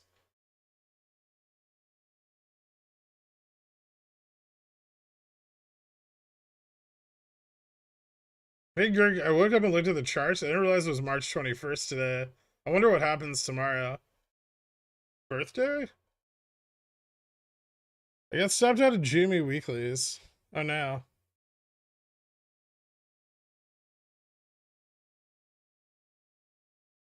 Looks like you and a few other people did too.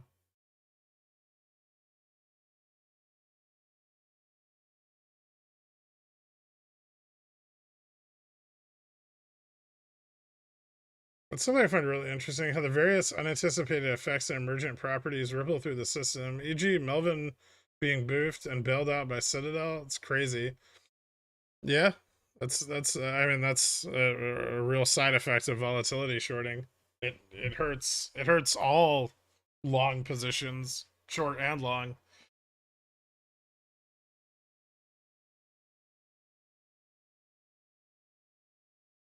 But it also attracts both of those positions, right? It's interesting. You are welcome. My 15,000 share buy of Fubo is starting to do something. Nice.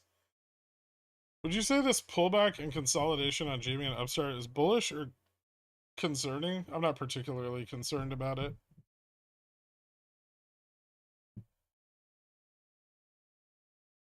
We're following active fund pressure today. We're currently following active fund pressure.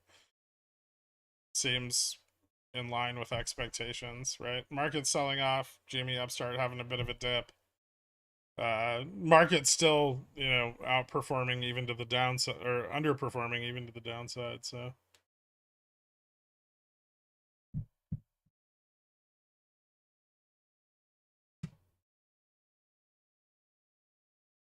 IV crushing a little bit, but not a ton, and market still kind of stabilizing above 40.20. Left a gap to the upside, so that might be kind of just like a stop loss. Let me see how that looks on ES. Yeah, ES is a bit more stable in this range. So I would say some of the downside here on SPX due to the Either due to long position closing or due to some stop loss hunting.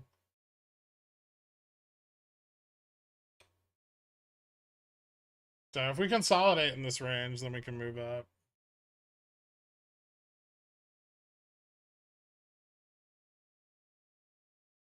VIX moved up a little bit on that. So if we continue to fall, 40-40 maybe, before we find support on futures and like 40-23 on SPX. SPX right now is just kind of chopping over that long-term trend, that like long-term downtrend. So we'll see if it acts as support here because we're on top of it. Doesn't look terrible though.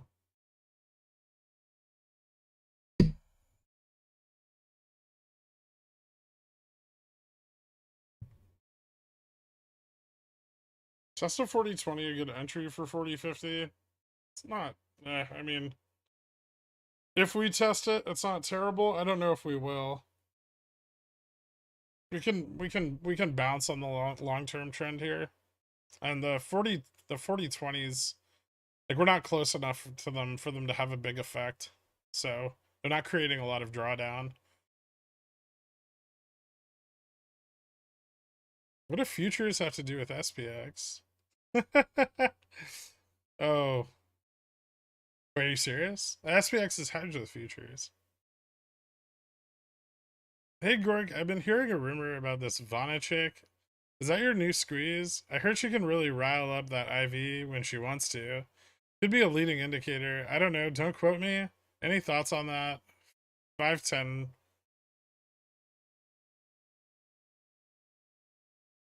Yeah, Vana's not really a leading indicator. It's fine, but uh, I think Gamma and Voma are both better indicators.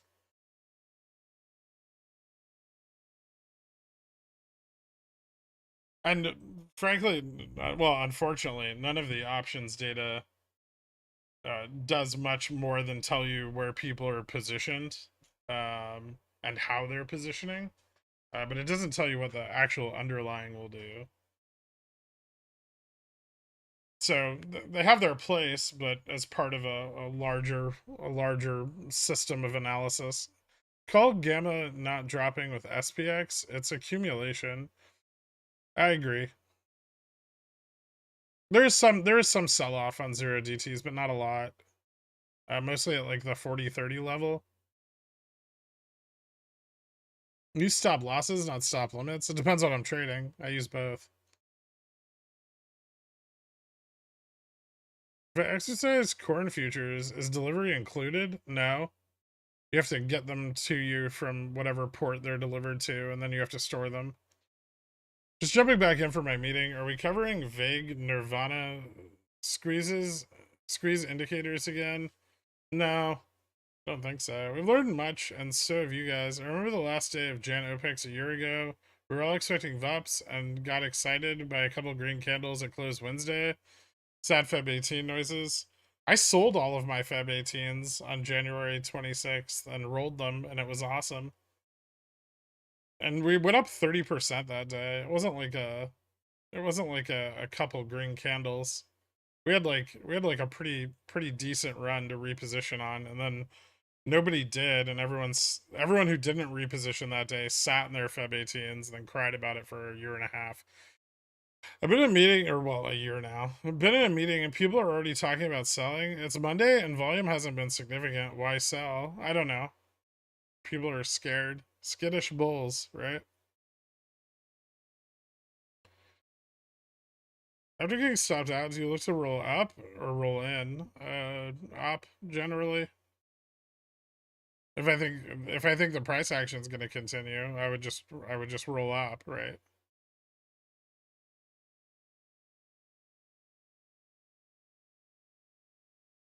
Generally not in. You generally don't want to like if you roll in and up, you're increasing leverage and risk.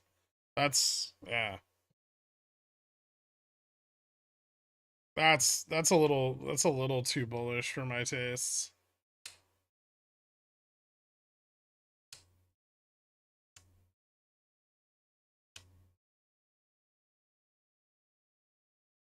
People need to look deep into their inner super stock and diamond hand today.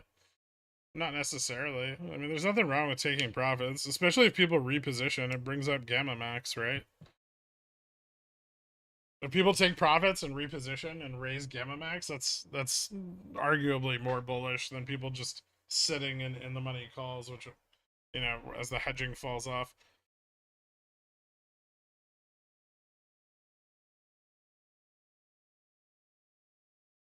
Burr got one NVIDIA put today and one later this week after the bulls are done. Or think of this price as good as any with enough theta.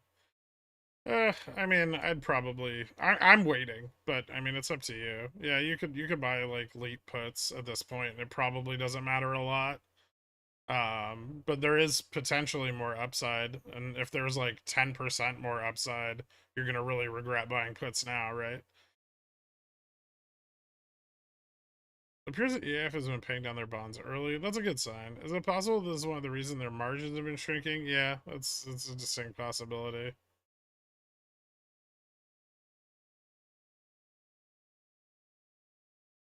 People need to look deep into their inner baby to really find their way. Why so bearish on Nvidia? I think their sales are down. I think their current valuations are way too high. And I think the loss of chip sales to China is going to deeply impact their revenues over the next few quarters. So, simply put, I think they're overvalued, and they're valued at revenues and margins that they're not going to see for quite some time. I think it's a bad company. I don't think they're going to go out of business or anything. I just think significantly overvalued. Rolled my 1650 Upstart weeklies I got last week out to 217.20. Oh, okay. Up to $20 out to 217. Up goes GM. Yeah. I'm skittish after what happened to all those Cosm calls you had me buy. Cosm doesn't have an options chain still. Ban some Rugman fraud. He's bad luck. He's kind of annoying and not as funny as he thinks he is. INTC did get almost 5% of GPU sales in their first quarter selling. Yeah, I mean, I think Intel will lose value too. All of the chip manufacturers sold a significant amount of products to China, and with the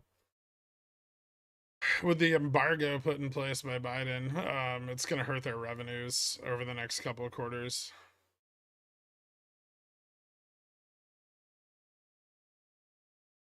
Does Macor still watch your stream, then put on his 10-second delay and verbatim let his viewers know what to do? I have no idea. Another emergent property from GME OPEX, Fidelity Management realizes they're not locked in here with the crazies. The crazies are locked in here with them, but no DRS money a la computer shares. I guess. I mean, the only people that benefit from DRSing really, unless you give a shit about your right to vote, are short volatility players and computer share. Computer share is the one making all the money off of computer share, right? NVIDIA's horrid EV EBITDA ratio of 30 plus. Under 10 is ideal, and the 20s is quasi tolerable. NVIDIA also has 22 price to book ratio, horrid. Horrid price to sales ratio at 16 plus.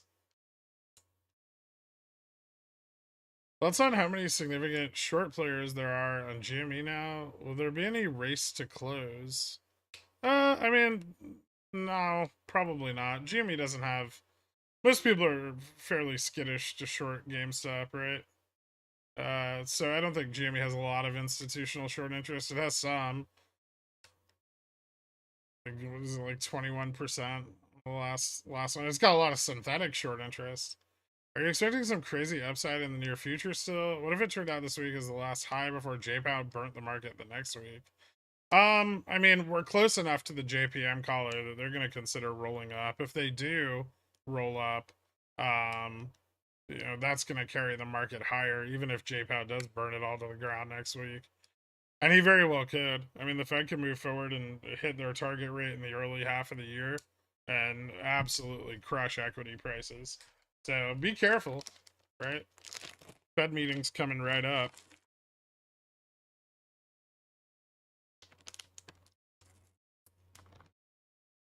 But I think the Fed will go easy because we have big mega cap earnings directly following the Fed meeting. I think the presumption will be that margins have declined sufficiently to start seeing a revaluation of overpriced assets. In which case, the market drops and the Fed doesn't have to facilitate it, which gives them more flexibility in the future in case of another supply shock and take some of the blame off them.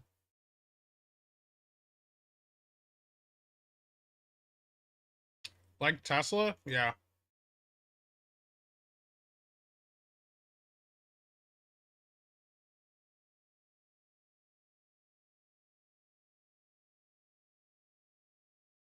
I have a stand up desk. See? But thank you.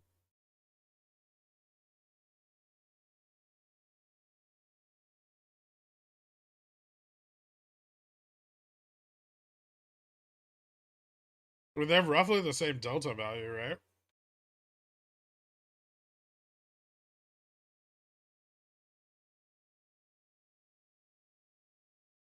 The $8 out of the money ones are less likely to go in the money. A little bit. But you have more time, so you have less near term theta decay while you're out of the money.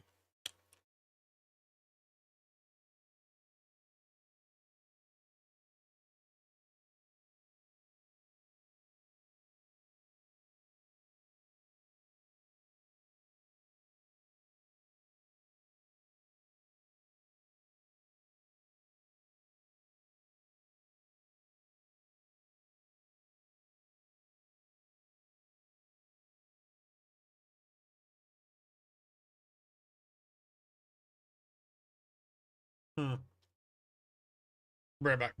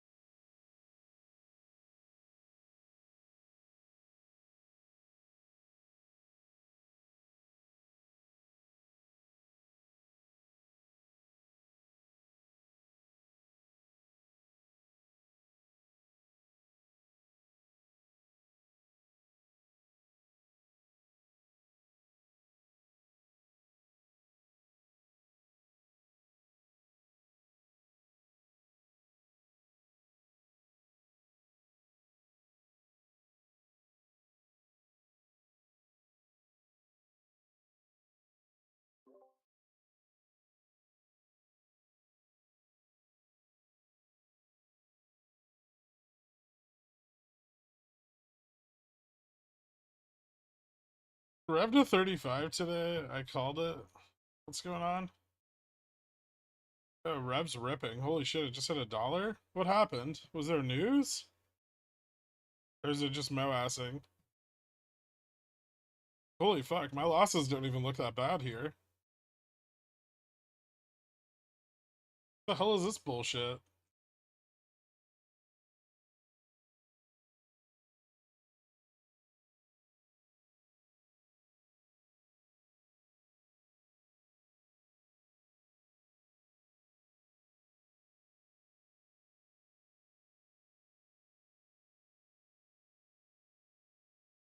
SPX consolidation starting to look a little more bullish. Futures are finding support here as well. VIX is still kind of creeping up though. Wait on the VIX.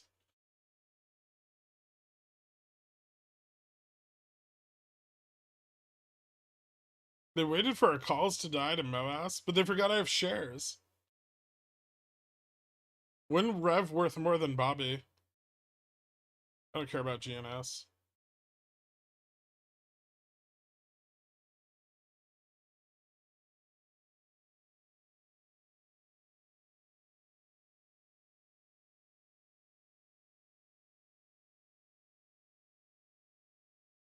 You put Rev on the screen? My WeBull showing nothing. Hold on.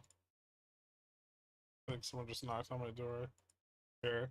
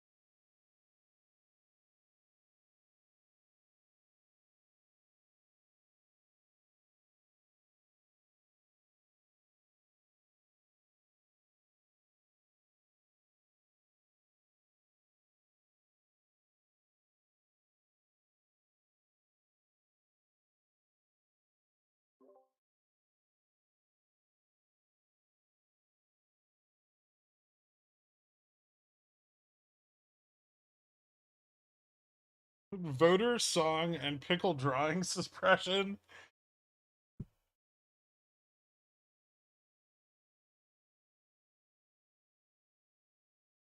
Where can I see Rev's ticker? I don't know who has getting live OTC data. It's gonna be hard to find. It's at like 89.50 now. So part of that breakout dropped off a bit on the next candle.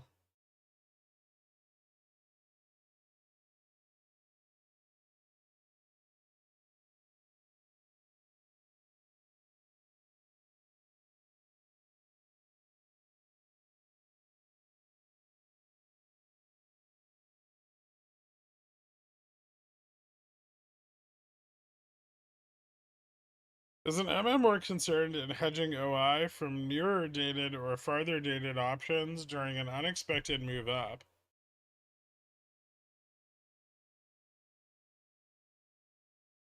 I mean, both.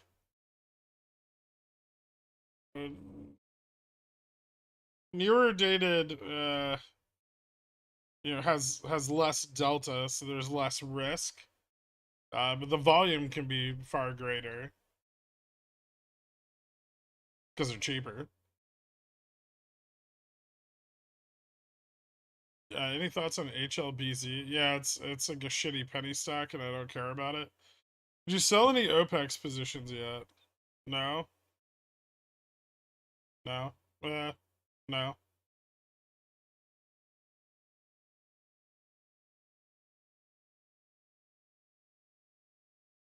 Biggest rug pull of 2022. RC on Bobby or NYSE on Rev? Hmm. NYSE on Rev. There was still a chance to get out of Bobby after RC pulled the rug. NYSE had no mercy. How about now? No. GMS, Cosm, HLBZ, and Rev all pumped at the same time. Someone shorting shitty stocks. I've bought any more OPEX positions? No.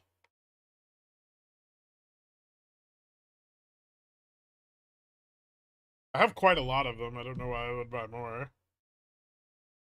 Breakdown looking more likely now. No, we've just moved down to like the 40-23 level. We can still find support here. We still need to fall below 40-20 to have any significant breakdown. We might. I mean, VIX is climbing, so that's a good sign if you're looking for more downside. Although, futures don't look that unstable. They do have some range to move down, but they don't look unstable.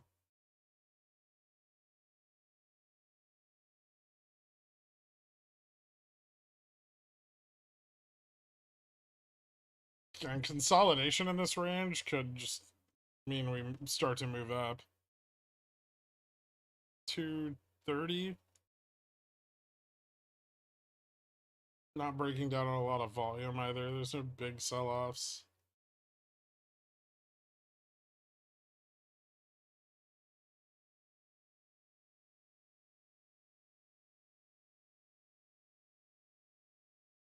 Arsu literally had to make a filing before he could sell. Not even a rug pull. In my opinion, he gave you 24 hours to front run him. Sort of. I mean, he filed by email, so it fucking ended up not getting, like, reported till the day he was already selling, but yeah.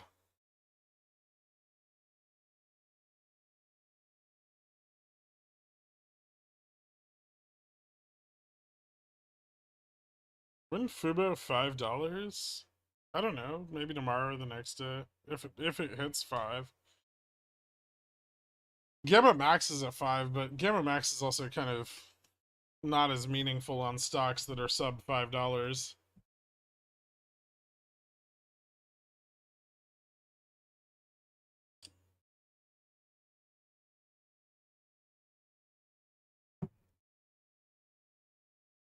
Whether the Rev's options chain is relatively clear, would Rev move up much beyond whatever a sale price is announced at? Probably not. DIA is starting to look ouchy. There's a bigger sell-off.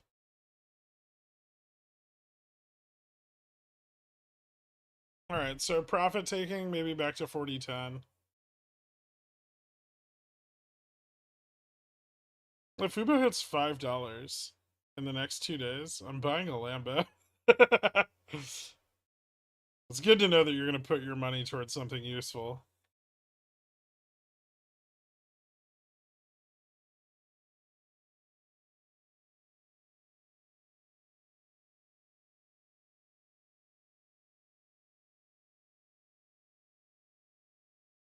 That's an O'Reilly's these days. You still holding that one?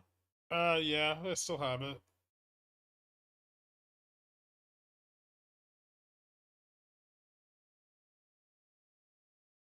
Where did Fubo $5 potential come from? Its Gamma Max is at like $5.17.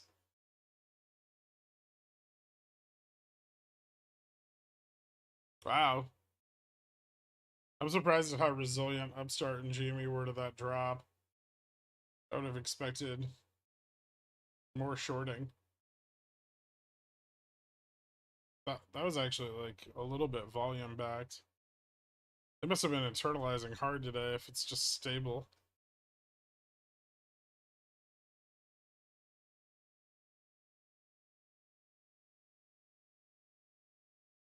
I just saw my 3-year-old fall in the toilet from my desk, and I'm trying so hard not to laugh at her. I mean, that's pretty funny.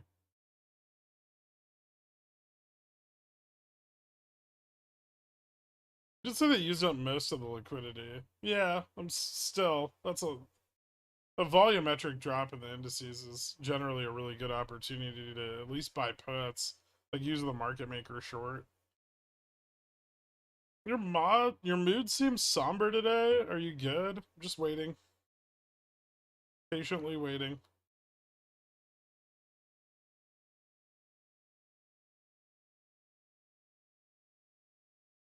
They didn't listen to you earlier and shot white before a better opportunity to do it. Oh, I see. You should read When the River Runs Dry. Guy Gurk predicted this. That's me. I wrote that. I know, it's crazy. Did you eat the bagels? I had one. Well, half of one. They weren't very good. Are you feeling zenish? No.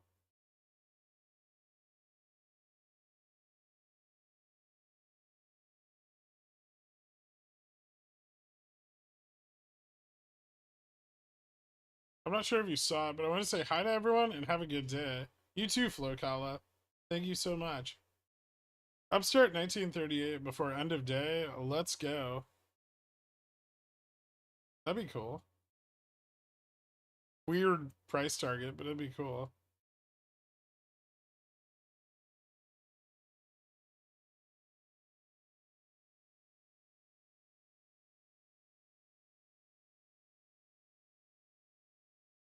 You take a look at OXSQ.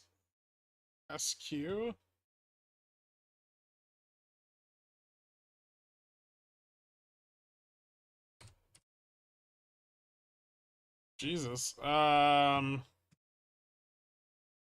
a very high dividend. It does seem fairly stable though. Why is the dividend so high? Hmm.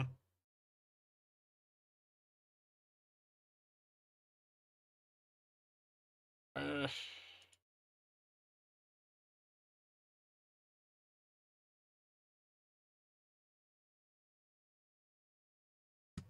doesn't seem terrible, I guess. Earnings coming up soon, March 2nd.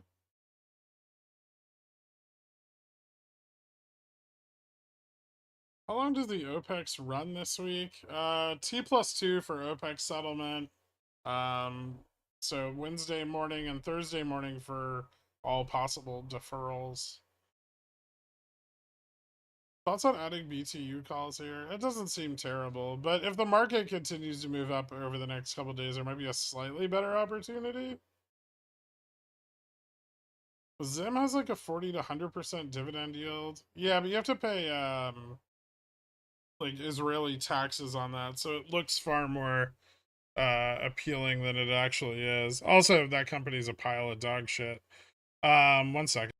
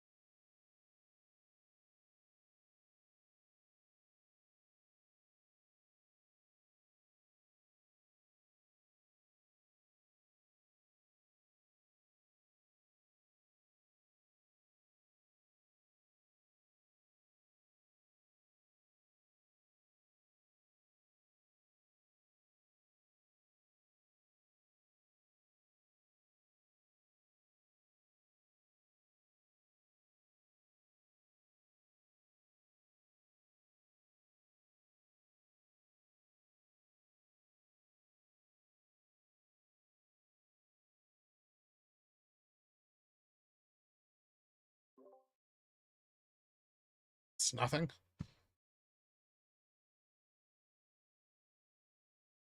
Why would I come back with a Wendy's chocolate frosty?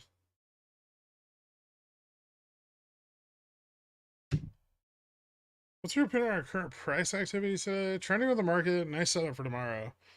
Yeah, I think it looks pretty good.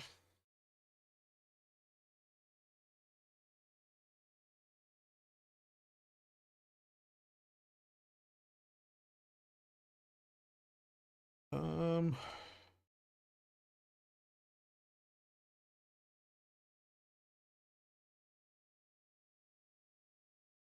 I think SPX bounces on VWAP here. It could.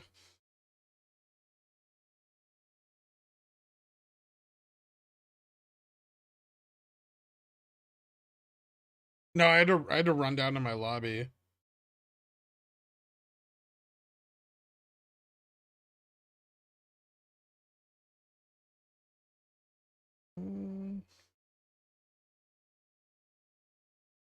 For some reason. Hold on.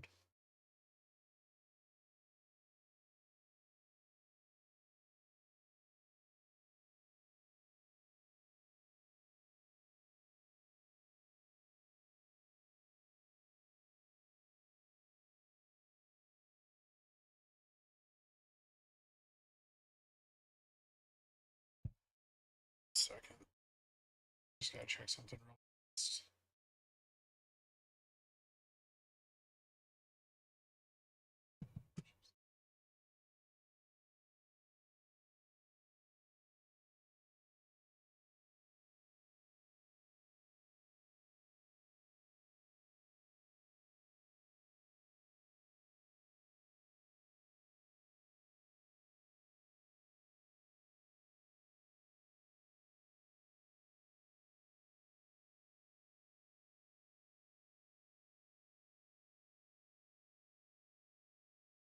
Oh, son of a bitch.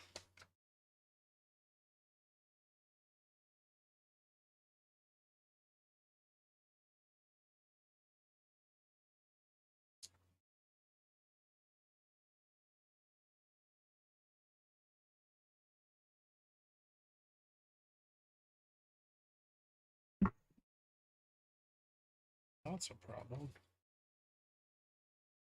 All right. 1 sec.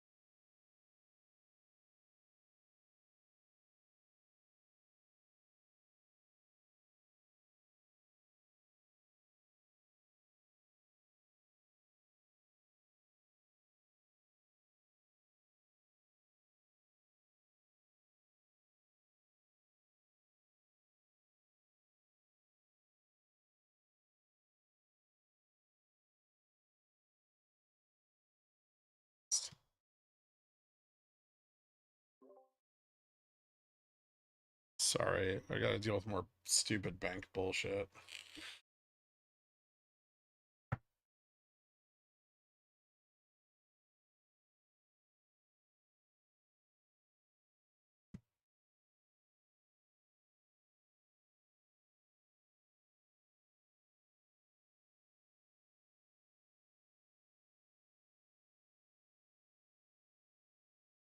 I have to call these fucking people again?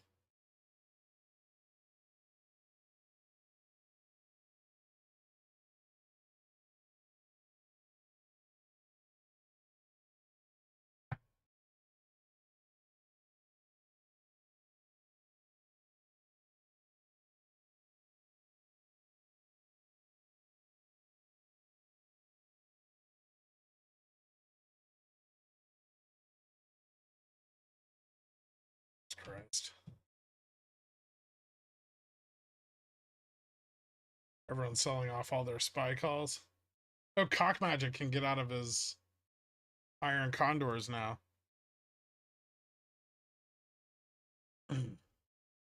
Wow. These didn't drop with that move at all. Futures not track? Hmm. Futures didn't sell quite as hard. It just still sold off though. VIX spiked 2020.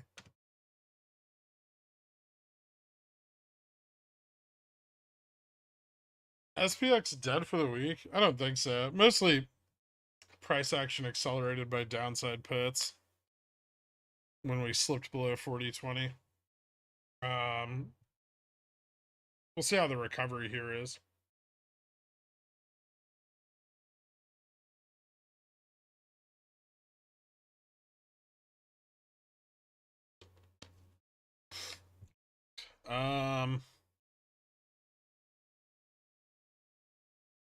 Well, I'm starting Jamie aren't slipping. Fubo didn't slip very much.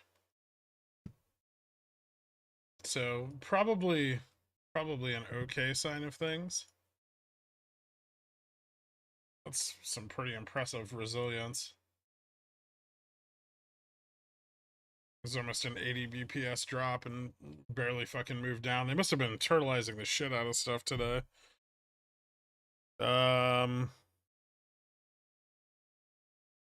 Okay. I gotta make a phone call real quick. Well, or maybe I don't. Do I? Hold on. Yeah, I need to make a phone call real quick. I do. Sorry. You guys will be okay. You're afraid the market's gonna go down more?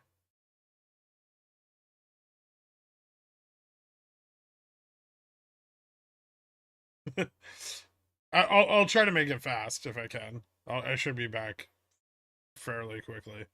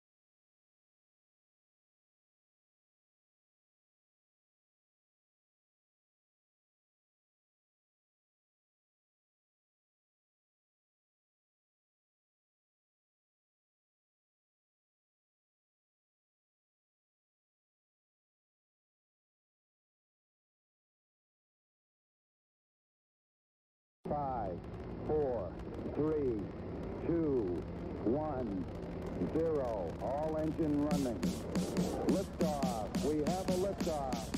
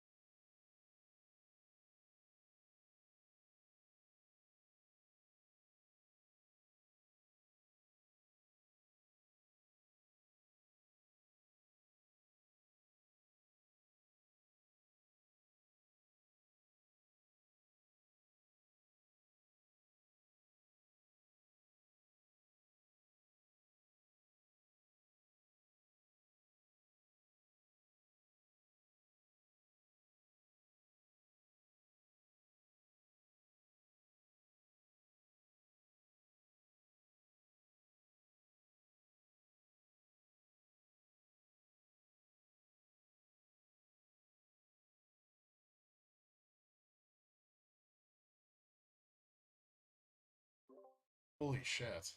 God damn. What the fuck? Anyway, how are you guys doing? Doing alright? I see that the market fell 40 points rather quickly. I am back. Me, your boy. Um, literally sideways the entire time. Yeah, it doesn't look very interesting. We want to see pressure on the 40-20 strike.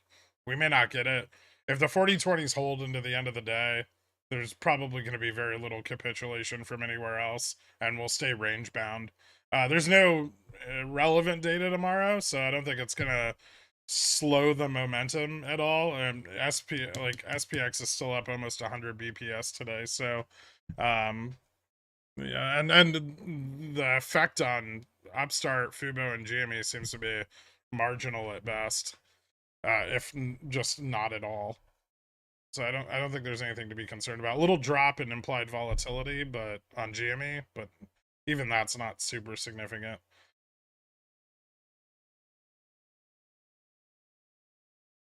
Kirk survived the margin call. Bullish.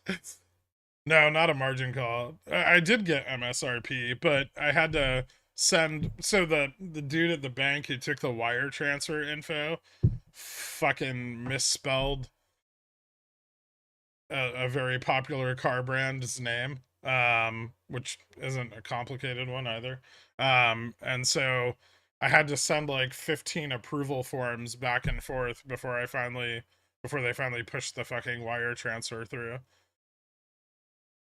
I hate banks so much.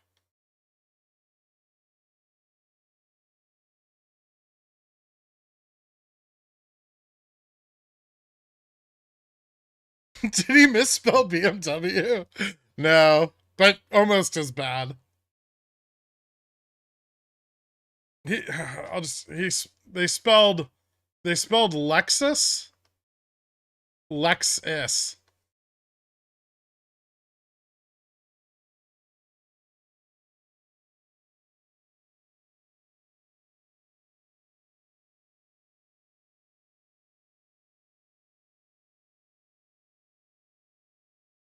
No, it wasn't something so creative as Fjord.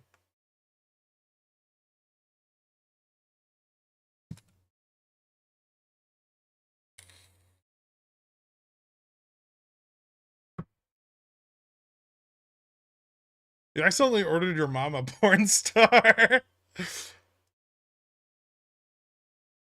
No, no, he's not a car salesman. He's a wire transfer protocol agent at a bank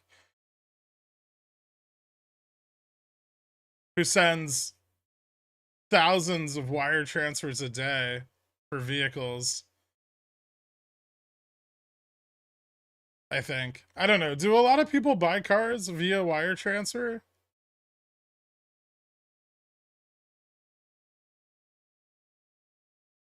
Oh, worse. The Nixus, get out. VIX index is moving, so GME will drop. That's the stupidest fucking thing I've ever heard. They tried to send your wire. No. Drug lords and just drug dealers. Drug dealers don't have bank accounts to wire transfer funds from, unless they're overseas accounts.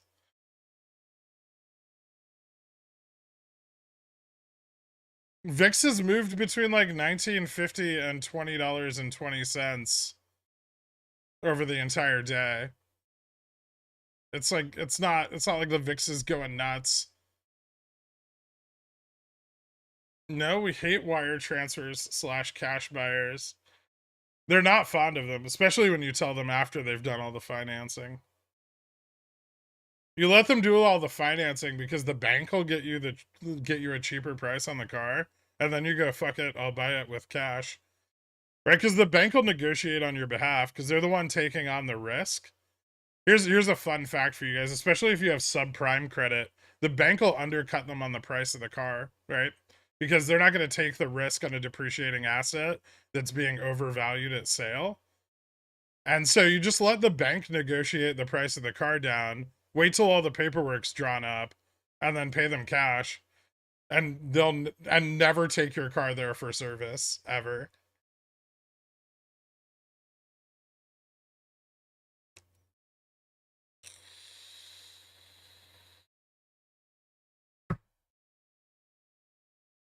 There's a lot of fun shit you can do with cars.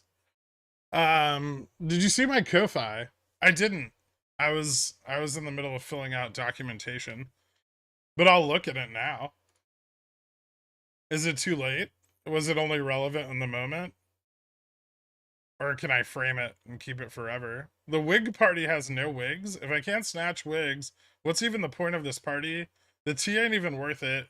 Can't sign me out here, Fluffy. Okay. So you and Fluffy got into it over the... He's a staunch supporter of the wig party. If you try to snatch his wig, he will fuck your shit up.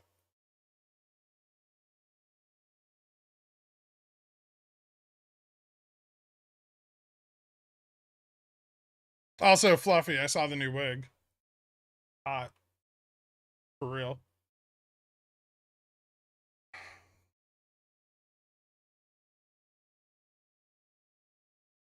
Can you please teach us bank hacks, IBKR credit hacks, PSEAF, baby?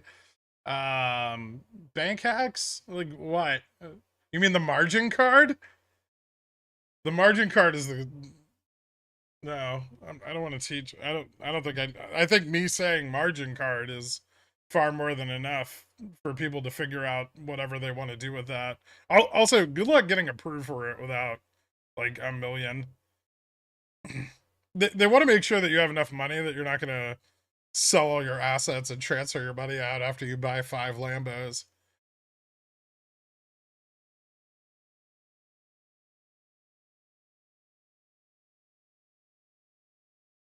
Your car bank hack is great and similar stuff. What the fuck do you think this is? A YouTube Shorts channel? You guys wanna see how to use a drill to put a hole in something? I've seen those videos.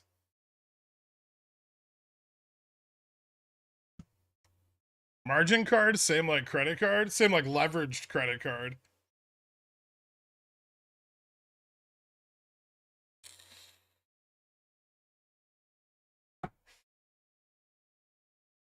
Fluffy, you're the realest bitch I know. No cap.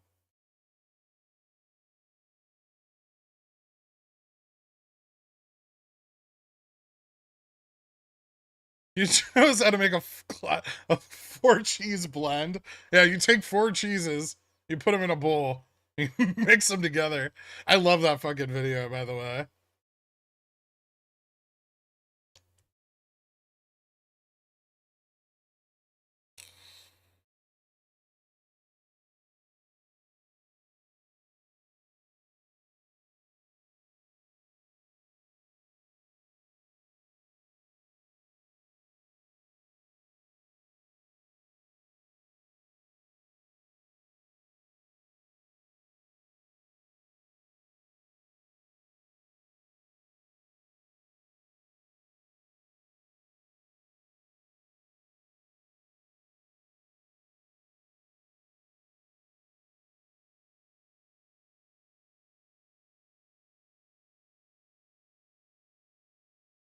Okay.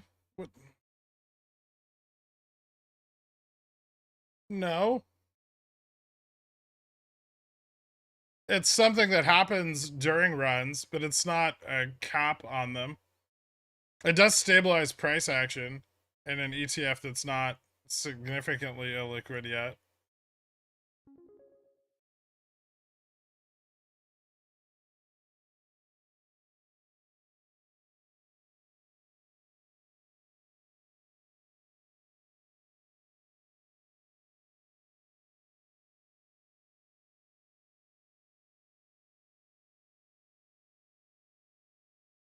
Why did somebody send me a video called GameStop merger M&A Bed Bath and Beyond?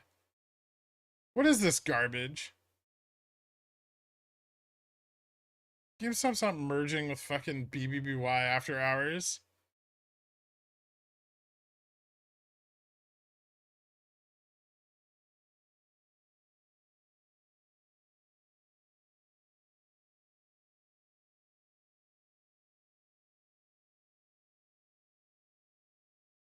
Watch it. It's funny. Okay.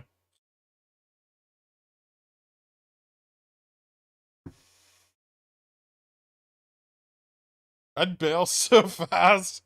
Me too.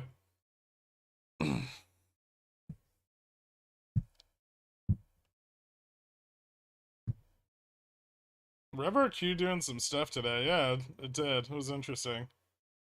Are you gonna strangle SPX?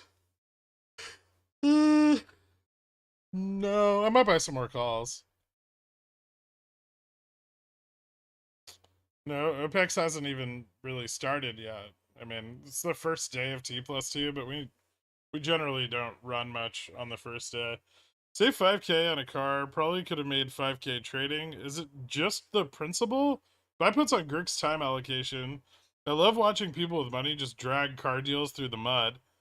Listen, I refuse to pay above market for a fucking depreciating asset. It's ridiculous. Thank you, Twat Waffle. Also, I made 5K on while I was on the phone. I know how to buy puts too. You missed a Ko-Fi.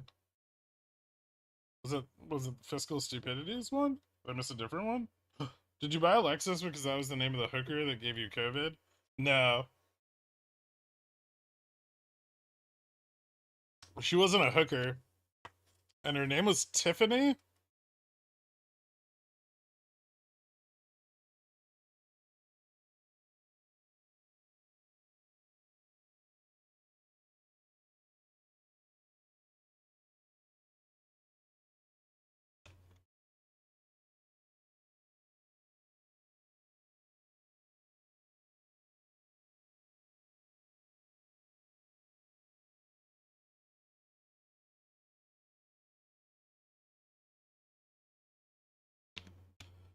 So you finance the car through the bank negotiates, and at the very last minute, you just buy with cash. Yeah, you try to talk your payment down as much as you feasibly can. Promise like a bunch of money down, like 10%, right? That way the bank's more attracted to the loan, at least 10%. Then get the bank to take off the, $5,000 markup on the piece of shit used car that they're selling you that someone traded in for $10,000 less than what you're paying. And then just pay cash. Be like, is that the price on the invoice? And when they're like, yeah, we had to move it down to get the bank to agree, right? And then you just fucking pay. You're just like, I'll just buy that and just pay cash.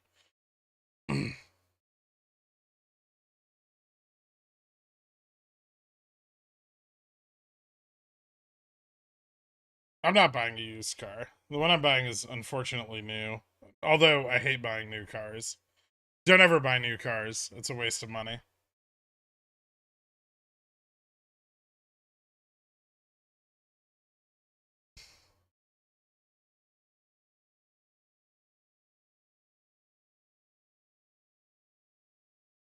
Do you have any idea how many pickles just changed their Tinder profile to your zip code to New York and have their about me say trying to buy Girk's covered call girl? At least one. I'm assuming it's just you, David.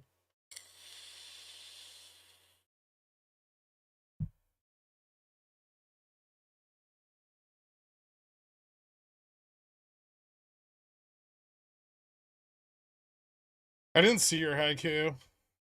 It's probably for the best. Did Chat GPT write it?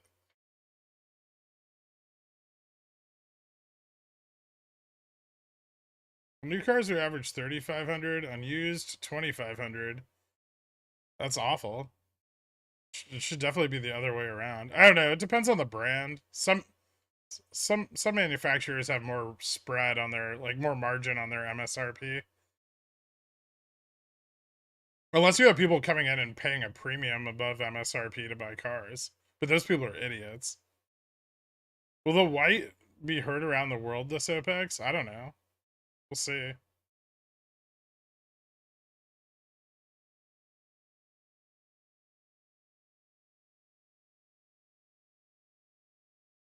Thank you, Theta Force One. shares are super used. Like, they still have, like, that stale fart smell in them. Have you ever given a centaur COVID? Call us. We want your story. 1-800 Jerry Springer. I would seriously pay someone to shop for a vehicle. That defeats the whole purpose. I bought a brand new car from the dealership, essentially haggled $3K off the price, and additional $5K in additions like roof rack and other goodies. So bought with a large down payment. Generally, dealerships are more than willing to give you whatever free shit you want. You do all that before you finance the car, and then tell them you're just gonna pay cash instead. Get it in writing.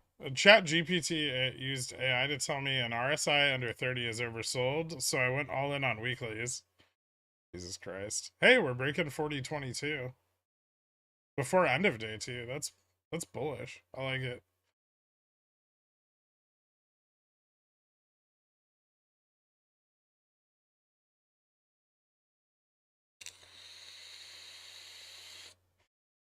Yeah, SLD's over. Well, the deposit part of it is. The settlement part is just beginning.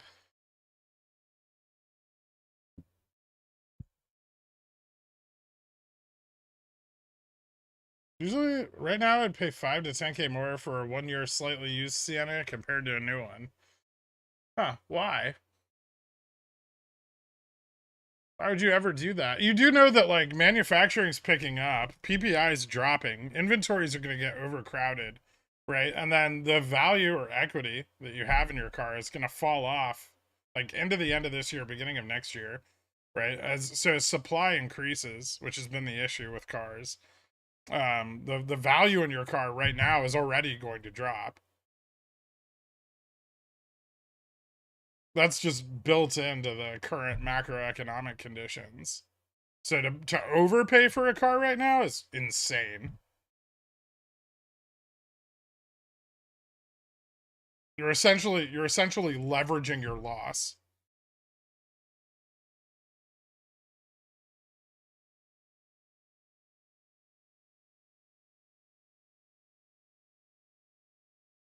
I hope that was worth it. 4% over sticker? How much could his points be worth? Maybe it was like a cheap car. We charge 6% over at my dealership, and people pay it all day long. People are stupid.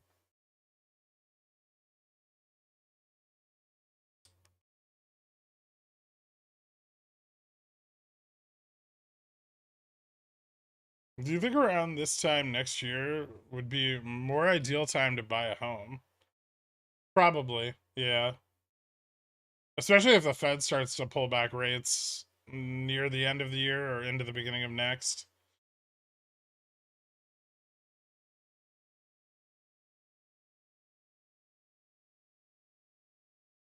That's not the first time that Matt Kors has answered that question. Are they really going to close GME at last Monday's price to the penny? 21.68? Maybe. It's very, very flat.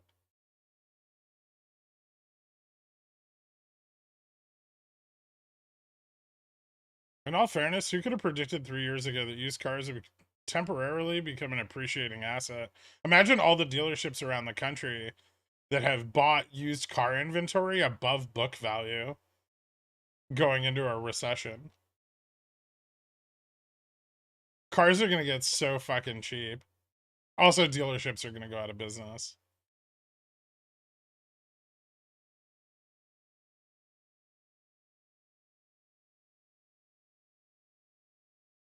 Ding ding. Yeah, Carvana is a very good example of that. PSA for friendly neighborhood walk-in. It's totally cool to take profits on one of your positions to cover some of your OPEX cost basis. That is all in happy OPEX. Girk Dork and that Chomsky-loving cat are invaluable. Make the best of it. Thanks, Walken. That's a very pleasant thing of you to say. And shocking. Why are you being such a little bitch today? Did you have puts? Be honest. Fuck that. All right. So, SPY moved up, closing above, or SPX moved up, closing above 40.20. It's a good level. I think we can maintain our bullish momentum at least into the middle of the week. The pullback today recovered pretty rapidly. Upstart with almost no downside on that drop in the major index. Fubo really either. GME pulled back a little bit, about $1 from its intraday high. Not unexpected, and I don't think a huge realization of liquidity on that. Still mostly in line with the market, so it is more liquid, than like Upstart is. So they have a little bit more flexibility intraday on that, but not a ton. So I think everything still looks really good to go. Tuesday, obviously, a much better day for us to start seeing volume come in. Although it could still be towards the middle of this week. But yeah, I mean, everything still looks in line. Prices are up. Volatility is not really climbing a lot, so there's still plenty of opportunity to move around positions or get different exposure, take profits in the money positions, and then leverage, or at least get back your cost basis and then leverage your profits. I mean, for an OPEX, I will say this so far very very easy to position into safely without taking on too much risk. So I think everything looks good. If you guys have any questions, hit me up. Not not too much, and then I'll see you bright and early tomorrow. But everything's looking fine. Nothing. I'm not super concerned about anything. We can take a look at the tips at the end of the day. Does anybody want to do that? Let's do that. That way I don't have to post things or talk to you guys later, which is preferable. So Upstart pulling back a little bit today, mostly around, it looks like the midday. A little liquidity deployed.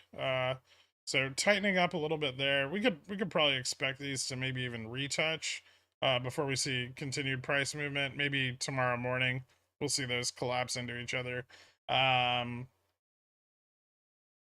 looks fine. I mean, I think the trend is still down. We didn't recover the previous level. GME got a little liquidity out of XRT today and then immediately used it all. And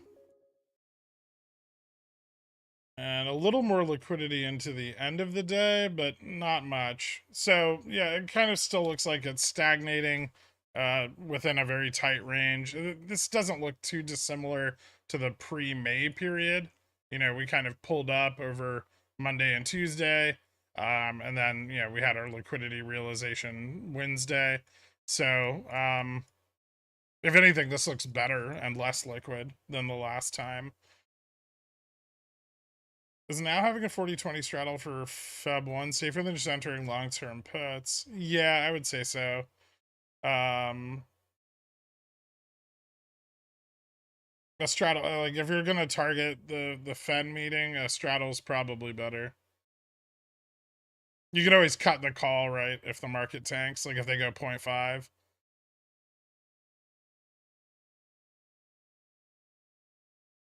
Yeah, I'll send tip picks later. But wait for like aftermarket to close. Most of the movement you see here is in after hours, right? Like the vast majority of this, and this is because it's on very low volume, so it looks more extreme than it actually is.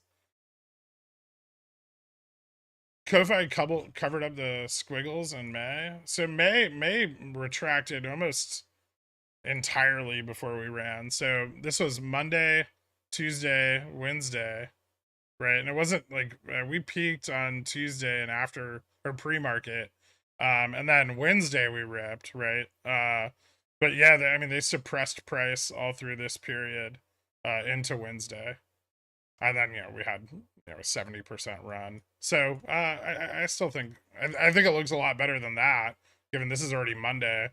Even if this moves up tomorrow to kind of that like base like this crossover level here, it's still more likely to continue expanding.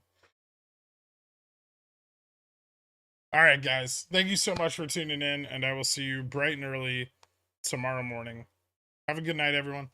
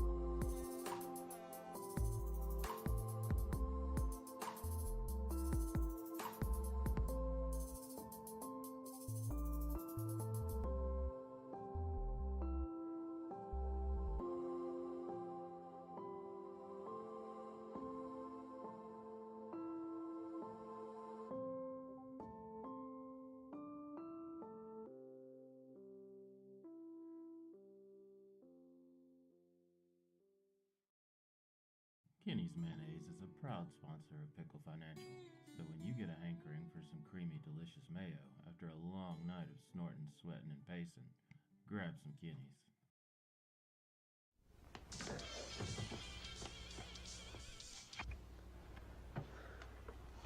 It's yours?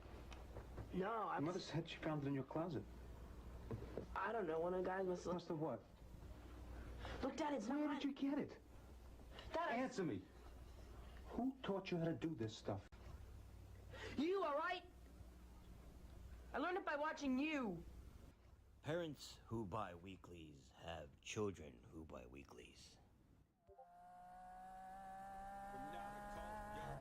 Just some pickle fiend fuckers, not a cult, no. Like them AMC suckers, not a cult.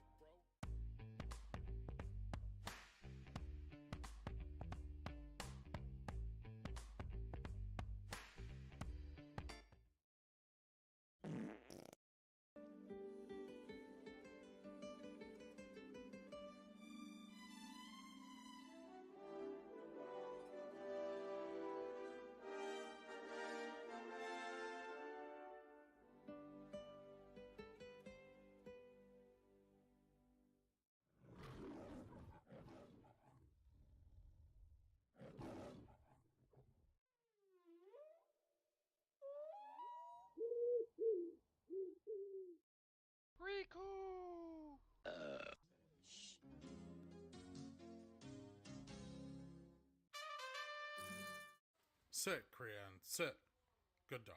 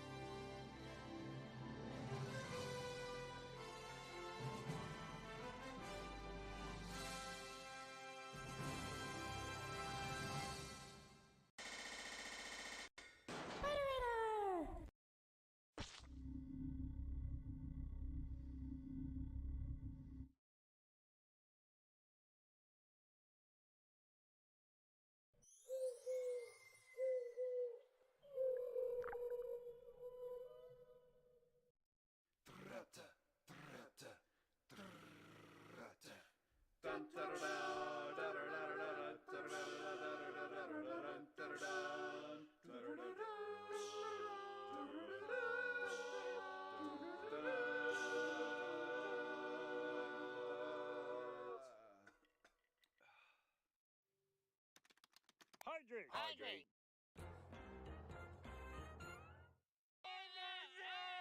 Did you get any of that? It's a good show. Not an advisor. Frigulon.